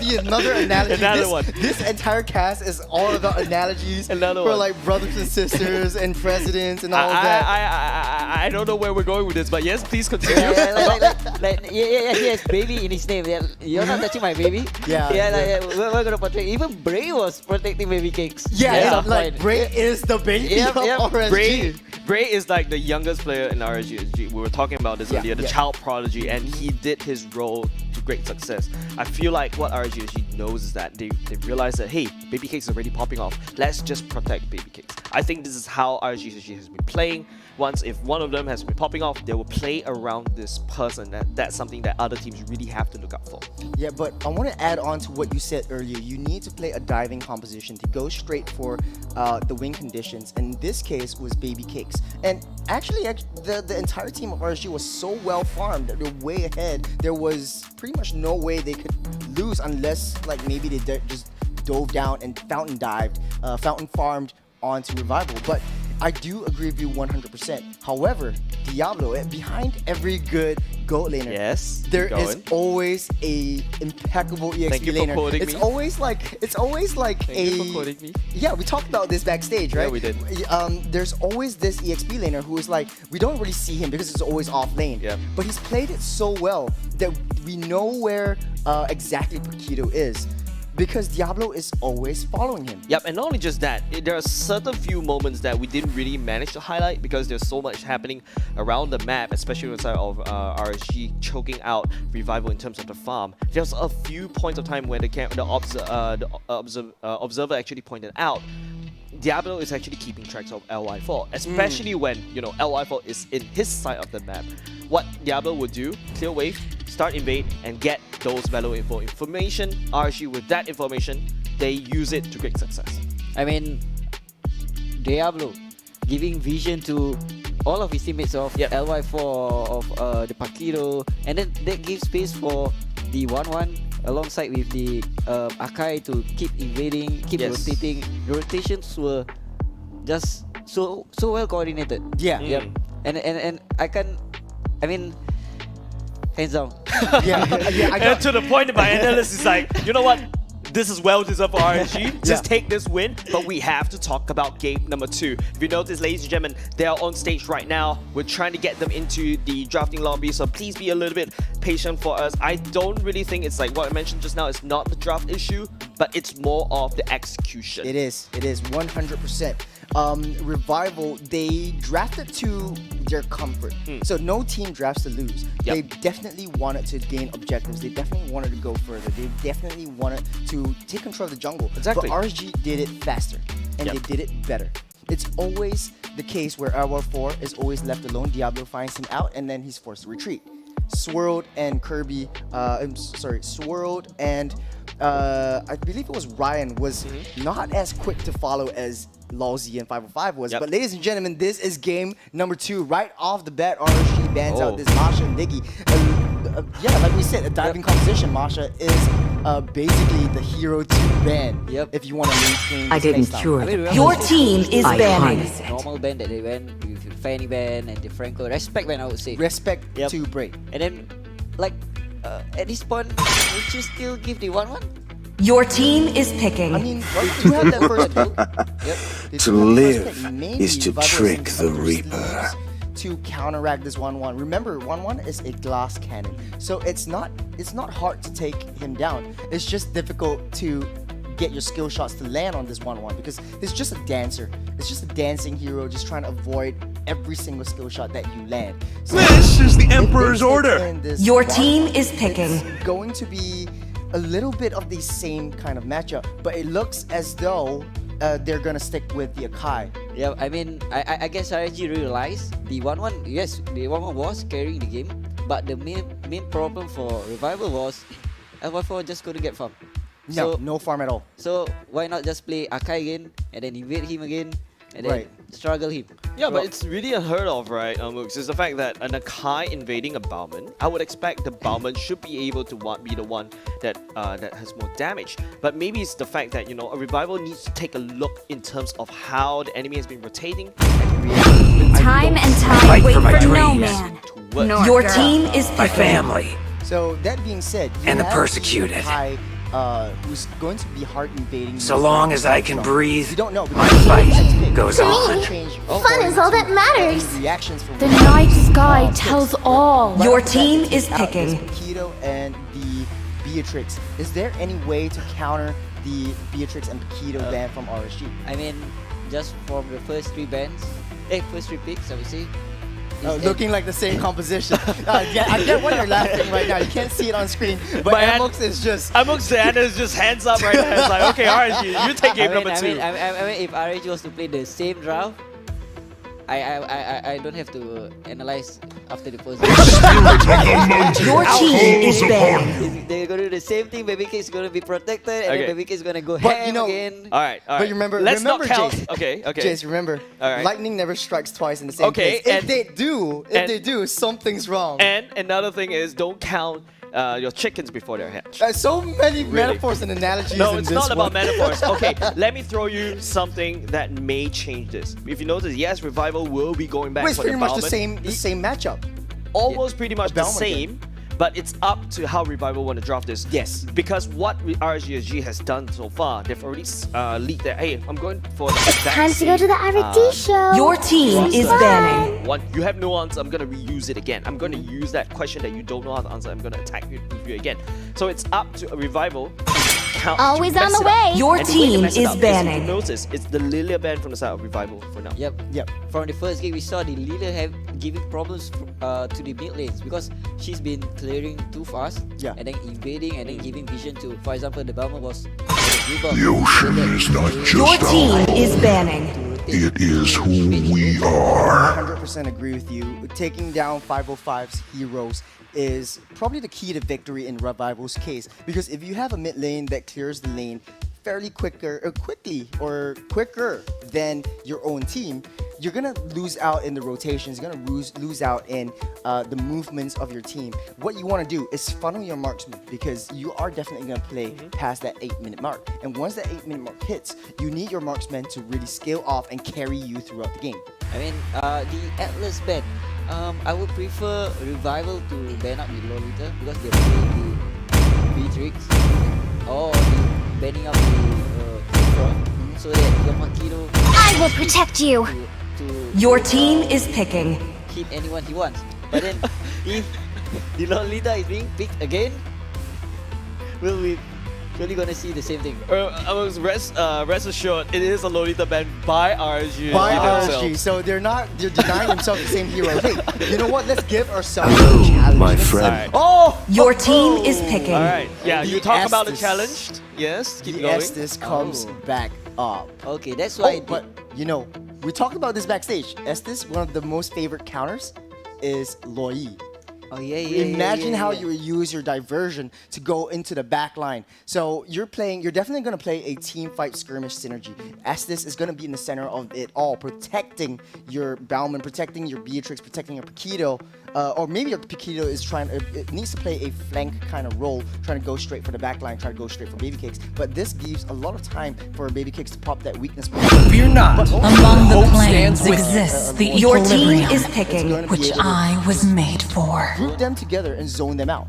Yep, I mean, they're picking out the Yves alongside with Cho. I mean, the Yves using his box against Dalman and Paquito is a good decision. But then, can they hold out until Estes ulti ends? That would be another problem, you know? Yeah, of course. I think it's all about the battle of attrition, right? Like how Revival, in order to win the team fight against RSG, they need to force RSG to kind of push off all the damage out, because you know it's a heal. Estes heal must be more than the damage that RSG can put. What I like about RSG's team fight synergy right here, Mostly picks up the Cho. It was banned in the previous game, but Cho, what I like about it is This it's time, a very, very single the choice is mine. strategy. So you know a lot of the TikToks about Cho trying to zone you out, trying to push you out of the way, and this is what exactly they can do. And Xavier, a hero we haven't seen in a really, really long time, gets picked up here by Swirled. Yeah, I like the fact that the Xavier gets picked up here. Yeah, but at the same time, you know, it is going to be up to how Estes be used right there. You need to be able to win against the hue that I was talking about, right? But it's all about to whether the 1-1 should be able to output that damage. So we're talking a lot about the draftings and the team and our potential team fights. But what do you think, Emox? How do you think Revival is going to counterplay this synergy because of the fact that they drafted the Estes? I mean, I don't actually like the picks coming. CC to actually 5 seconds till the enemy reaches the battlefield. Smash them! Paquito needs to be there during the team fights, but then again, if Paquito is there during the team Welcome to Mobile Legends! Right, exactly. Too much of a team fight focused composition rather than let's take down the objectives. Usually we see a 1-4 synergy where the jungle will always come together with the marksman, roam, and mage matchup, and then we have the off laner as the EXP lane or fighter going on the offside. But what RSG did really, really well is that they made so much space, especially in the early to mid game, that they play a 1-1-3 synergy where the roam, mage, and marksman, all they need to do is just stick together, because you have an effective roam, effective rotation coming in from Diablo on the Esmeralda in the previous games. But this game, he is going to show us his Esmeralda's tricks again. I mean, just like I was saying, Revival's problem was LY4 couldn't get his farms in the jungle and keeps getting invaded. So maybe the Estes pick was to help you sustain more, but I'm not so sure about his rotation. But because like the more heroes in the jungle makes it later for the hero the jungle to get killed. Right. And I do agree with you 100%.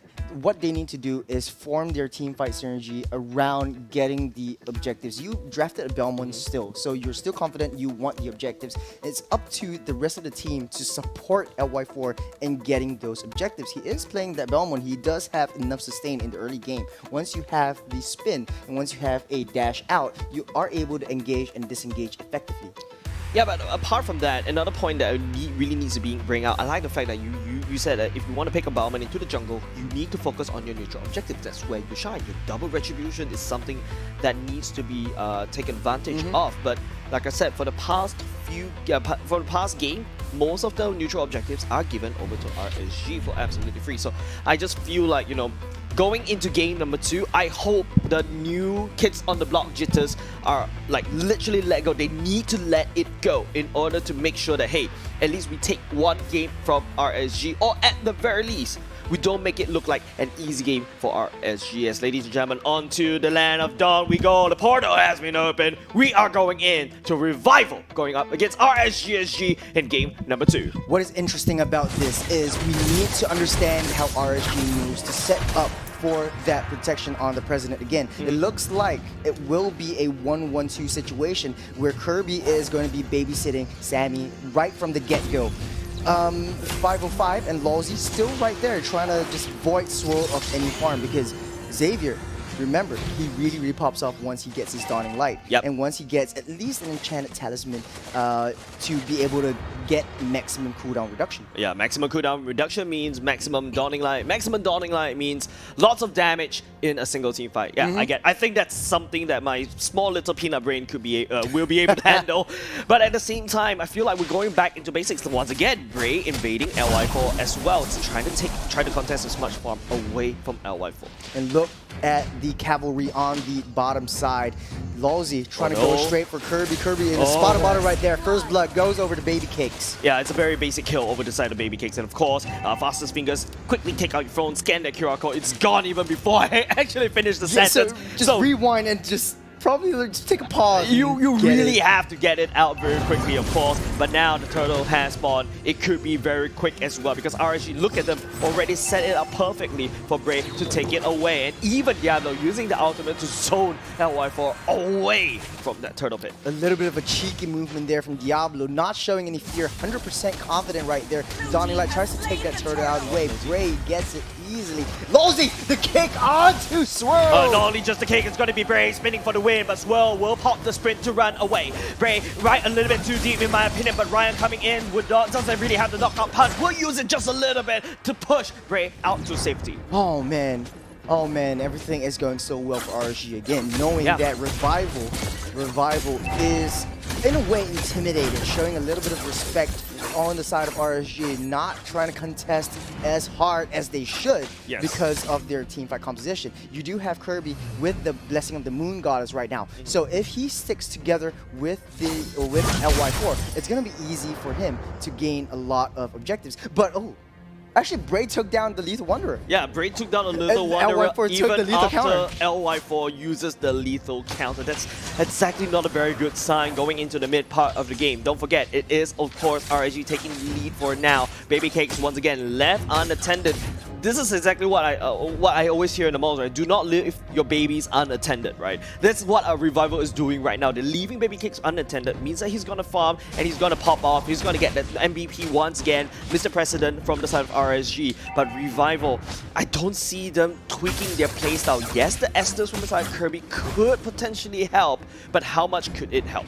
RSG is drafting for a really late game composition, but hold on a second, LY4 gets knocked into the wall. He's nowhere to go. He is going to be slain by 505. Yeah, he's going to get pinned against the wall. There's no way for him to run. And it's not the fact that, you know, LY4 is out of position. It is Losey with that kick that forced him out of that position. This is really tough because RSG basically has a mad hack on where LY4 is constantly, just because Diablo has full control of the enemy jungle. This is the problem, or I wouldn't say problem, but Achilles heel when you have the Esthers. Esthers, a support roam, is going to be supporting your marksman. That leaves you, the jungle, as the tank. But speaking of which, Lawsy kicks him out of the way again. Dawning Light does not manage to take it down. No pressure right there for Bray. No pressure at all. Bray just, you know, taking the turtle like for the second time. Like, it's like another day in his office, another day, another dollar. Another day in his office. But I'm not too sure whether he has an office yet. I think a little bit too young for an office. The child prodigy. It's like baby boss, right? It is, and I wouldn't doubt that, because he does have 1 kill on the board so far. RSG is up 2K gold over Revival. 5 minutes into the game, 2 kills, 2 turtles slain. Yeah, Diablo just spinning around. Ryan getting forced. No, Ryan was the one that's trying to cut the wave, but unfortunately Diablo is dead. And some taps once again. Revival, I think they need to be a little bit proactive, but this could be the one of the first proactive pick trying to come in for the counter juggle, but Bray will punish it with a heavy spin. Swirl gets pinned against the wall, and 505 will be able to clean it up, but the kill will go over way to Bray. Ryan will get jumped on top of 4 members, or 3 members from the side of RSG. There's no way that Revival can punish that. That is some impeccable communication right there. They know that, okay, Sword is going to go down. Let me go for Ryan so we can get a nice Happy Mew 2-for-1. And they are doing so well. This is a really different RSG from what I've seen in the previous seasons. They're playing really fast. They're playing really comfortable. They're not really stressing out over tiny situations. And if someone goes down, it's like, hey, okay, we do our job and we get the objectives down. Yeah, Revival, I don't think they're ready for any form of team fights at all because Kirby wasn't there to provide that heal. Remember, we talked about it. Revival needs a little bit more time so that they could, get this Beatrix farm, or get Sammy to farm up, and then we roam as 5. We become this mega death ball that RSG couldn't hold. But for now, RSG's managed to split up this snowball into smaller snowballs so that they can tackle one lane at a time. Sammy is, you talked about putting all your eggs in one basket. Kirby definitely knows that Sammy is the win condition, but maybe he stayed a little bit too long. Yeah. There is no vision play coming in for Revival. Basically, RSG took over the entire map, taking over all the objectives. There's no way that LY4 is able to contest for any neutral objectives. The third turn of the game goes over to the side of RSG. What can Revival do to better this situation? I think Revival just needs more vision. Kirby needs to stop babysitting Sammy. No offense, I know Sammy is a win condition, but he needs to stop babysitting because RSG has full vision of what Revival is doing. They know exactly where LY4 is, they know exactly where Ryan is, and RSG is just using all this information to fight against Revival. But hold on a second, gank happening at the bottom lane. The Cho just cutting 2 members alone away from the bottom lane so that the 1-1, so that Baby Cakes could take down this turret without any punishment at all. But Lozy will try to look for a bit of pick-off right there. Kirby pops the ultimate for the first time. LY4 gets pinned to the wall. Not the hill will be able to save him at all. This man is high on confidence, trying to look for more. He's high on Skittles and high on melon tea. This guy is going all ham. He wants to win this and he wants to win this fast. Lozy, boom, shook, and smash onto Sammy, kicks him back. Zed kicks him all the way back, but it's the wrong direction. Kirby was there to provide the heal. And, because I know the context of that Skittle, it made me laugh a little bit. So Churros gave a bit of a good luck Skittles over to Hey, to I'm not I'm going to call you biased out here. on stream. I'm not going to be biased over here, but man, he is playing well. High on Skittles, He might be the Skittles. It might be the Skittles. Isn't that dope? Speaking, probably not. But speaking of dope, Diablo is pretty dope. Look at what he's doing, making a lot of vision plays on the offside so that RSG can just focus, hey, let's get Baby Cakes all fed up with lots of farm, lots of his core materials. He knows his power spikes, and then let's go for the objectives. Let's go for the fights that translates into objectives. But speaking of which, that's good, something good when I'm seeing from Revival, right? Roaming S5 right now, but I feel like the position has been given up. Now Diablo knows that there's 4 members all the way up on top side. Look at what RSG is doing. They focuses on the Lord instead. So it's a give or tat. When Revival wants to do exactly what I wanted them to do, the timing is not right. A little bit of a cheeky recall by Diablo right there, but take a look at the itemization. 1-1, already 3 items built up, and the Lord slain as we speak. Right now, man, 1-1 is ready for a team fight. This is what they need to do. 1-1 all coming up from that back line, but Diablo on Ryan's back. And kicks over to the wall. Baby Cakes just there for the party and takes him out on the way. Did Kirby just recall right in the brush when and Ryan's like getting under fire? Dodged the bullet right there, but Bray in a spot of bother does not seem he is in a spot of bother anymore. He's not bothered at all, Churros. He's not bothered at all. Just look at that. Bray is going back. He has 2 levels ahead against LY4 at the same time, and then with that it pushes LY4 from any form of farm. Just take a look at the player's gold. Baby Cakes. This seems like a repeat from the last game. Baby Cakes just high on gold right now. 166.7. 1,667. I think the number was a little bit off just now. But regardless, he still has the highest. He has farm. the highest gold. That's the most important thing that you guys need to know. But to be honest with you, ladies and gentlemen, RSG right there, sending down the lore at the bottom side. Look at our Revival is starting to lose a bit of turrets. Now Lozy will jump all the way to backlines, having going in reverse passion, but not enough to push RSG away. But it's going to be Brave that hits 4 members right against the wall of Revival's base. The Lord is rampaging all across the court, but then the crossbow attack just to finish off the job. Clean, nice, another day in office for RSG. It looks like the win goes to RSG. GG RSG SG. What a decisive victory. That was clean. That was butter clean. smooth. That was clean, butter smooth, I would say. Like a baby's bottom. Just a play on baby guys, kicks. guys, we gotta control. Churros, you gotta control. Don't go overboard. I'm live. Yeah, don't go overboard with those analogies. I know we've come with the babies. I know with the diapers. We got the presidents as well. The queen. We got another office. But then again, like what we always talked about, RSG, this is just another day. This is exactly what, you guys that was watching online predicted. It's okay. Yeah, and I want to talk to Amox a little bit more about the analyst point of view. What went wrong for Revival and what could have been done better? There is a lot of stuff that could be learned from this game itself. RSG won everything in a decisive victory. We see right now, giving a little bit sportsmanship, Diablo comes right in, giving a little bit of fist bump with the rest of the team. Yep, I mean, like, baby cakes. Baby cakes. Baby cakes. No, don't go there. Baby cakes turning into daddy cakes. You know? Baby cakes turning I had to do into it. daddy cakes or adult cakes. I felt it. Adult. Okay. Alright, jokes aside. We'll play PG. We're keeping PG right now, PG-13. Adult cakes. Your kids watching. Yeah, the kids watching. I mean, even Bray's pin in the last moment. It's like it was a 3-man pin, I believe. 4-man pin. It was a 4-man pin. Yeah, pin. he pinned onto 4 men and then Lozy right there to cover up with that hit and jump.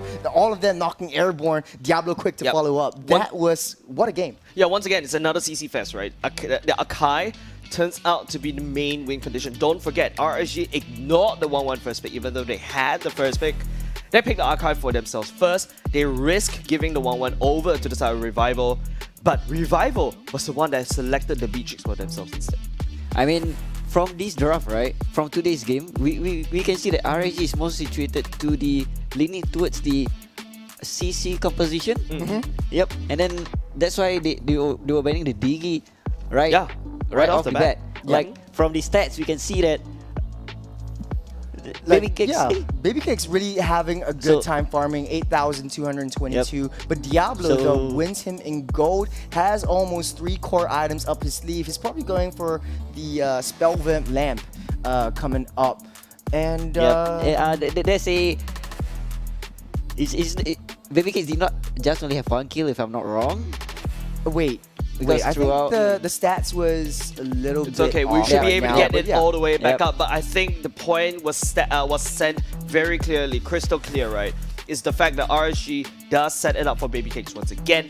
Bray was doing exactly what he did in game number 1, invaded LY4 super early on already, and then you know what? It just transitioned into you don't have a jungler that's popping off, you lose your jungle priority, and what happens next if you lose your jungle priority is that you don't have control of the neutral objective at all, and of course, once again, MVP goes back to Baby Cakes. Baby Cakes, Baby Cakes, Baby Cakes, man. This guy really has a lot of power when he comes to 1-1, so respect them, maybe. There are a lot of heroes that he can play as well, but if you give him 1-1, best be sure he's going to take out that 1-1. The late game insurance is there, so give him enough time to farm. Even though you're down in deaths, you're able to come back strong on top. Yeah, RSG definitely making a statement that they are currently the best. Yep. Still the best They team. are the biggest. Still the They best are team. the bullies in the MPL Singapore playground. They're telling the new kids on the block, like, hey, you want to be in? You got to stop my Baby Cakes. But yeah, I think it's really the entire team just played like gold star potential. Let's take a look at Diablo. Just take a look at him. Just did and just pulling them out of the way. We will be seeing all of their plays in the highlights just up in a moment. But I want to praise every single one of the members of RSG, giving us not only a good show, but a really textbook play. Just take down our notes. I have a lot of notes written down right here. It's just immaculate. Yeah, it is just immaculate. But ladies and gentlemen, with that said, let's take a look at the highlights. What exactly went so well for RSG SG? Yep. I mean, throughout the game, right, we can see that Esmeralda has been opening up for RSG. Diablo has been doing his job there, and that gives space for RSG to make all these kind of moments. Like you can see here, like there's so much space given to RSG from Diablo that they can execute all this. Yeah, that exactly. And that CC Fest, just pinning down 3 to 4 members on that wall. And Diablo, Baby Cakes quick to follow. With that amount of CC, you have Baby Cakes easily popping off all the weakness points and popping off a crossbow tank. You don't really have to use that crossbow tank, but it's just a statement piece right there. A statement ultimate from Baby Cakes. It's more like that is just basically he icing just signed, on the cake. I signed the deal.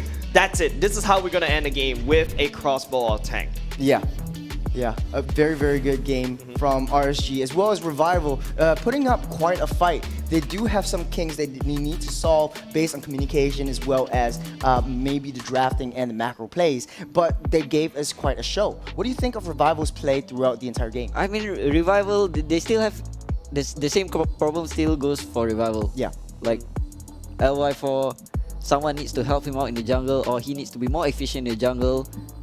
Then maybe Revival can perform. Like right now, right?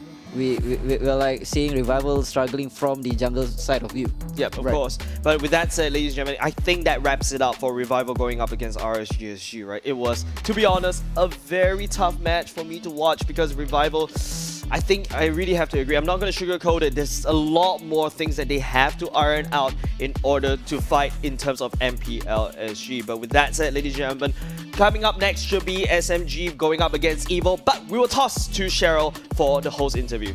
Let's take a look. Thank you so much, casters. And that was the third match for day 1 of MPL SG Season 4.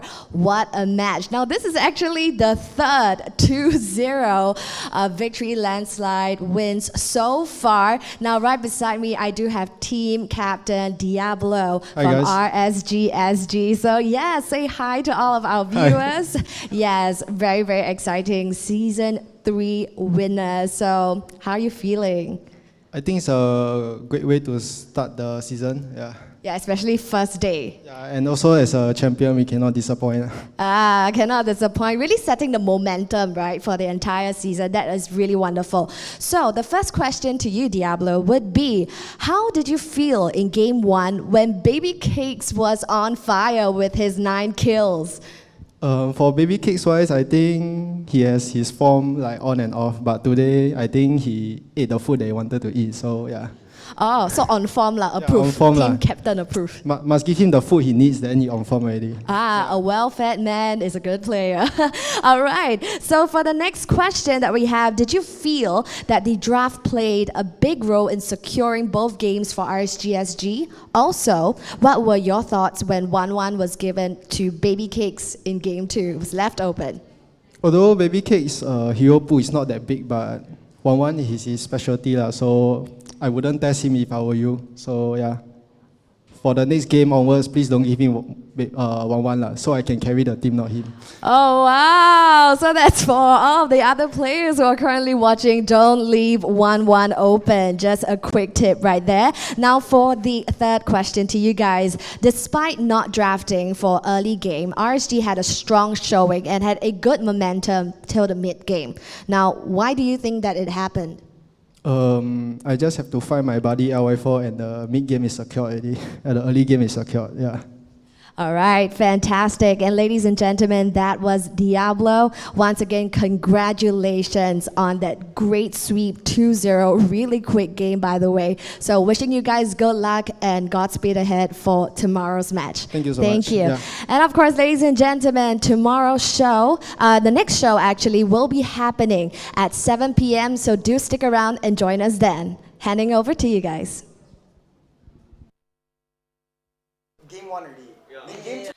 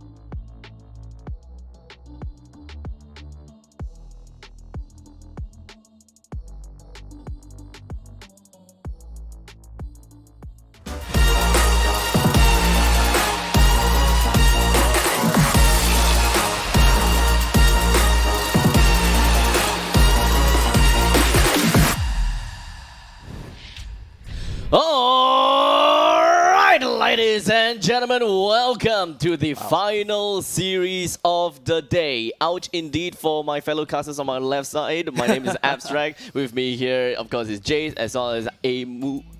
I like the fact that we're all suddenly like confused. How do you want your name to be pronounced? Amoops. You need to set the Amox. Oh yeah, Amox. Amox. Okay, okay, I'm gonna write it down. Are you really gonna? Yeah, because He did. Yeah, Okay. he really did. AY. Are you?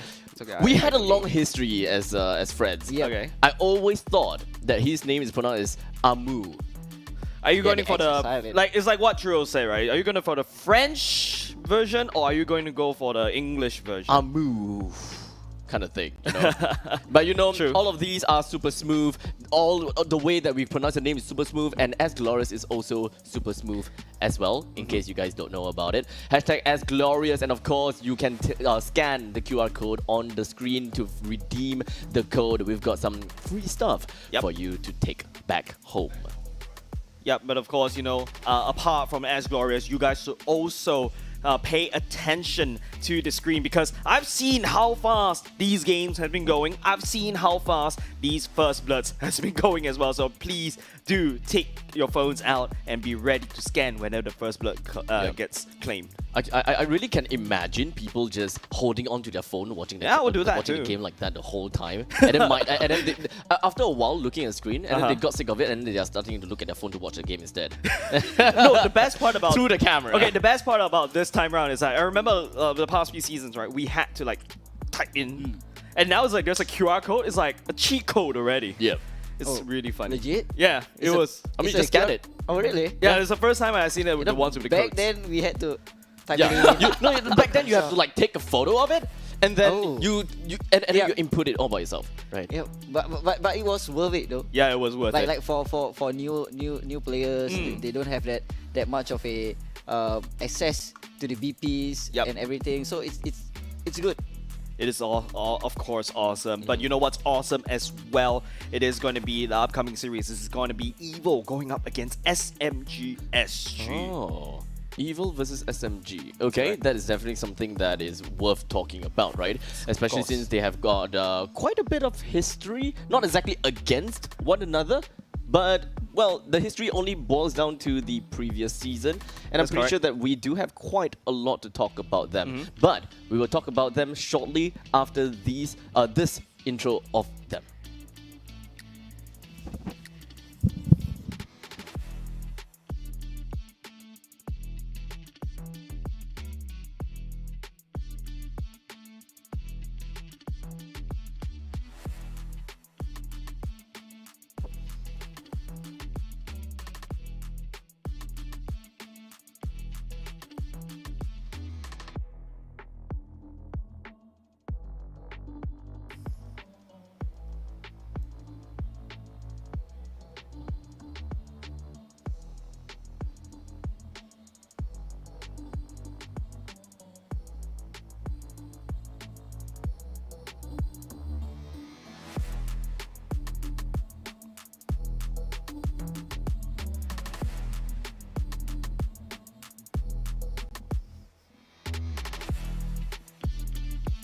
And there we go, ladies and gentlemen, the walk-ins of Team SMG and Evil. Now, let's talk a little bit about these two teams, right? One thing's for sure is that SMG SG as well as Evil, both of them played in the qualifiers for Season 3, and that is exactly how they got seeded. That's exactly how they managed to put themselves into Season 3. But there is one ironclad difference between these two of them, is that one of these teams actually seeded over to Season 4 instead. Yeah, unfortunately, SMG in the previous season, they were dropped out during the playoffs, and that's how brutal MPL SG is as it comes to the quality of these different teams. But let's also take a look at the history of both these two teams. Right on the screen right now, Team SMG, they won the open qualifiers for both Season 3 and also Season 4. However, this time around at SMG SG, it's a slight difference. They replaced the people that stayed on is Dairy and Rum. But the new faces you see on screen right now, of course, Jox, we all know that he was a jungler from a very prominent team, Enya, and of course, Joraemon. However, on the other side of the aisle, it is going to be Evil. We all know them. We all know them. Very scary community team, yet they are able to deliver good results as Titan Slayers in Season 3. They are one of the teams that many people did not expect, right? We didn't lot expect of us at all. got blindsided by this team, right? Because they are, of course, they are kind of like a player organization. They don't really have like a proper organization backing them up, right? So all of them is literally hustling all by themselves. And to see the very fact that they played Season 3 to their hearts out and managed to put themselves into the upper brackets of playoffs, I honestly think that it is an amazing feat by them. Oh, just take a look at the audience prediction right there. It is a very fair split for Facebook between these two teams. However, YouTubers, you guys are actually voting for SMG SG for this particular series. That's interesting. I mean, I gotta give it to Evil. I heard they were a player-run organization, right? So, and to be able to still sustain in their second season, I believe, it's a good fit. And I don't think they have a staff, like coaching staff or anything. I don't think so, yeah. So they're really purely based on their own, by Pure themselves. skill. Exactly. Yes. Evil, I mean, have already shown that they not only understand the meta, they've also executed the micro very, very well. However, we gotta have to admit that Salmon did not come in for this particular season. It's their second season in MPL SG. It is instead replaced by Melon. And in my opinion, because I've seen him perform in other tournaments before, he's actually quite decent. But I think the biggest question that we have to see from this particular series is whether Melon can actually hold that fort down to replace Salmon. And in the end of the day, I really want to find out if whether SMG is going to deliver the hammer on top of Evil, right? Because I'm pretty sure that Team SMG, they have some grudge against Evil. They both have the same starting point in MPL SG Season 3. But Evil is already laps away from SMG. So it's gonna take some time for SMG to catch up. But the main question is if whether within the small little downtime between Season 3 and Season 4, did SMG improve enough? And did they manage to take over Evil right now as they strive to be the very best in MPL SG? Striving to be the very best, they need to secure the 2-0 up from the first game. Because, your team is banning. Has been from the qualifiers of last season, am I right? So they fairly know about each other really well. So the question is, both teams has an Esmeralda player. Yes. So in this situation, your team is banning. Or would they rather first wait to live is to trick the Reaper. Esmeralda, both these two teams, one of the prior picks, JS, I keep calling him Jace by accident, I'm so sorry JS, is a very decent, strong Esmeralda player. However, on the other side, Ram as well, very strong Esmeralda XP laner. Ram also a used to play under a different banner. However, this time, let's take a look at both of the bans right away. Evil bans away to Fanny. Fanny has been constantly banned throughout this day. Valentina is banned as well. On the other side, SMG the fire your team is banned. Never extinguishes. Banning away that Masha. Okay, that's the trend today. That whenever the Masha is banned, they will both open up the Pakiro alongside the Beatrix for the trade. But throughout the whole day, I think 100% of the win goes to a Pakito pick. Yeah, Pakito really strong, right? Especially when you first pick the Pakito, you don't know where he's gonna go. In fact, in the hands of Evil, you're gonna have to be sure that JS does play the Pakito well as well, but at the same time, powerful as a jungler, also play a lean mean Pakito. Like you say, in the hands of Evil, it's gonna be disastrous, right? Yes, it is. Yeah, but then again, if they were to pick a Pakito, it would open up the Beatrix. A punch for a punch. Your team is picking. Yeah, that's a oh, you know, we talked about a Pakito. I think the players can hear us. I'm not too sure whether they can hear it from their comms right there, but it feels like SMG is reading our minds. They ban away the Pakito, but now what you said, it opens up the Esmeralda, it opens up the Beatrix, it also opens up that Julian. Well, coming in with the first pick, Julian, you still can flex it. You can still go in the mid lane, you can still go in the jungle. can even go in the XP lane if you want to. Yeah, it's a very flexible pick, and that's exactly why Evil gets very scary, because you open a Paquito, they can take it and can run away. It's like taking sweets from a kid taking sweets from the store and running away and dictating how they want to play the game. But now we have to ask this question: SMG, on the other hand, are they going to secure Enya's B-Tricks or even something else, maybe like Esmeralda that we're all talking about, right? Rum can play that Esmeralda. At the same time, if I'm not mistaken, there's a period of time he was playing a lot of that export. But speaking of which, opening up from the draw from the other side, SMG will lock in the Bellman and that B-Tricks for Enya. Like right now, right? When you open up the Bellman and then picking up the B-Tricks, without the Masha in the options, then it suits the gameplay. Like Bellman can go in without worrying about Masha picking off your B-Tricks, or your B-Tricks having trouble in the lane. But still, 1-1 is still wide open. Oh yeah, I realized that 1-1 is really wide open for the side of Evil. Coconut could actually just pick it up. He likes to play all these late game marksman kind of style. And Coconut goes into 1-1 and even Esmeralda as well. I mean, understandably, right? Because so far we have been observing the trend is the fact that a lot of these teams, they do like to play a 4 protect 1 strategy, which the both of you would like to say protect the president. Right? So this is very likely going to be the same style of gameplay coming in from Evil. They just want to do whatever that they can to protect the 1-1. The good thing about 1-1, understandably, is the fact that you can babysit this 1-1 all day long. But when it comes down to team fights, when it really matters, you don't even need to care about this 1-1. 1-1 is self-sustainable, she can escape from any kinds of CCs at least once. And of course, superior mobility, which is something that SMG right now don't have a lot of. They picked up the Franco instead, and that is one good thing because it suppressed something that 1-1 cannot escape of. Like right now, right, when the Franco is being picked up, 1-1 has to be really careful when the Franco gets its level 4.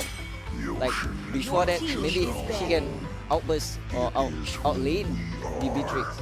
But then again, Beatrix has 4 weapons in its kit. Yeah, I think the most important thing is, in my opinion, Beatrix does have the kit to deal with the 1-1. Like, for example, if you know 1-1 will jump around, you can probably swap it into the bombs instead. The AoE damage not only just help you secure the wave kill, but it also allows you to land a shot on top of 1. Because try shooting 1-1 with the Renner, trust me, it's really hard. Coming into the draft, right, I really like how both teams are drafting. Like for example, when we see the Franco, it's weak against the Atlas. But then they ban out the Atlas. But then on the other side, they have the Esmer and they ban out the Diro. So technically both teams are having a fairly balanced draft. Yeah, I like the fact that Amox is like, oh, I'm very impressed about Amox, sorry. Amox.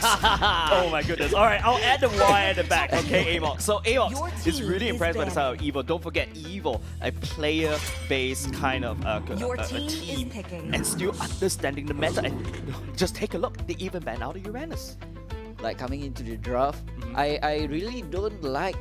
I like how Evil is drafting towards the not giving any high tier, I would say high tier EXP lane. Like they picked up the Esmeralda, they banned out the Masha, they banned out the Dirov, they banned out Uranus. What is that? That's technically not. Whole technically speaking, if you want to go there, but it's not exactly like what I would be happy about what Rum could pick up. But there is also a potential. Remember what I said, Rum used to play the export quite well as well, but going up against the Esmeralda is a little bit tough. Or even Beatrix now being in front, giving him too much of the weakness stacks is pretty bad. It is for Evil. And then we see a Xavier pick up right here. I guess it's more towards the covering up and giving boost. I mean, Xavier can play 2 ways. You can either be the damage dealer or you can be technically the support, giving the second skill, the movement speed boost. I agree with that, Amox, because not only just that, right? Yeah, we talk about the troll, there you go. I'm not too sure Amox is actually thinking about, giving back that brand over to Evil right now. The chop of approval feels like he's gonna tear that apart. But yeah, Abstract, what do you think about this? Honestly, it kind of seems as though that Evil have identified what SMG is particularly afraid of. Because when it comes down to their 3rd pick onwards, right? 3rd pick, they've got their win condition, they know what they want to do. Mostly it's probably going to be looking at early game and maybe some kind of insurance over to the late stages of the game. They are afraid of lockdown heroes, thus having an Atlas as well as a Lolita being banned out. Out of all of the other tanks out there, yes, we can say that Kufra is one of them. Great initiator as well as a great way to stop whoever that is very mobile. But in this case, SMG doesn't really have a lineup that is super mobile until this Ruby kinda comes up, right? So I would say that having a mobile tank coming in the line of Cho is not too bad of an idea, and of course you are able to, number one, kick someone away with the Way of the Dragon, either onto Enya that's playing on the Beatrix. You can single him out, and if whatever it is completely displace his location, or if you want to go for a front to back, putting a priority onto the Franco, I think that's not too bad of an idea. You kick the Franco away, that is the front line completely gone, leaving the Ruby all alone. Another way to look at this is that we've seen a lot of Franco Xavier kind of wombo combo. This two duo in the mid lane is a very good recipe for the enemy's disaster, right? But we also saw Powerful in the end of the day, you know, picking up a lane. To be honest with you, I don't remember seeing Powerful play a lane before. He's usually on Paquito. We remember his Roger very, very well. But what do you think, Amox? Because like looking at the draft as of now, who do you think has the better draft? You're tearing up the stamp of approval, right? Like currently, right? This match is the only match I would say has a balanced draft. Oh wow! Has the most balanced draft. It can go either way. Like for example, picking up the Ruby was a good pick because Cho needs to go in. There's the 1-1 for you to force him to be immune. So when he's immune, then you're up to jump in. But then again, on the other side, there's no one to technically shut down the Esmeralda, I would say. So you're saying that Evo with the Esmeralda could potentially force a very big issue against SMG. Okay, that's actually quite cool. I like the fact that both of us, right, we're just like, what are the other fighters in the XP laners? I even pulled out like, Iron Lord, X-Borg, and then suddenly Ruby are like, oh yeah, we forgot about Ruby. Ruby who? But actually, like I said, both teams having a really good draft, and judging from the stage as we see right now, right, there wasn't any coaches from both sides, but both of them were drafting really well. Like I was really impressed as a coach myself, like legit. Like both of these two teams, like don't forget these two teams came from the qualifiers, right? SMG had to qualify and re-qualify again, yet they actually, you know, made Amon like, these two teams is actually very good in terms of the draft. But with that said, draft is only like what I would say, give or take 60% of that fight. Then again, 60%. Like you can win the draft, but if your gameplay is bad, execution is bad, then I mean, you can have a bad draft but a good gameplay. Oh yeah. But you can never have a good gameplay and play like if your gameplay is bad, it's bad. Yeah, I agree, because it boils down all the way to the micro plays. Especially we've seen some teams, you know, they do have the kit, they do have the tools to deal with one particular hero, but they don't execute it that well. We've seen some teams, I'm not going to name some because I want to make sure that we're all safe and sound, so that the teams don't gang up after me after that, because we are in the same building. If you notice, the set is really nice, especially the big LED wall at the back. My goodness me, it has been a long time since, and we're also gearing it up, right? Because, you know, going into season 4 will be very interesting. Like talking about this scene, right? It's my first time being in the MPL SG, and I'm really impressed looking at all the LEDs and the setups. I mean, it's not as big, but it was impressive.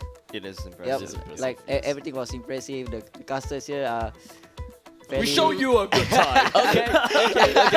You shouldn't have finished the sentence for him. We're ready with our pitchforks.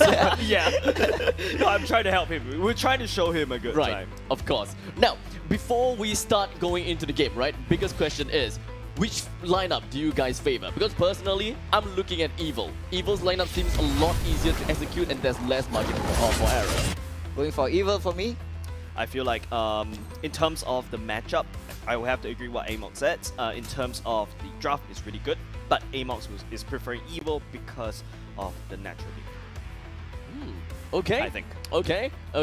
You think? Okay. We shall see. Maybe when Amos comes back into the game, and maybe he will be able to tell us a little bit more about how he feels about the entire game itself. Ladies and gentlemen, let us jump in and take a look at game number 1 match number 4, game number 1 with the first blood already in play, with Dairy immediately putting an iron hook down onto Coconut, putting one big L to Coconut's name. Yeah, that's a really good pick-off coming out for SMG. That's something that I didn't really expect as well. I believe it was a solo kill because if you take a look, none of the SMG members doesn't really have a assist at all. So remember we talked about funneling. I'm not too sure whether that's a good thing for now. Yeah, technically speaking, I would imagine that Beatrix did a lot of work when it comes down to whittling his health down. It just so happened that Franco is just like, woohoo, comes in between and just do the very typical proxying in between and did manage to place things down very nicely. Now, here's the thing about SMG, right? When looking at Dairy that's playing as the Franco, and to top things off, Jox is going to be playing as the Bowman. This is something that I actually have some... I'm actually slightly scared for Evil. In the early stages of the game, Evil doesn't really have a very strong start. The only one that they do have insurance for is the fact that they have the Druid that really pops off right here, right now, at level 3. Carrot can definitely come in every now and then, but most of his usefulness is really coming down to the utility. While SMG, they have the damage, they have the lockdown of Jox as well as Dairy, but hold on a second, gonna see to Melon as well as Carrot themselves in right in front of the enemy faces. Jox immediately snipes away the turtle and even gets the kill down onto Powerful, with 2 kills to the side of SMG and Julian coming in with an enhanced chain, allowing him to bring Dairy down. Not the worst, especially since it's a pos 5 death from the side of SMG, while Evil has lost a pos 1 and a pos 2. And really, I really feel like SMG is coming in as a different beast. Evil, JS has already given so much information from the side of Evil. Dairy found the lockdown on Powerful, locks him down very quickly, Jox secures the turtle, Bim Blam Bloom, SMG won that fight. It's such a good playbook coming up from SMG for now. And remember what we said, they had to requalify, and I feel like they are at the better form this time. Now, disregarding the EXP link, which is mostly going to be a fight that we have no idea how it's going to turn out like, right? So moving on to the gold blade with a snipe from downtown, Joe went straight in with a dawning light that sniped right out Coconut, 2 deaths in a row, and Evil unfortunately does not have an idea how to get Coconut in a nice place possible, because their roamer, which is Carrot, he doesn't really have a very strong presence around the board, all across the map, right? Because Dairy is a very aggressive tank, and you can't just go right into his face. Yeah, and the fact that, you know, SMG coming into this draft, you have the one more combo of the Xavier and also the Franco as well. It's so easy for Dairy to pick up, and they're very aggressive. Use the flicker all the way up top side. You shut down Coconut for the second time again. It's not doing very well for people in my opinion. I don't think that that is going to be the end of the Coconut set. They're finally going to be going for something big. Okay, not something big, sorry. But they are finally going for some avenging frag against SMG. Like, they are done with Dairy. Yeah, they're definitely done with it, right? And it's just Evil saying, no, I really want to take this turtle. So in order to take that turtle, I need to take down Dairy. But look at how SMG is talking. They're already here. Jox in the power, he does have a double retribution, but hold on a second, at the backside, Melon finds Enya. He kind of seems as though Melon is going straight into the face of Enya. He wants to play it aggressive, and they want to go for the kill onto Enya. And I think that that is literally what they are banking on, to kill Enya and then flow downwards down to the turtle. It would have been nice, but that didn't quite work. Yeah, that didn't quite work because Powerful is right off the other side of the map. Yes, I know a Link will be able to jump all the way to the turtle and instantly retribution right there, but then again, Evil had the right mindset, but in terms of execution, I think SMG has it better, especially with Jox with the double retribution. SMG literally playing this game like as though they have free real estate here. They're constantly putting so much aggression to top lane, they don't even care about the fact that Carrot is in the way. Unfortunately, Iron Hook is gonna miss. Dawning Light flips on the 3 members, and Evil, they don't really have an idea what they want to do. You can see that the Testament of Blaze was used. He wanted to go close to the enemies, but they all retreated together. Yeah, the Temples of Blaze going in. There's so much lockup from the side of Evil, but none of them connect. SMG overextended, but Evil, they didn't punish that. None of them was punished at all. And SMG, I think that they're going to be pretty happy because Evil is actually playing right within the palms of SMG's hand. It's just that every now and then, there are these kinds of small little skirmishes, which understandably, Evil is going to be relatively good at. Both of these teams have got the skirmish potential. They can go for 3v1 very effortlessly and kill someone, unless the person that is being targeted is Ling or Melon. Yeah, lane swap happening for the side of Evil, right? Esmeralda rotating all the way up top. They need Coconut to farm, and they need him online fast. SMG has was dictating the pace of the game, taking down the second turtle already, and Rum Force will respond to that, sending Enya all the way down bottom. Coconut successfully getting locked down. What I want to see from the side of Evil is powerful to be more proactive with the lane. You pick a lane because you want to abuse the fact that you can be anywhere on the map, but I haven't seen a really successful game coming out from Evil. Yeah, for that happening. You just don't have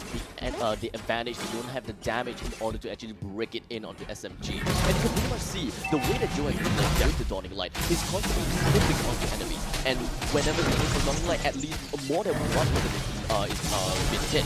So a lot of their HP has been going down, and going into fight may be very difficult. As such, SMG, Darius on Rum. Both of their HP is just starting to be dropping down, but for some reason Rum is still alive. He's still in the midst of it all, in the heart of the enemy, and Enya took that opportunity to get himself a triple, while the Esmeralda gets himself a double. JS eventually walks away with half HP, and with the falling Starwood crashes down on the Venus in the middle lane, but somehow Enya came out from nowhere, being the sniper that it is. It is an unofficial maniac, but that was an amazing run from SMG. Amazing run, not only just for SMG, it's an amazing run for Enya. You know, before the stream I was talking about, talking to Enya, right? But let's take a look at the replay before I talk about it.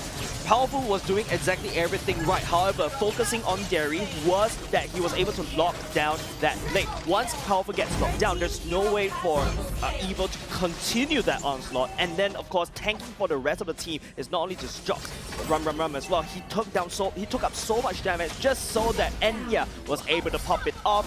I thought that, you know, Evil was able to punish SMG from taking that turtle away, but they were the one that got punished instead. Looks like the narrative is driving in favor of SMG. Yeah. 8 minutes into the game, and SMG has got 3,000 gold ahead of Evil. Definitely not something that Evil is looking out for. I'm not too sure about this, Jace, but correct me if I'm wrong. It kind of seems as though Melon, that is playing as the Julian, doesn't really have a lot of presence around the map. Is it really about him, or could it be just the fact that Carrot isn't really just dominating the map enough, or just opening the map enough? I think Evil, JS is the one that's really performing in terms of holding down the fort. He opened up so much information, but Evil, on the other hand, they need to find a way to but Enya, just look at it, level 12, 501 in terms of KDA. Coconut level 9. He doesn't really have the damage unlocked yet. They need to try to farm it down, but SMG on the other hand, they have a lot of damage before they If you ask me, I think that is relatively insane. We haven't seen Enya for one entire season, and he came back in day one. He told me he's retired. He told us that he was retired. He told us that he have have lost his touch and that he haven't played in the longest time ever. And some of their team members even say that, you know, he's not as good as before. But if this is not as good as before, 501, then what was he, rather? He was, okay, to be honest, a long time ago, when I first seen him before, I dubbed him as one of the best gold laner, in my opinion. And finally, when I see him coming back, it's absolutely fantastic. It's really nice to see a familiar face once again. But let's take a look at the game stake right now. Evil already back against the wall. There's a Lord pushing down in the bottom side. SMG, JS trying to look for more, but a concealed play going in. Derry needs to try to find a hook, but would not be able to land in for it now. But Rum, hooking Carrot though. And now Coconut just going to be fighting himself, not having a lot of help to work with. 3 members from the side of Evil is taken down, and is only left with a 1-1 to defend the base. A 10-minute game coming from SMG. They don't even have to break a sweat. What is going on here? And not only just that, Abstract, it is an Enya maniac. Day number 1. You're telling me you're washed up? What is this? Washed up? You mean You mean washing yourself with the blood of your enemies. Enya was so ahead against the enemy gold laner, and it just translated into kills after kills after kills. And not only just take a look at Enya, he's just smiling from year to year. I mean, if I were him, I would be pretty happy about it. I would be pretty happy, man. I would love this First game. day. And especially, I think that this is also quite a curveball, technically speaking, for SMG. They definitely braced for impact. They braced themselves to fight against evil and expected something to go wrong or something that just doesn't seem to work in towards their favor. But the answer, or rather not really answer, but the result speaks completely different. Yeah. And this is definitely something that I need a fellow analyst to come in. Yeah, but right now, right, as you can see that SMG had a pretty, I would say, smooth game, just because that, okay, they had the Bellman with them. Right. And then they secured all 3 turtles with no contest. And then I wasn't so sure what was Coconut, was it? On Coconut Evil? from the side of SMG. Coconut is a... no, the Evil. For Evil. Coconut Evil. Yep, Coconut. 1-1. 1-1. Okay, Yes. yeah. So 1-1 got picked off way too early, under 1 minute. And then he goes back into lane, missing the farm. And then as you can see here from the statistics, you can see the goal difference for both goal lane is twice. Yeah, that's not exactly a very good sign. Unmanageable. Yeah, that's not exactly a good sign if you are on the side of Evil. To be honest, I was putting my eggs in Evil's basket because of the accolades they've done before. Unfortunately, SMG coming back, bringing Enya, that was surprising. But here's the thing, right? We have seen before another game whereby I can't remember which series was that, probably the first or second one. 1-1 was shut down like twice in the lane, but somehow the 1-1 still managed to scale out of control from that point onwards. But this time, the 1-1 just literally did not have any avenue to farm, despite only having 3 deaths. If you're talking about 5 deaths or 6 deaths, yeah, I can understand where he is now, and I can understand why it would be very infuriating to play. But 3 deaths, and 3 deaths, and it doesn't really have much. Okay, the reason why I feel is just about Derry. Derry setting it all the way up. You can see how aggressive he is going to fight against Coconut just to try to shut him down. Is it just Derry only? I mean, before that, we can see that the MVP. I mean, it's a no-brainer, right? Right? Okay, like Derry, he has been very aggressive as a Franco. Yes. And then while he's being aggressive, he's giving so much space for SMG to do so much things. Like picking off the 1-1 early game. Yep. That gives space for his jungler to roam around. That calls up the opposing roam to connect back to the goal lane. Yeah. And then it just suffocates every lane afterwards. Right. So here's another thing, right? When it comes down to Evil, they don't seem to have a lot of control of the map. Like I've said quite a lot of times before, right? I was expecting, having a Julian, having a Cho, maybe they will be able to do something about it. Or maybe it's really just about the tankiness of Cho in the early stages of the game that just doesn't help a lot. Perhaps the highlights will be able to tell us a little bit more, while Amox tell us a little bit more about it too. Right, after the highlights, we see a team fight breaking out near the opposite side of the turtle lane. And we can see that Powerful not so confident with his lane down there. And then although Evil tried to invade, but doesn't seem to go their way. Yeah, this particular fight, however, is really the point where I thought Evil could just turn it around. But look at Derry, finding the right person to lock down at the right time. Even though Carrot was able to kick, it's too late because Enya has successfully scaled because of the fact that Derry was babysitting. Not say babysitting, but creating so much space like what Amos was talking about against Coco.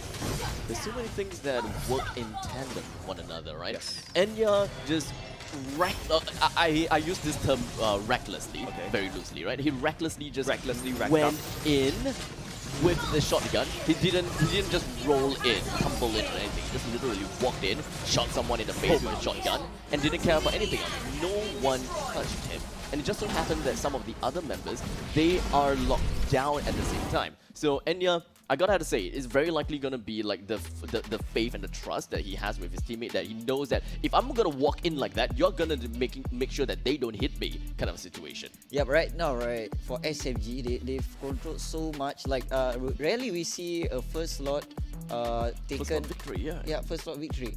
Like, first slot has been always the point whereby you extend your lead. Correct. Extend your lead.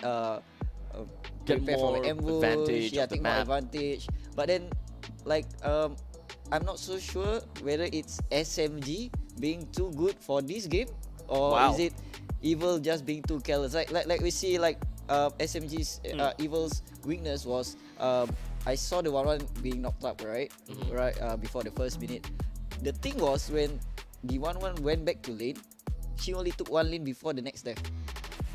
Oh. So that gives Beatrix the whole lead throughout the lane. There's like what, two lanes all advantage, right? 2 lane advantage, and then he had to call his roamer to the top, and then at that point of time, Franco is like, I'll just leave you. You're like twice the amount of both of them combined. Yeah, and I think another point of view is that Evil, right? Remember before we entered into the game, I was pointing out like I've never seen Powerful playing that link. He's usually like Paquitos, Roger, and it boils down to the first thing that they banned. SMG immediately banned Paquito. I think SMG has unlocked Evil's formula. We just need to make Powerful as uncomfortable as possible, and then we should be able to take this series. Now that I think about it, SMG actually had a Ruby, but for some reason I don't remember seeing a Ruby. Oh no, the Ruby is actually played a remember you were actually talking about this. In that particular fight when Powerful was jumping in with the Tempest of Blades, Ruby was there soaking up most of the damage. By then, Rum has really already... just invisible, at least to be like something that I did not catch, right? Okay, I blame it on myself. I think it really just made it so that there was this huge gap in between of these two. And in between of these two gaps, there were two very bright players. One, Enya, who is just at the top of everything, and the other one, Coconut, which is just at the bottom of everything. I think that Coconut really is just at a really unfortunate situation, especially since we are looking at most of the 1-1s out there wanting to be protected by 4 other members. In this case, it did not work out at all, and thus hammering and hammering and hammering it is. Yeah, like for Coconut, right? He's being too aggressive, even though he knew that he was not leading goal. He was not being secured by the rest. Remember, like we pointed it out, right, in RSG's case, Baby Cakes was always being protected by this Fire of Fire and Lozy. However, on the other side, maybe what you're trying to say is Coconut is just way too ahead and just a little bit too reckless without information. I will believe that, we had this discussion before, right? When it comes down to 1-1, it is all, it really boils down to babysitting the 1-1. There's so much that you can do within your expectations as a 1-1. Whatever micro skills that you have, whatever mechanics that you have, there's so much that you can do. 1v2, dream on, right?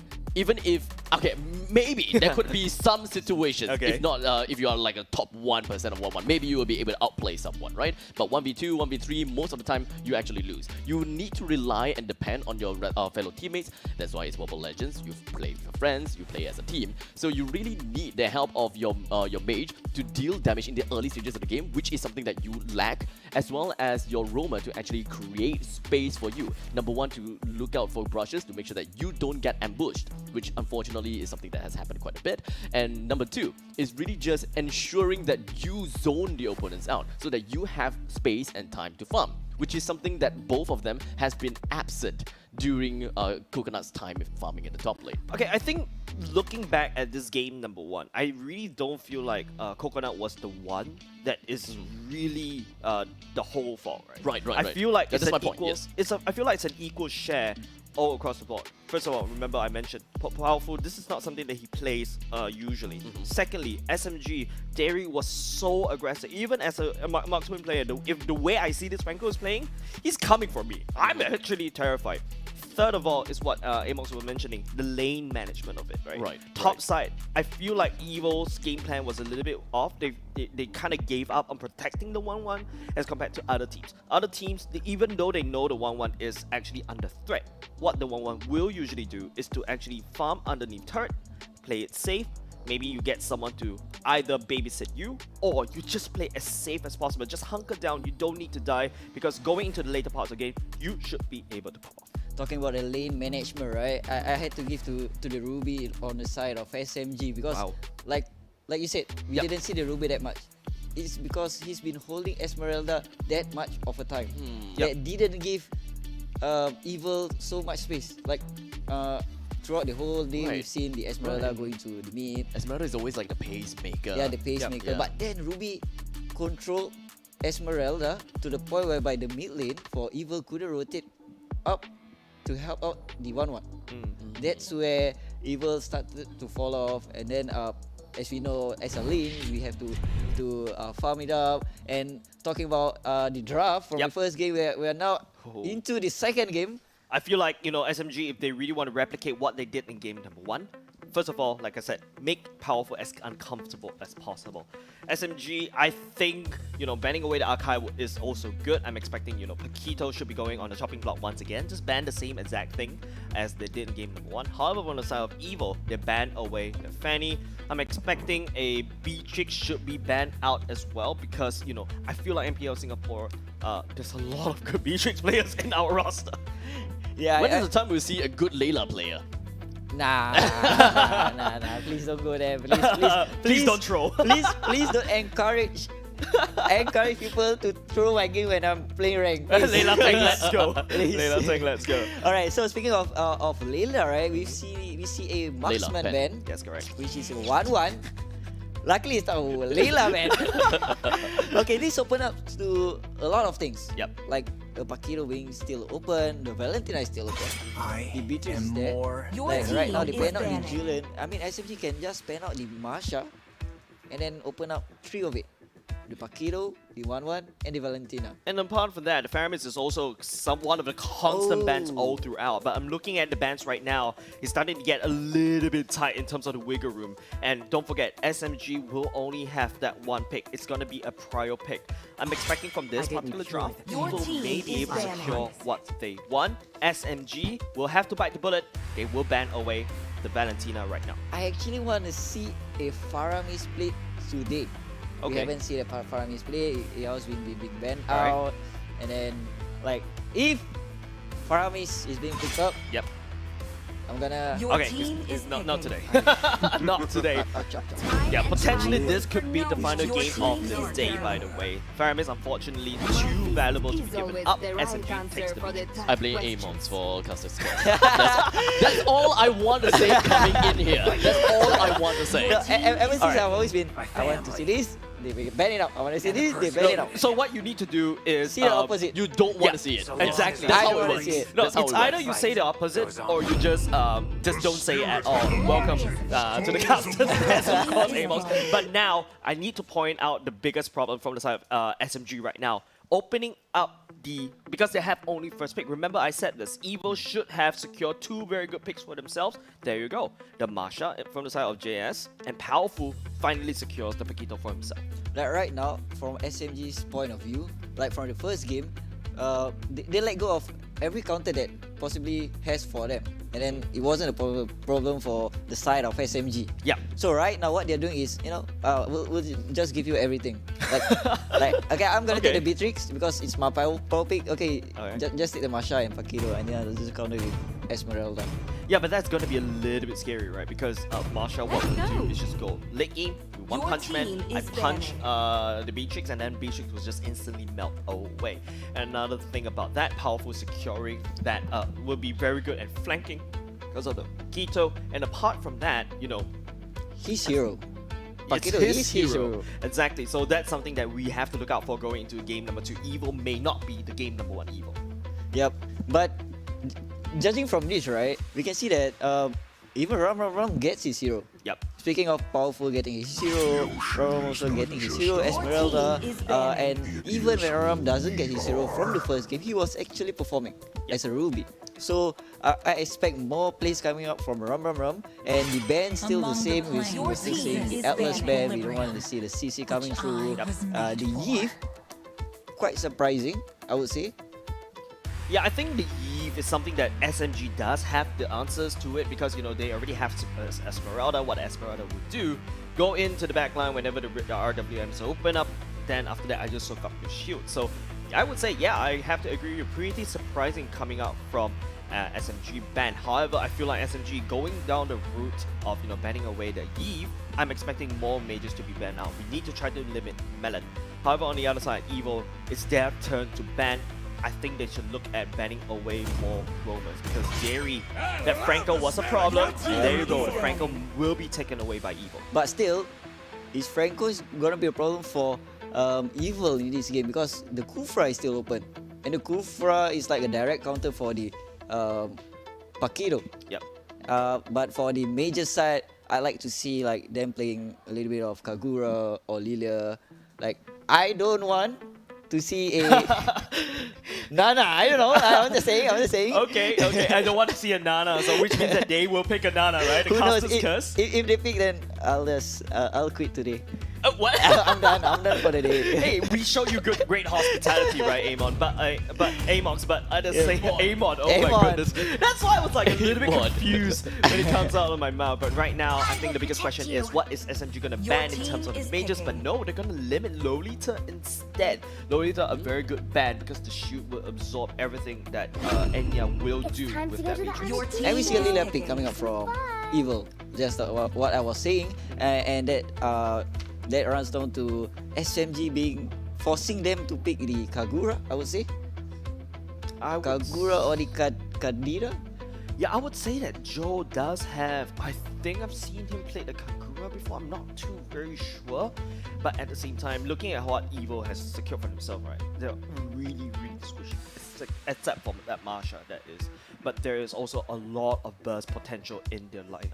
You have the Lilia, you also have, well, the Paquito, and technically Irithel coming in to clean it up. So what I want to see from Evil, do the burst damage, send Coconut in to clean it up. Now, one of my main issues here is the fact that they, for the side of Evil, they don't particularly have anyone that has a very strong control, right? They don't have someone that really works in the crowd. Yeah, okay, that's the thing, right? Right as I'm talking about the fact that they don't have very good crowd control, we are looking at a Diggy pickup coming in from Team SMG, which is contradictory to what I'm trying to say. So, am I just plain wrong, or what's going on here? So at this point, right, what they're trying to do is stuff as many lanes as they can. Okay, we know the Diggy for sure will be tagging with Beatrix. That forces the roamer for the side of Evil to be tagging into the Irithel. But then again, SMG has development, high potential of invasion. Right. So the pick here for Evil is right down to only one hero that he can technically save. Is either he's gonna save the Pakido or save the Irithel. Yeah, I think this is a very highly babysitting draft coming up from side Evil, right? Remember we mentioned not a very tanky matchup. You couple that with an Angela. I have a bit of doubt on this Angela, but at the same time, I can see where you're coming from, right? This Angela, this hard guard could potentially turn the tide around to allow Coconut to chase down the members one by one. You do have additional Q, you do have the additional strings as well that could latch onto someone, pull him in, but there's also that Diggy in play. All in all, there has been some questions in my head, and I am curious to find out how this game is going to go around with. The Diggy threw me off guard. The first thing that I'll always think about is time journey. It's the first Diggy of the day. Yeah, it's the first Diggy of the day as well. And well, first Diggy of the day, really? Oh, yeah, it well, is. I apparently I have a short-term memory. But, well, we shall see if whether this Diggy is going to help SMG get themselves the 2 wins in a row, or would it be something completely different? Or we could see the first game number 3 of the day. Well, I would really love to find out how the game is gonna be like. But now, ladies and gentlemen, let us just jump right into the Land of Dawn and understand how all of these players are going to play. The junglers, understandably, are just going to start off with their regular rotation. Nothing too out of the ordinary. No Angela trying to invade. No Diggy trying to be digging. So I'm not too sure what to expect from this game. And any favorites when it comes down to lineup for you? I think the reason why SMG is not really aggressive this time round in this part of the draft, because if you take a look at the draft, there's a Sicilian and from the side of Joe, there's also Rum as an Esmeralda. They do need some time to farm up. When they go into the later to the mid part of the game, they look very scary.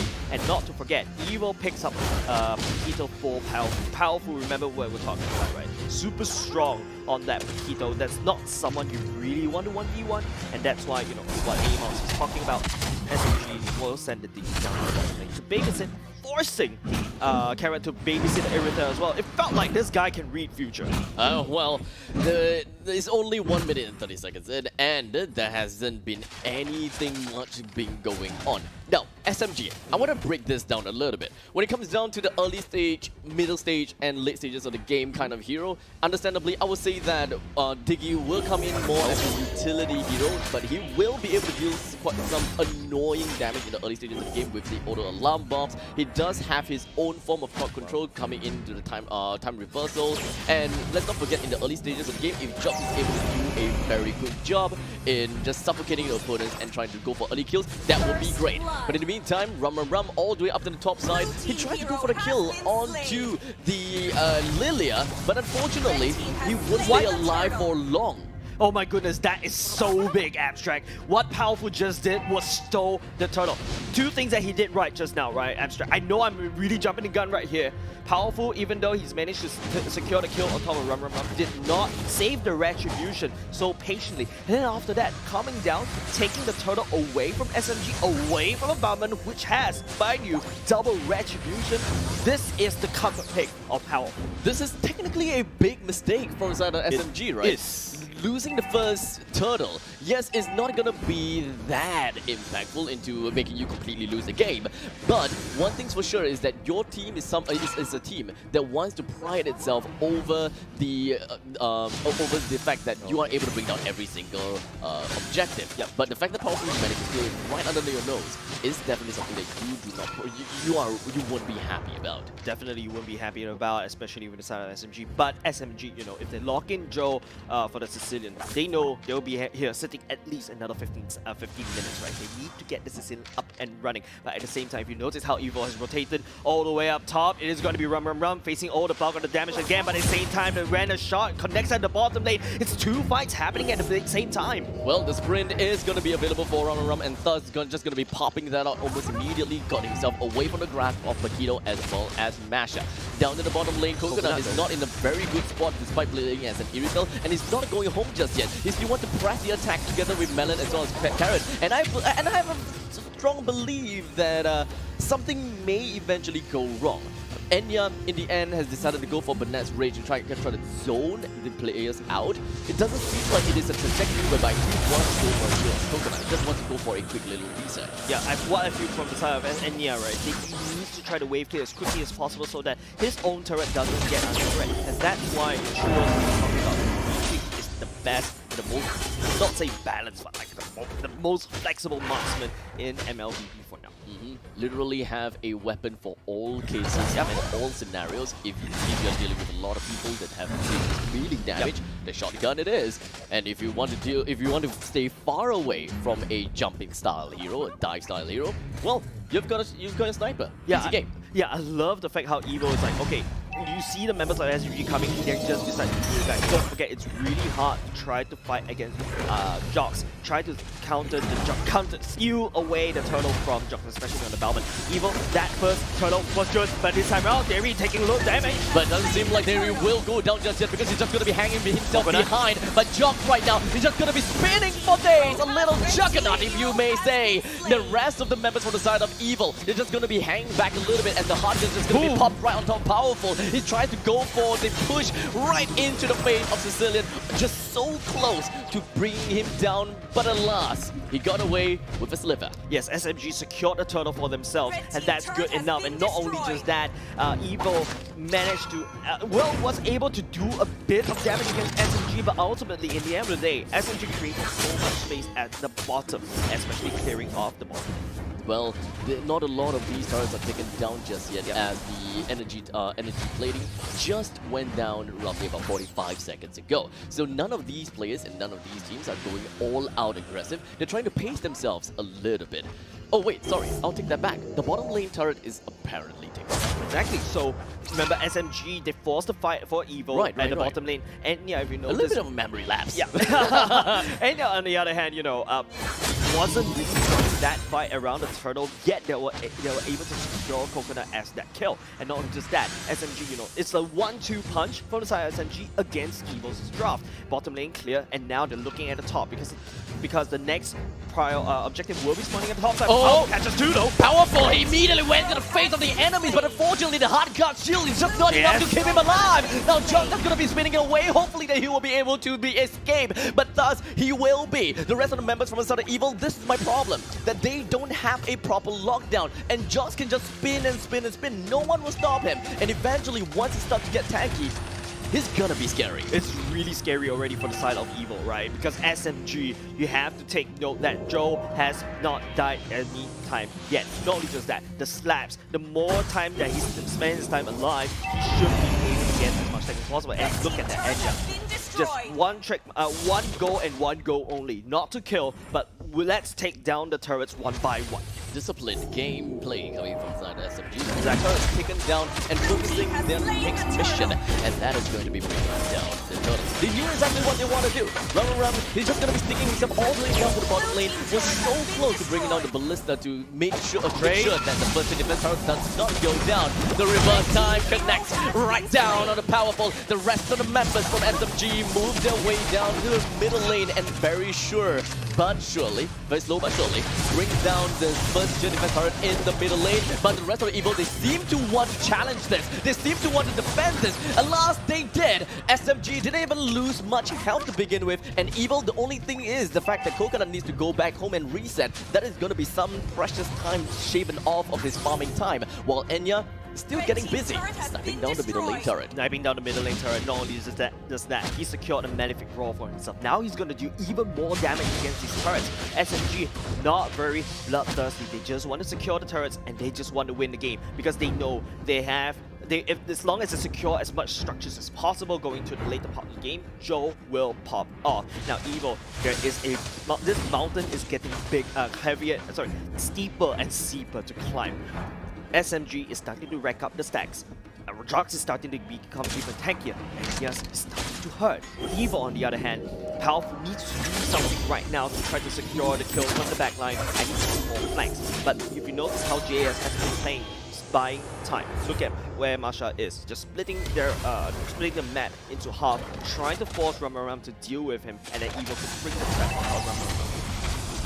We have got Ramaram being staying himself in the bottom lane. Don't even care about the team fight that's about to happen. Enya is just focusing down onto the turret and just really bring down the opponents as well as the turret as fast as possible. But here comes JS, just gonna be cutting in between, trying to go for the proxy, wanting to go for the kill for Enya, but unfortunately wasn't able to do so. Ramaram finally joined into the game. He did manage to push quite a bit of shield onto Coconut, but not quite enough to bring him down. That wombo combo from the side of SMG, we thought that Diggy was a little bit of a throwback. I'm sorry to say that, but I'm starting to see the value of it.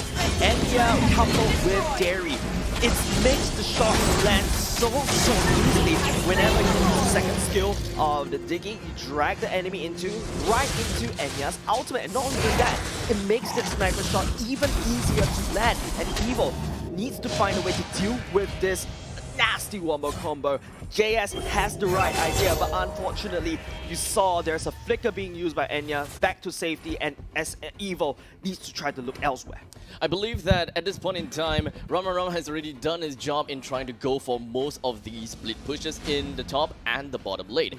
This will allow Ramaram to stay in the midst of all of these battles. That's and correct. right after picking up the Oracle, this will make this Esmeralda even more potent against anyone who have received the blessing of the Hard Guard. This is going to be a soft, I wouldn't even call it a soft counter, but I would say that this is almost a hard counter coming from Ramaram. They have cleared out the wave so much. They have cleared out every single one of these lanes. And with Esmeralda joining into the midst of the battle, Evil will be expecting something big coming up in the form of a Mega Esmeralda. Yeah, Mega Esmeralda is already here. If you notice, JS on the other side of the map is 4 members protecting the crashes of SMG. These mega minions are already coming in with a claw. Drags 3 members down. Enya snipes. So easy for Enya to land a shot. That was an impressive coordination coming in from SMG. A single sanguine claws. It's just gonna be connecting a So 3-person. much value. Yeah, and Enya closed his eyes with a very simple ultimate. Brings 1 person down, he's just like, okay, we've got it. We just happen to snipe this on the marksman. Yep. And not only just that, right now, JS was thinking about actually creating so much pressure on the other side, but they're not going to be able to do so because SMG is putting on an onslaught. Unfortunately, Melon will be able to get himself away. JS runs away with just a sliver of health. Most of the members coming from Southern Evil, they're just unable to withstand the raw power that SMG have got in store for them. It all lies down onto Sicilian. He's looking for all of these tiny opportunities to land a sanguine claws, because whenever that happens, it kind of seems as though Enya got the heads up to go for the snipe. Remember, I talked about this nasty combo of Derry with the Diggy, the second skill, and then you follow up with Enya ultimate. Joe can also do the same. The claw just grabs everyone right in that tight-knit corner. It makes Enya so accurate. It's like, you know, Enya sniping but with a cheat code. Right now, we are only looking at a 3-kill advantage from inside of SMG against Evil.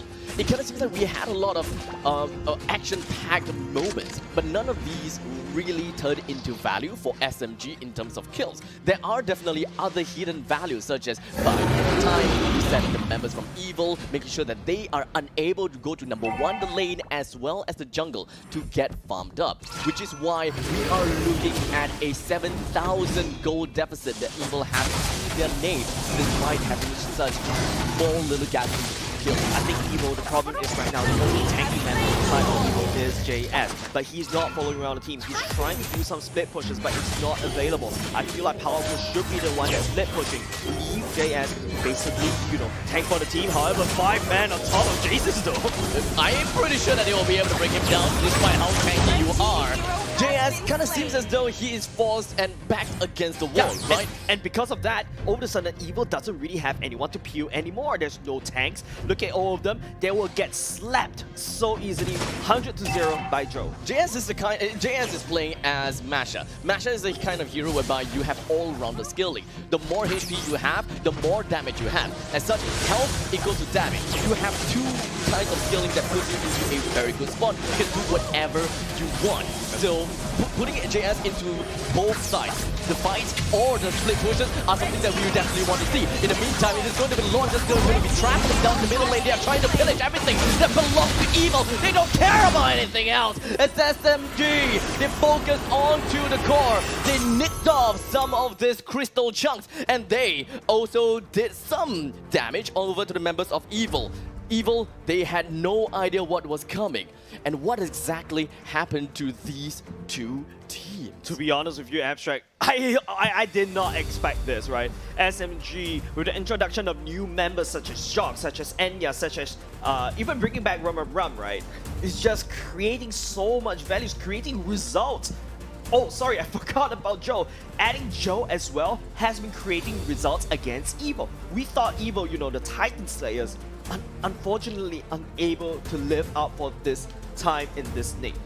Now, I think the biggest question is, was Salmon's absence really one of the main things that affected Evil?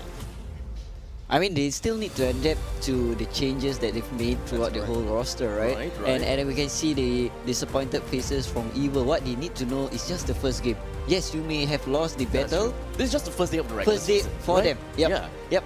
You may have lost the battle for today, but you have definitely not have lost the total war. Yes. So I hope to see Evil picking up themselves and then getting back on their feet and playing like how you mentioned, the Titan Slayers. Yep. And I feel like personally, you know, if you ask me that question, I would say, initially I thought, okay, maybe because I've seen Melon play before. Right. The micro skills and the macro skills are there.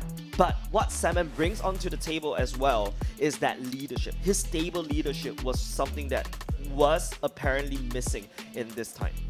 Now, I'm pretty sure that the members of SMG, they have already checked one box in their checklist, right? And that is to technically win against Evil, the one that they started the MPL SG Season 3 journey with. So they've checked that box. But the other box is if whether they have improved enough to beat Evil. Because we understand there's a roster shuffle. We understand that SMG have got some new players. And we also understand that all of these players are phenomenal. But it is what it is, right? Because this SMG that we didn't see in the previous season, it doesn't matter anymore. What matters is the present, that they are fighting for the trophy today. Yep, fighting for the trophy. SMG has started off their season with a 2-0 win. And then that gives them a big lead. I mean, SMG will be against Revival tomorrow.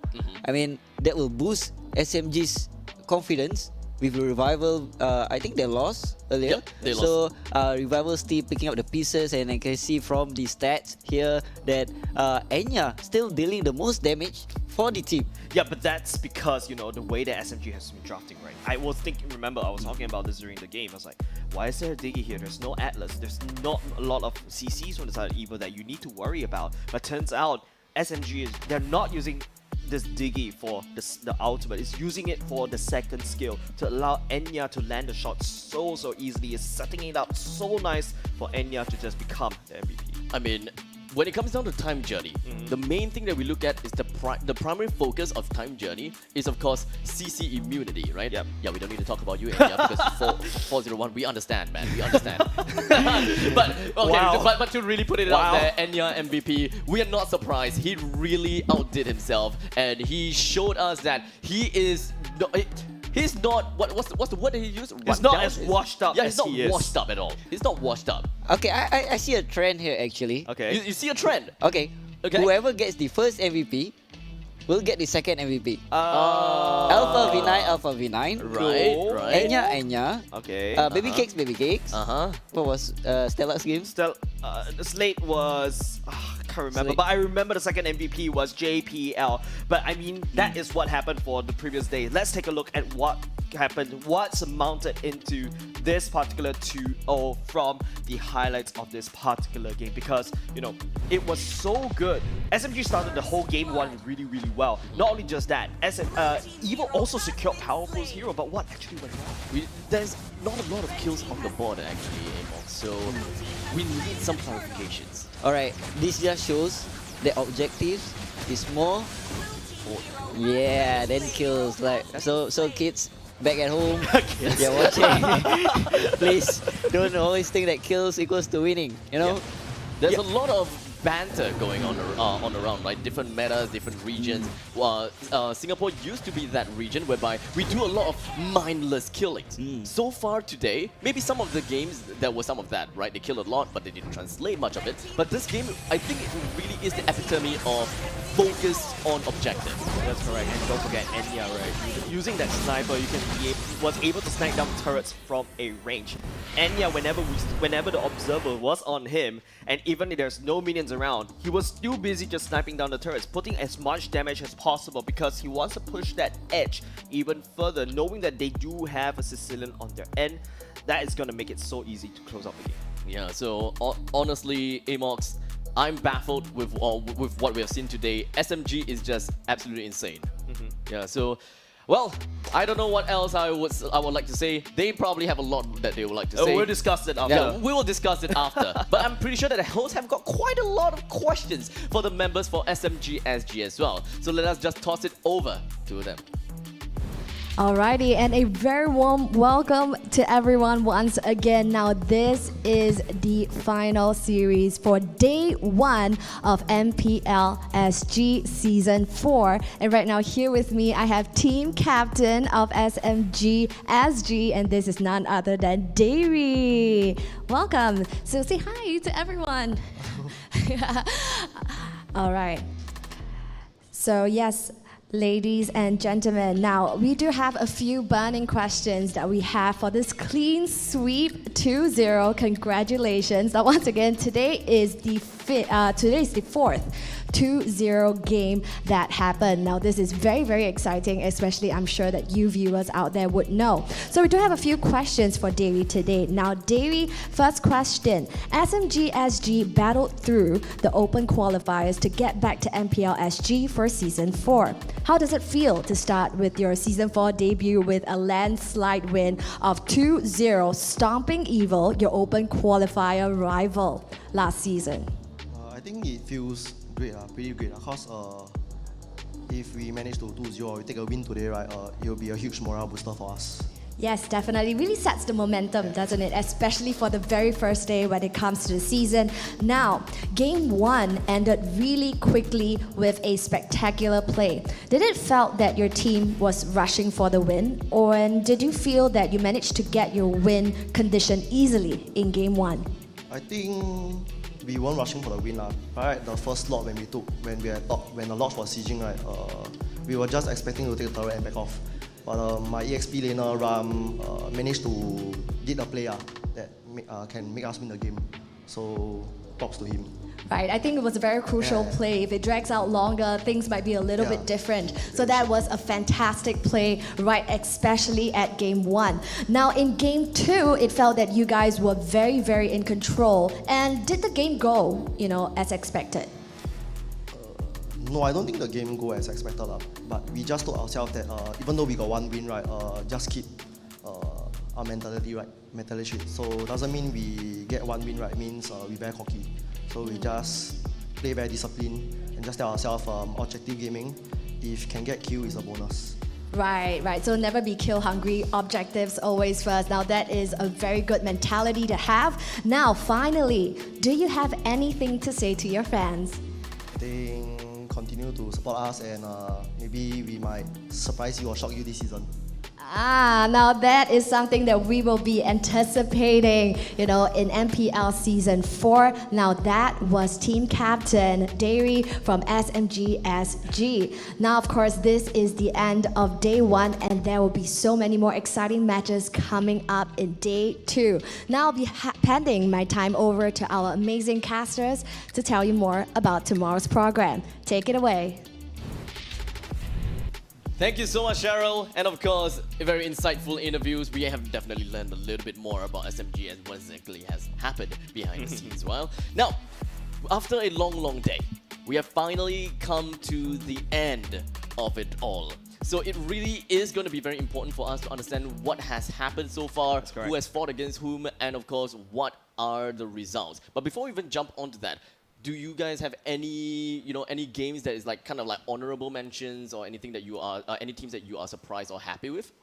I like to mention the last game, SMG against Evil. Both teams having a good rough. They have a good idea, but then obviously one team has to win, one team has to go down. Unfortunately. Yeah. How about Jace? Personally, well, two of the series that actually surprised me based on my statistics and understanding of the team. Yeah, I'm a stats guy as well in the end of the day. Zion versus Flash. Wow. Flash is 1-2-0. Yeah, we'll be trading notes later. Right. SMG going up against Evil. I was actually rooting for Evil silently, but not so silently at the same time. But SMG took it at a 2-0. Well, we're gonna have to take a look at the overall standings and what has happened throughout the entirety of day number 1. As we pull it right up, we do have the 4 teams that have won in today's games: RSG, Slate, Flash, as well as Team SMG. While unfortunately, Zion, Revival, Evil, and Stellark did not win in today's games. The teams that have won today will be added 3 points to their name.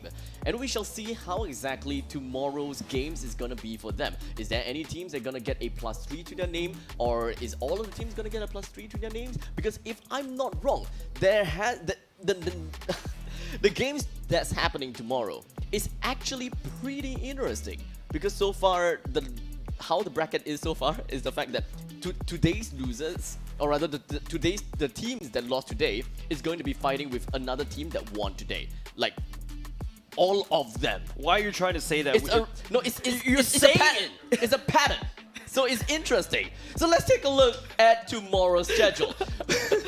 I mean, it's funny, right? Starting off, we have Stellark versus RSG SG. And of course, going in for the second match, it's Evo going up against Flash. And the third match, we will be having Team SMG against Revival. And of course, we do have Slate versus Zion Esports. As such, we are excited for what is going to be happening tomorrow. I am pumped, and maybe we'll start to see the bottom 4 having a +3, because if that actually happens, that means that our power rankings will be changing quite a lot, right? If all of the 4 teams that is at the top of the leaderboards right now win every single game for tomorrow, or rather all of them won, right? That means +6 for top 4 and 0 for the bottom 4. We technically have an idea how the power ranking is. But it's not that fun, isn't it? Yep. I mean, Abstract, to be honest, you're really counting the chickens really before they hatch, all right? This egg, this tray, you're counting right off as there's 30, but I mean, you an never egg know. equals to a chicken, right? Yeah, but you never know. You may get actually lesser than 30 or even more than 30 twins, all right? But this is only you can get twins from eggs? I'm not so sure. Yeah, actually you do. But of course, this is just day number 1 only. Right. We still have a long way to go. And I don't know about you guys, but today has been very fulfilling for me. We have seen like Flash as well as SMG that really came out and really showed us that they are no longer the same team as before. They are here to receive the crown, and I'm pumped up for tomorrow, but unfortunately I won't be casting. Yeah, I won't be casting too, but somehow I heard that you're gonna be somewhere else. I need to revive a team. Revive a team and dethrone someone at the hill. Hopefully. Hey, Mo, you're really just like giving so much really sus comments. But with that said, ladies and gentlemen, it has been a ride for today. Any last words before we close up today's games? I'll see you tomorrow on stage.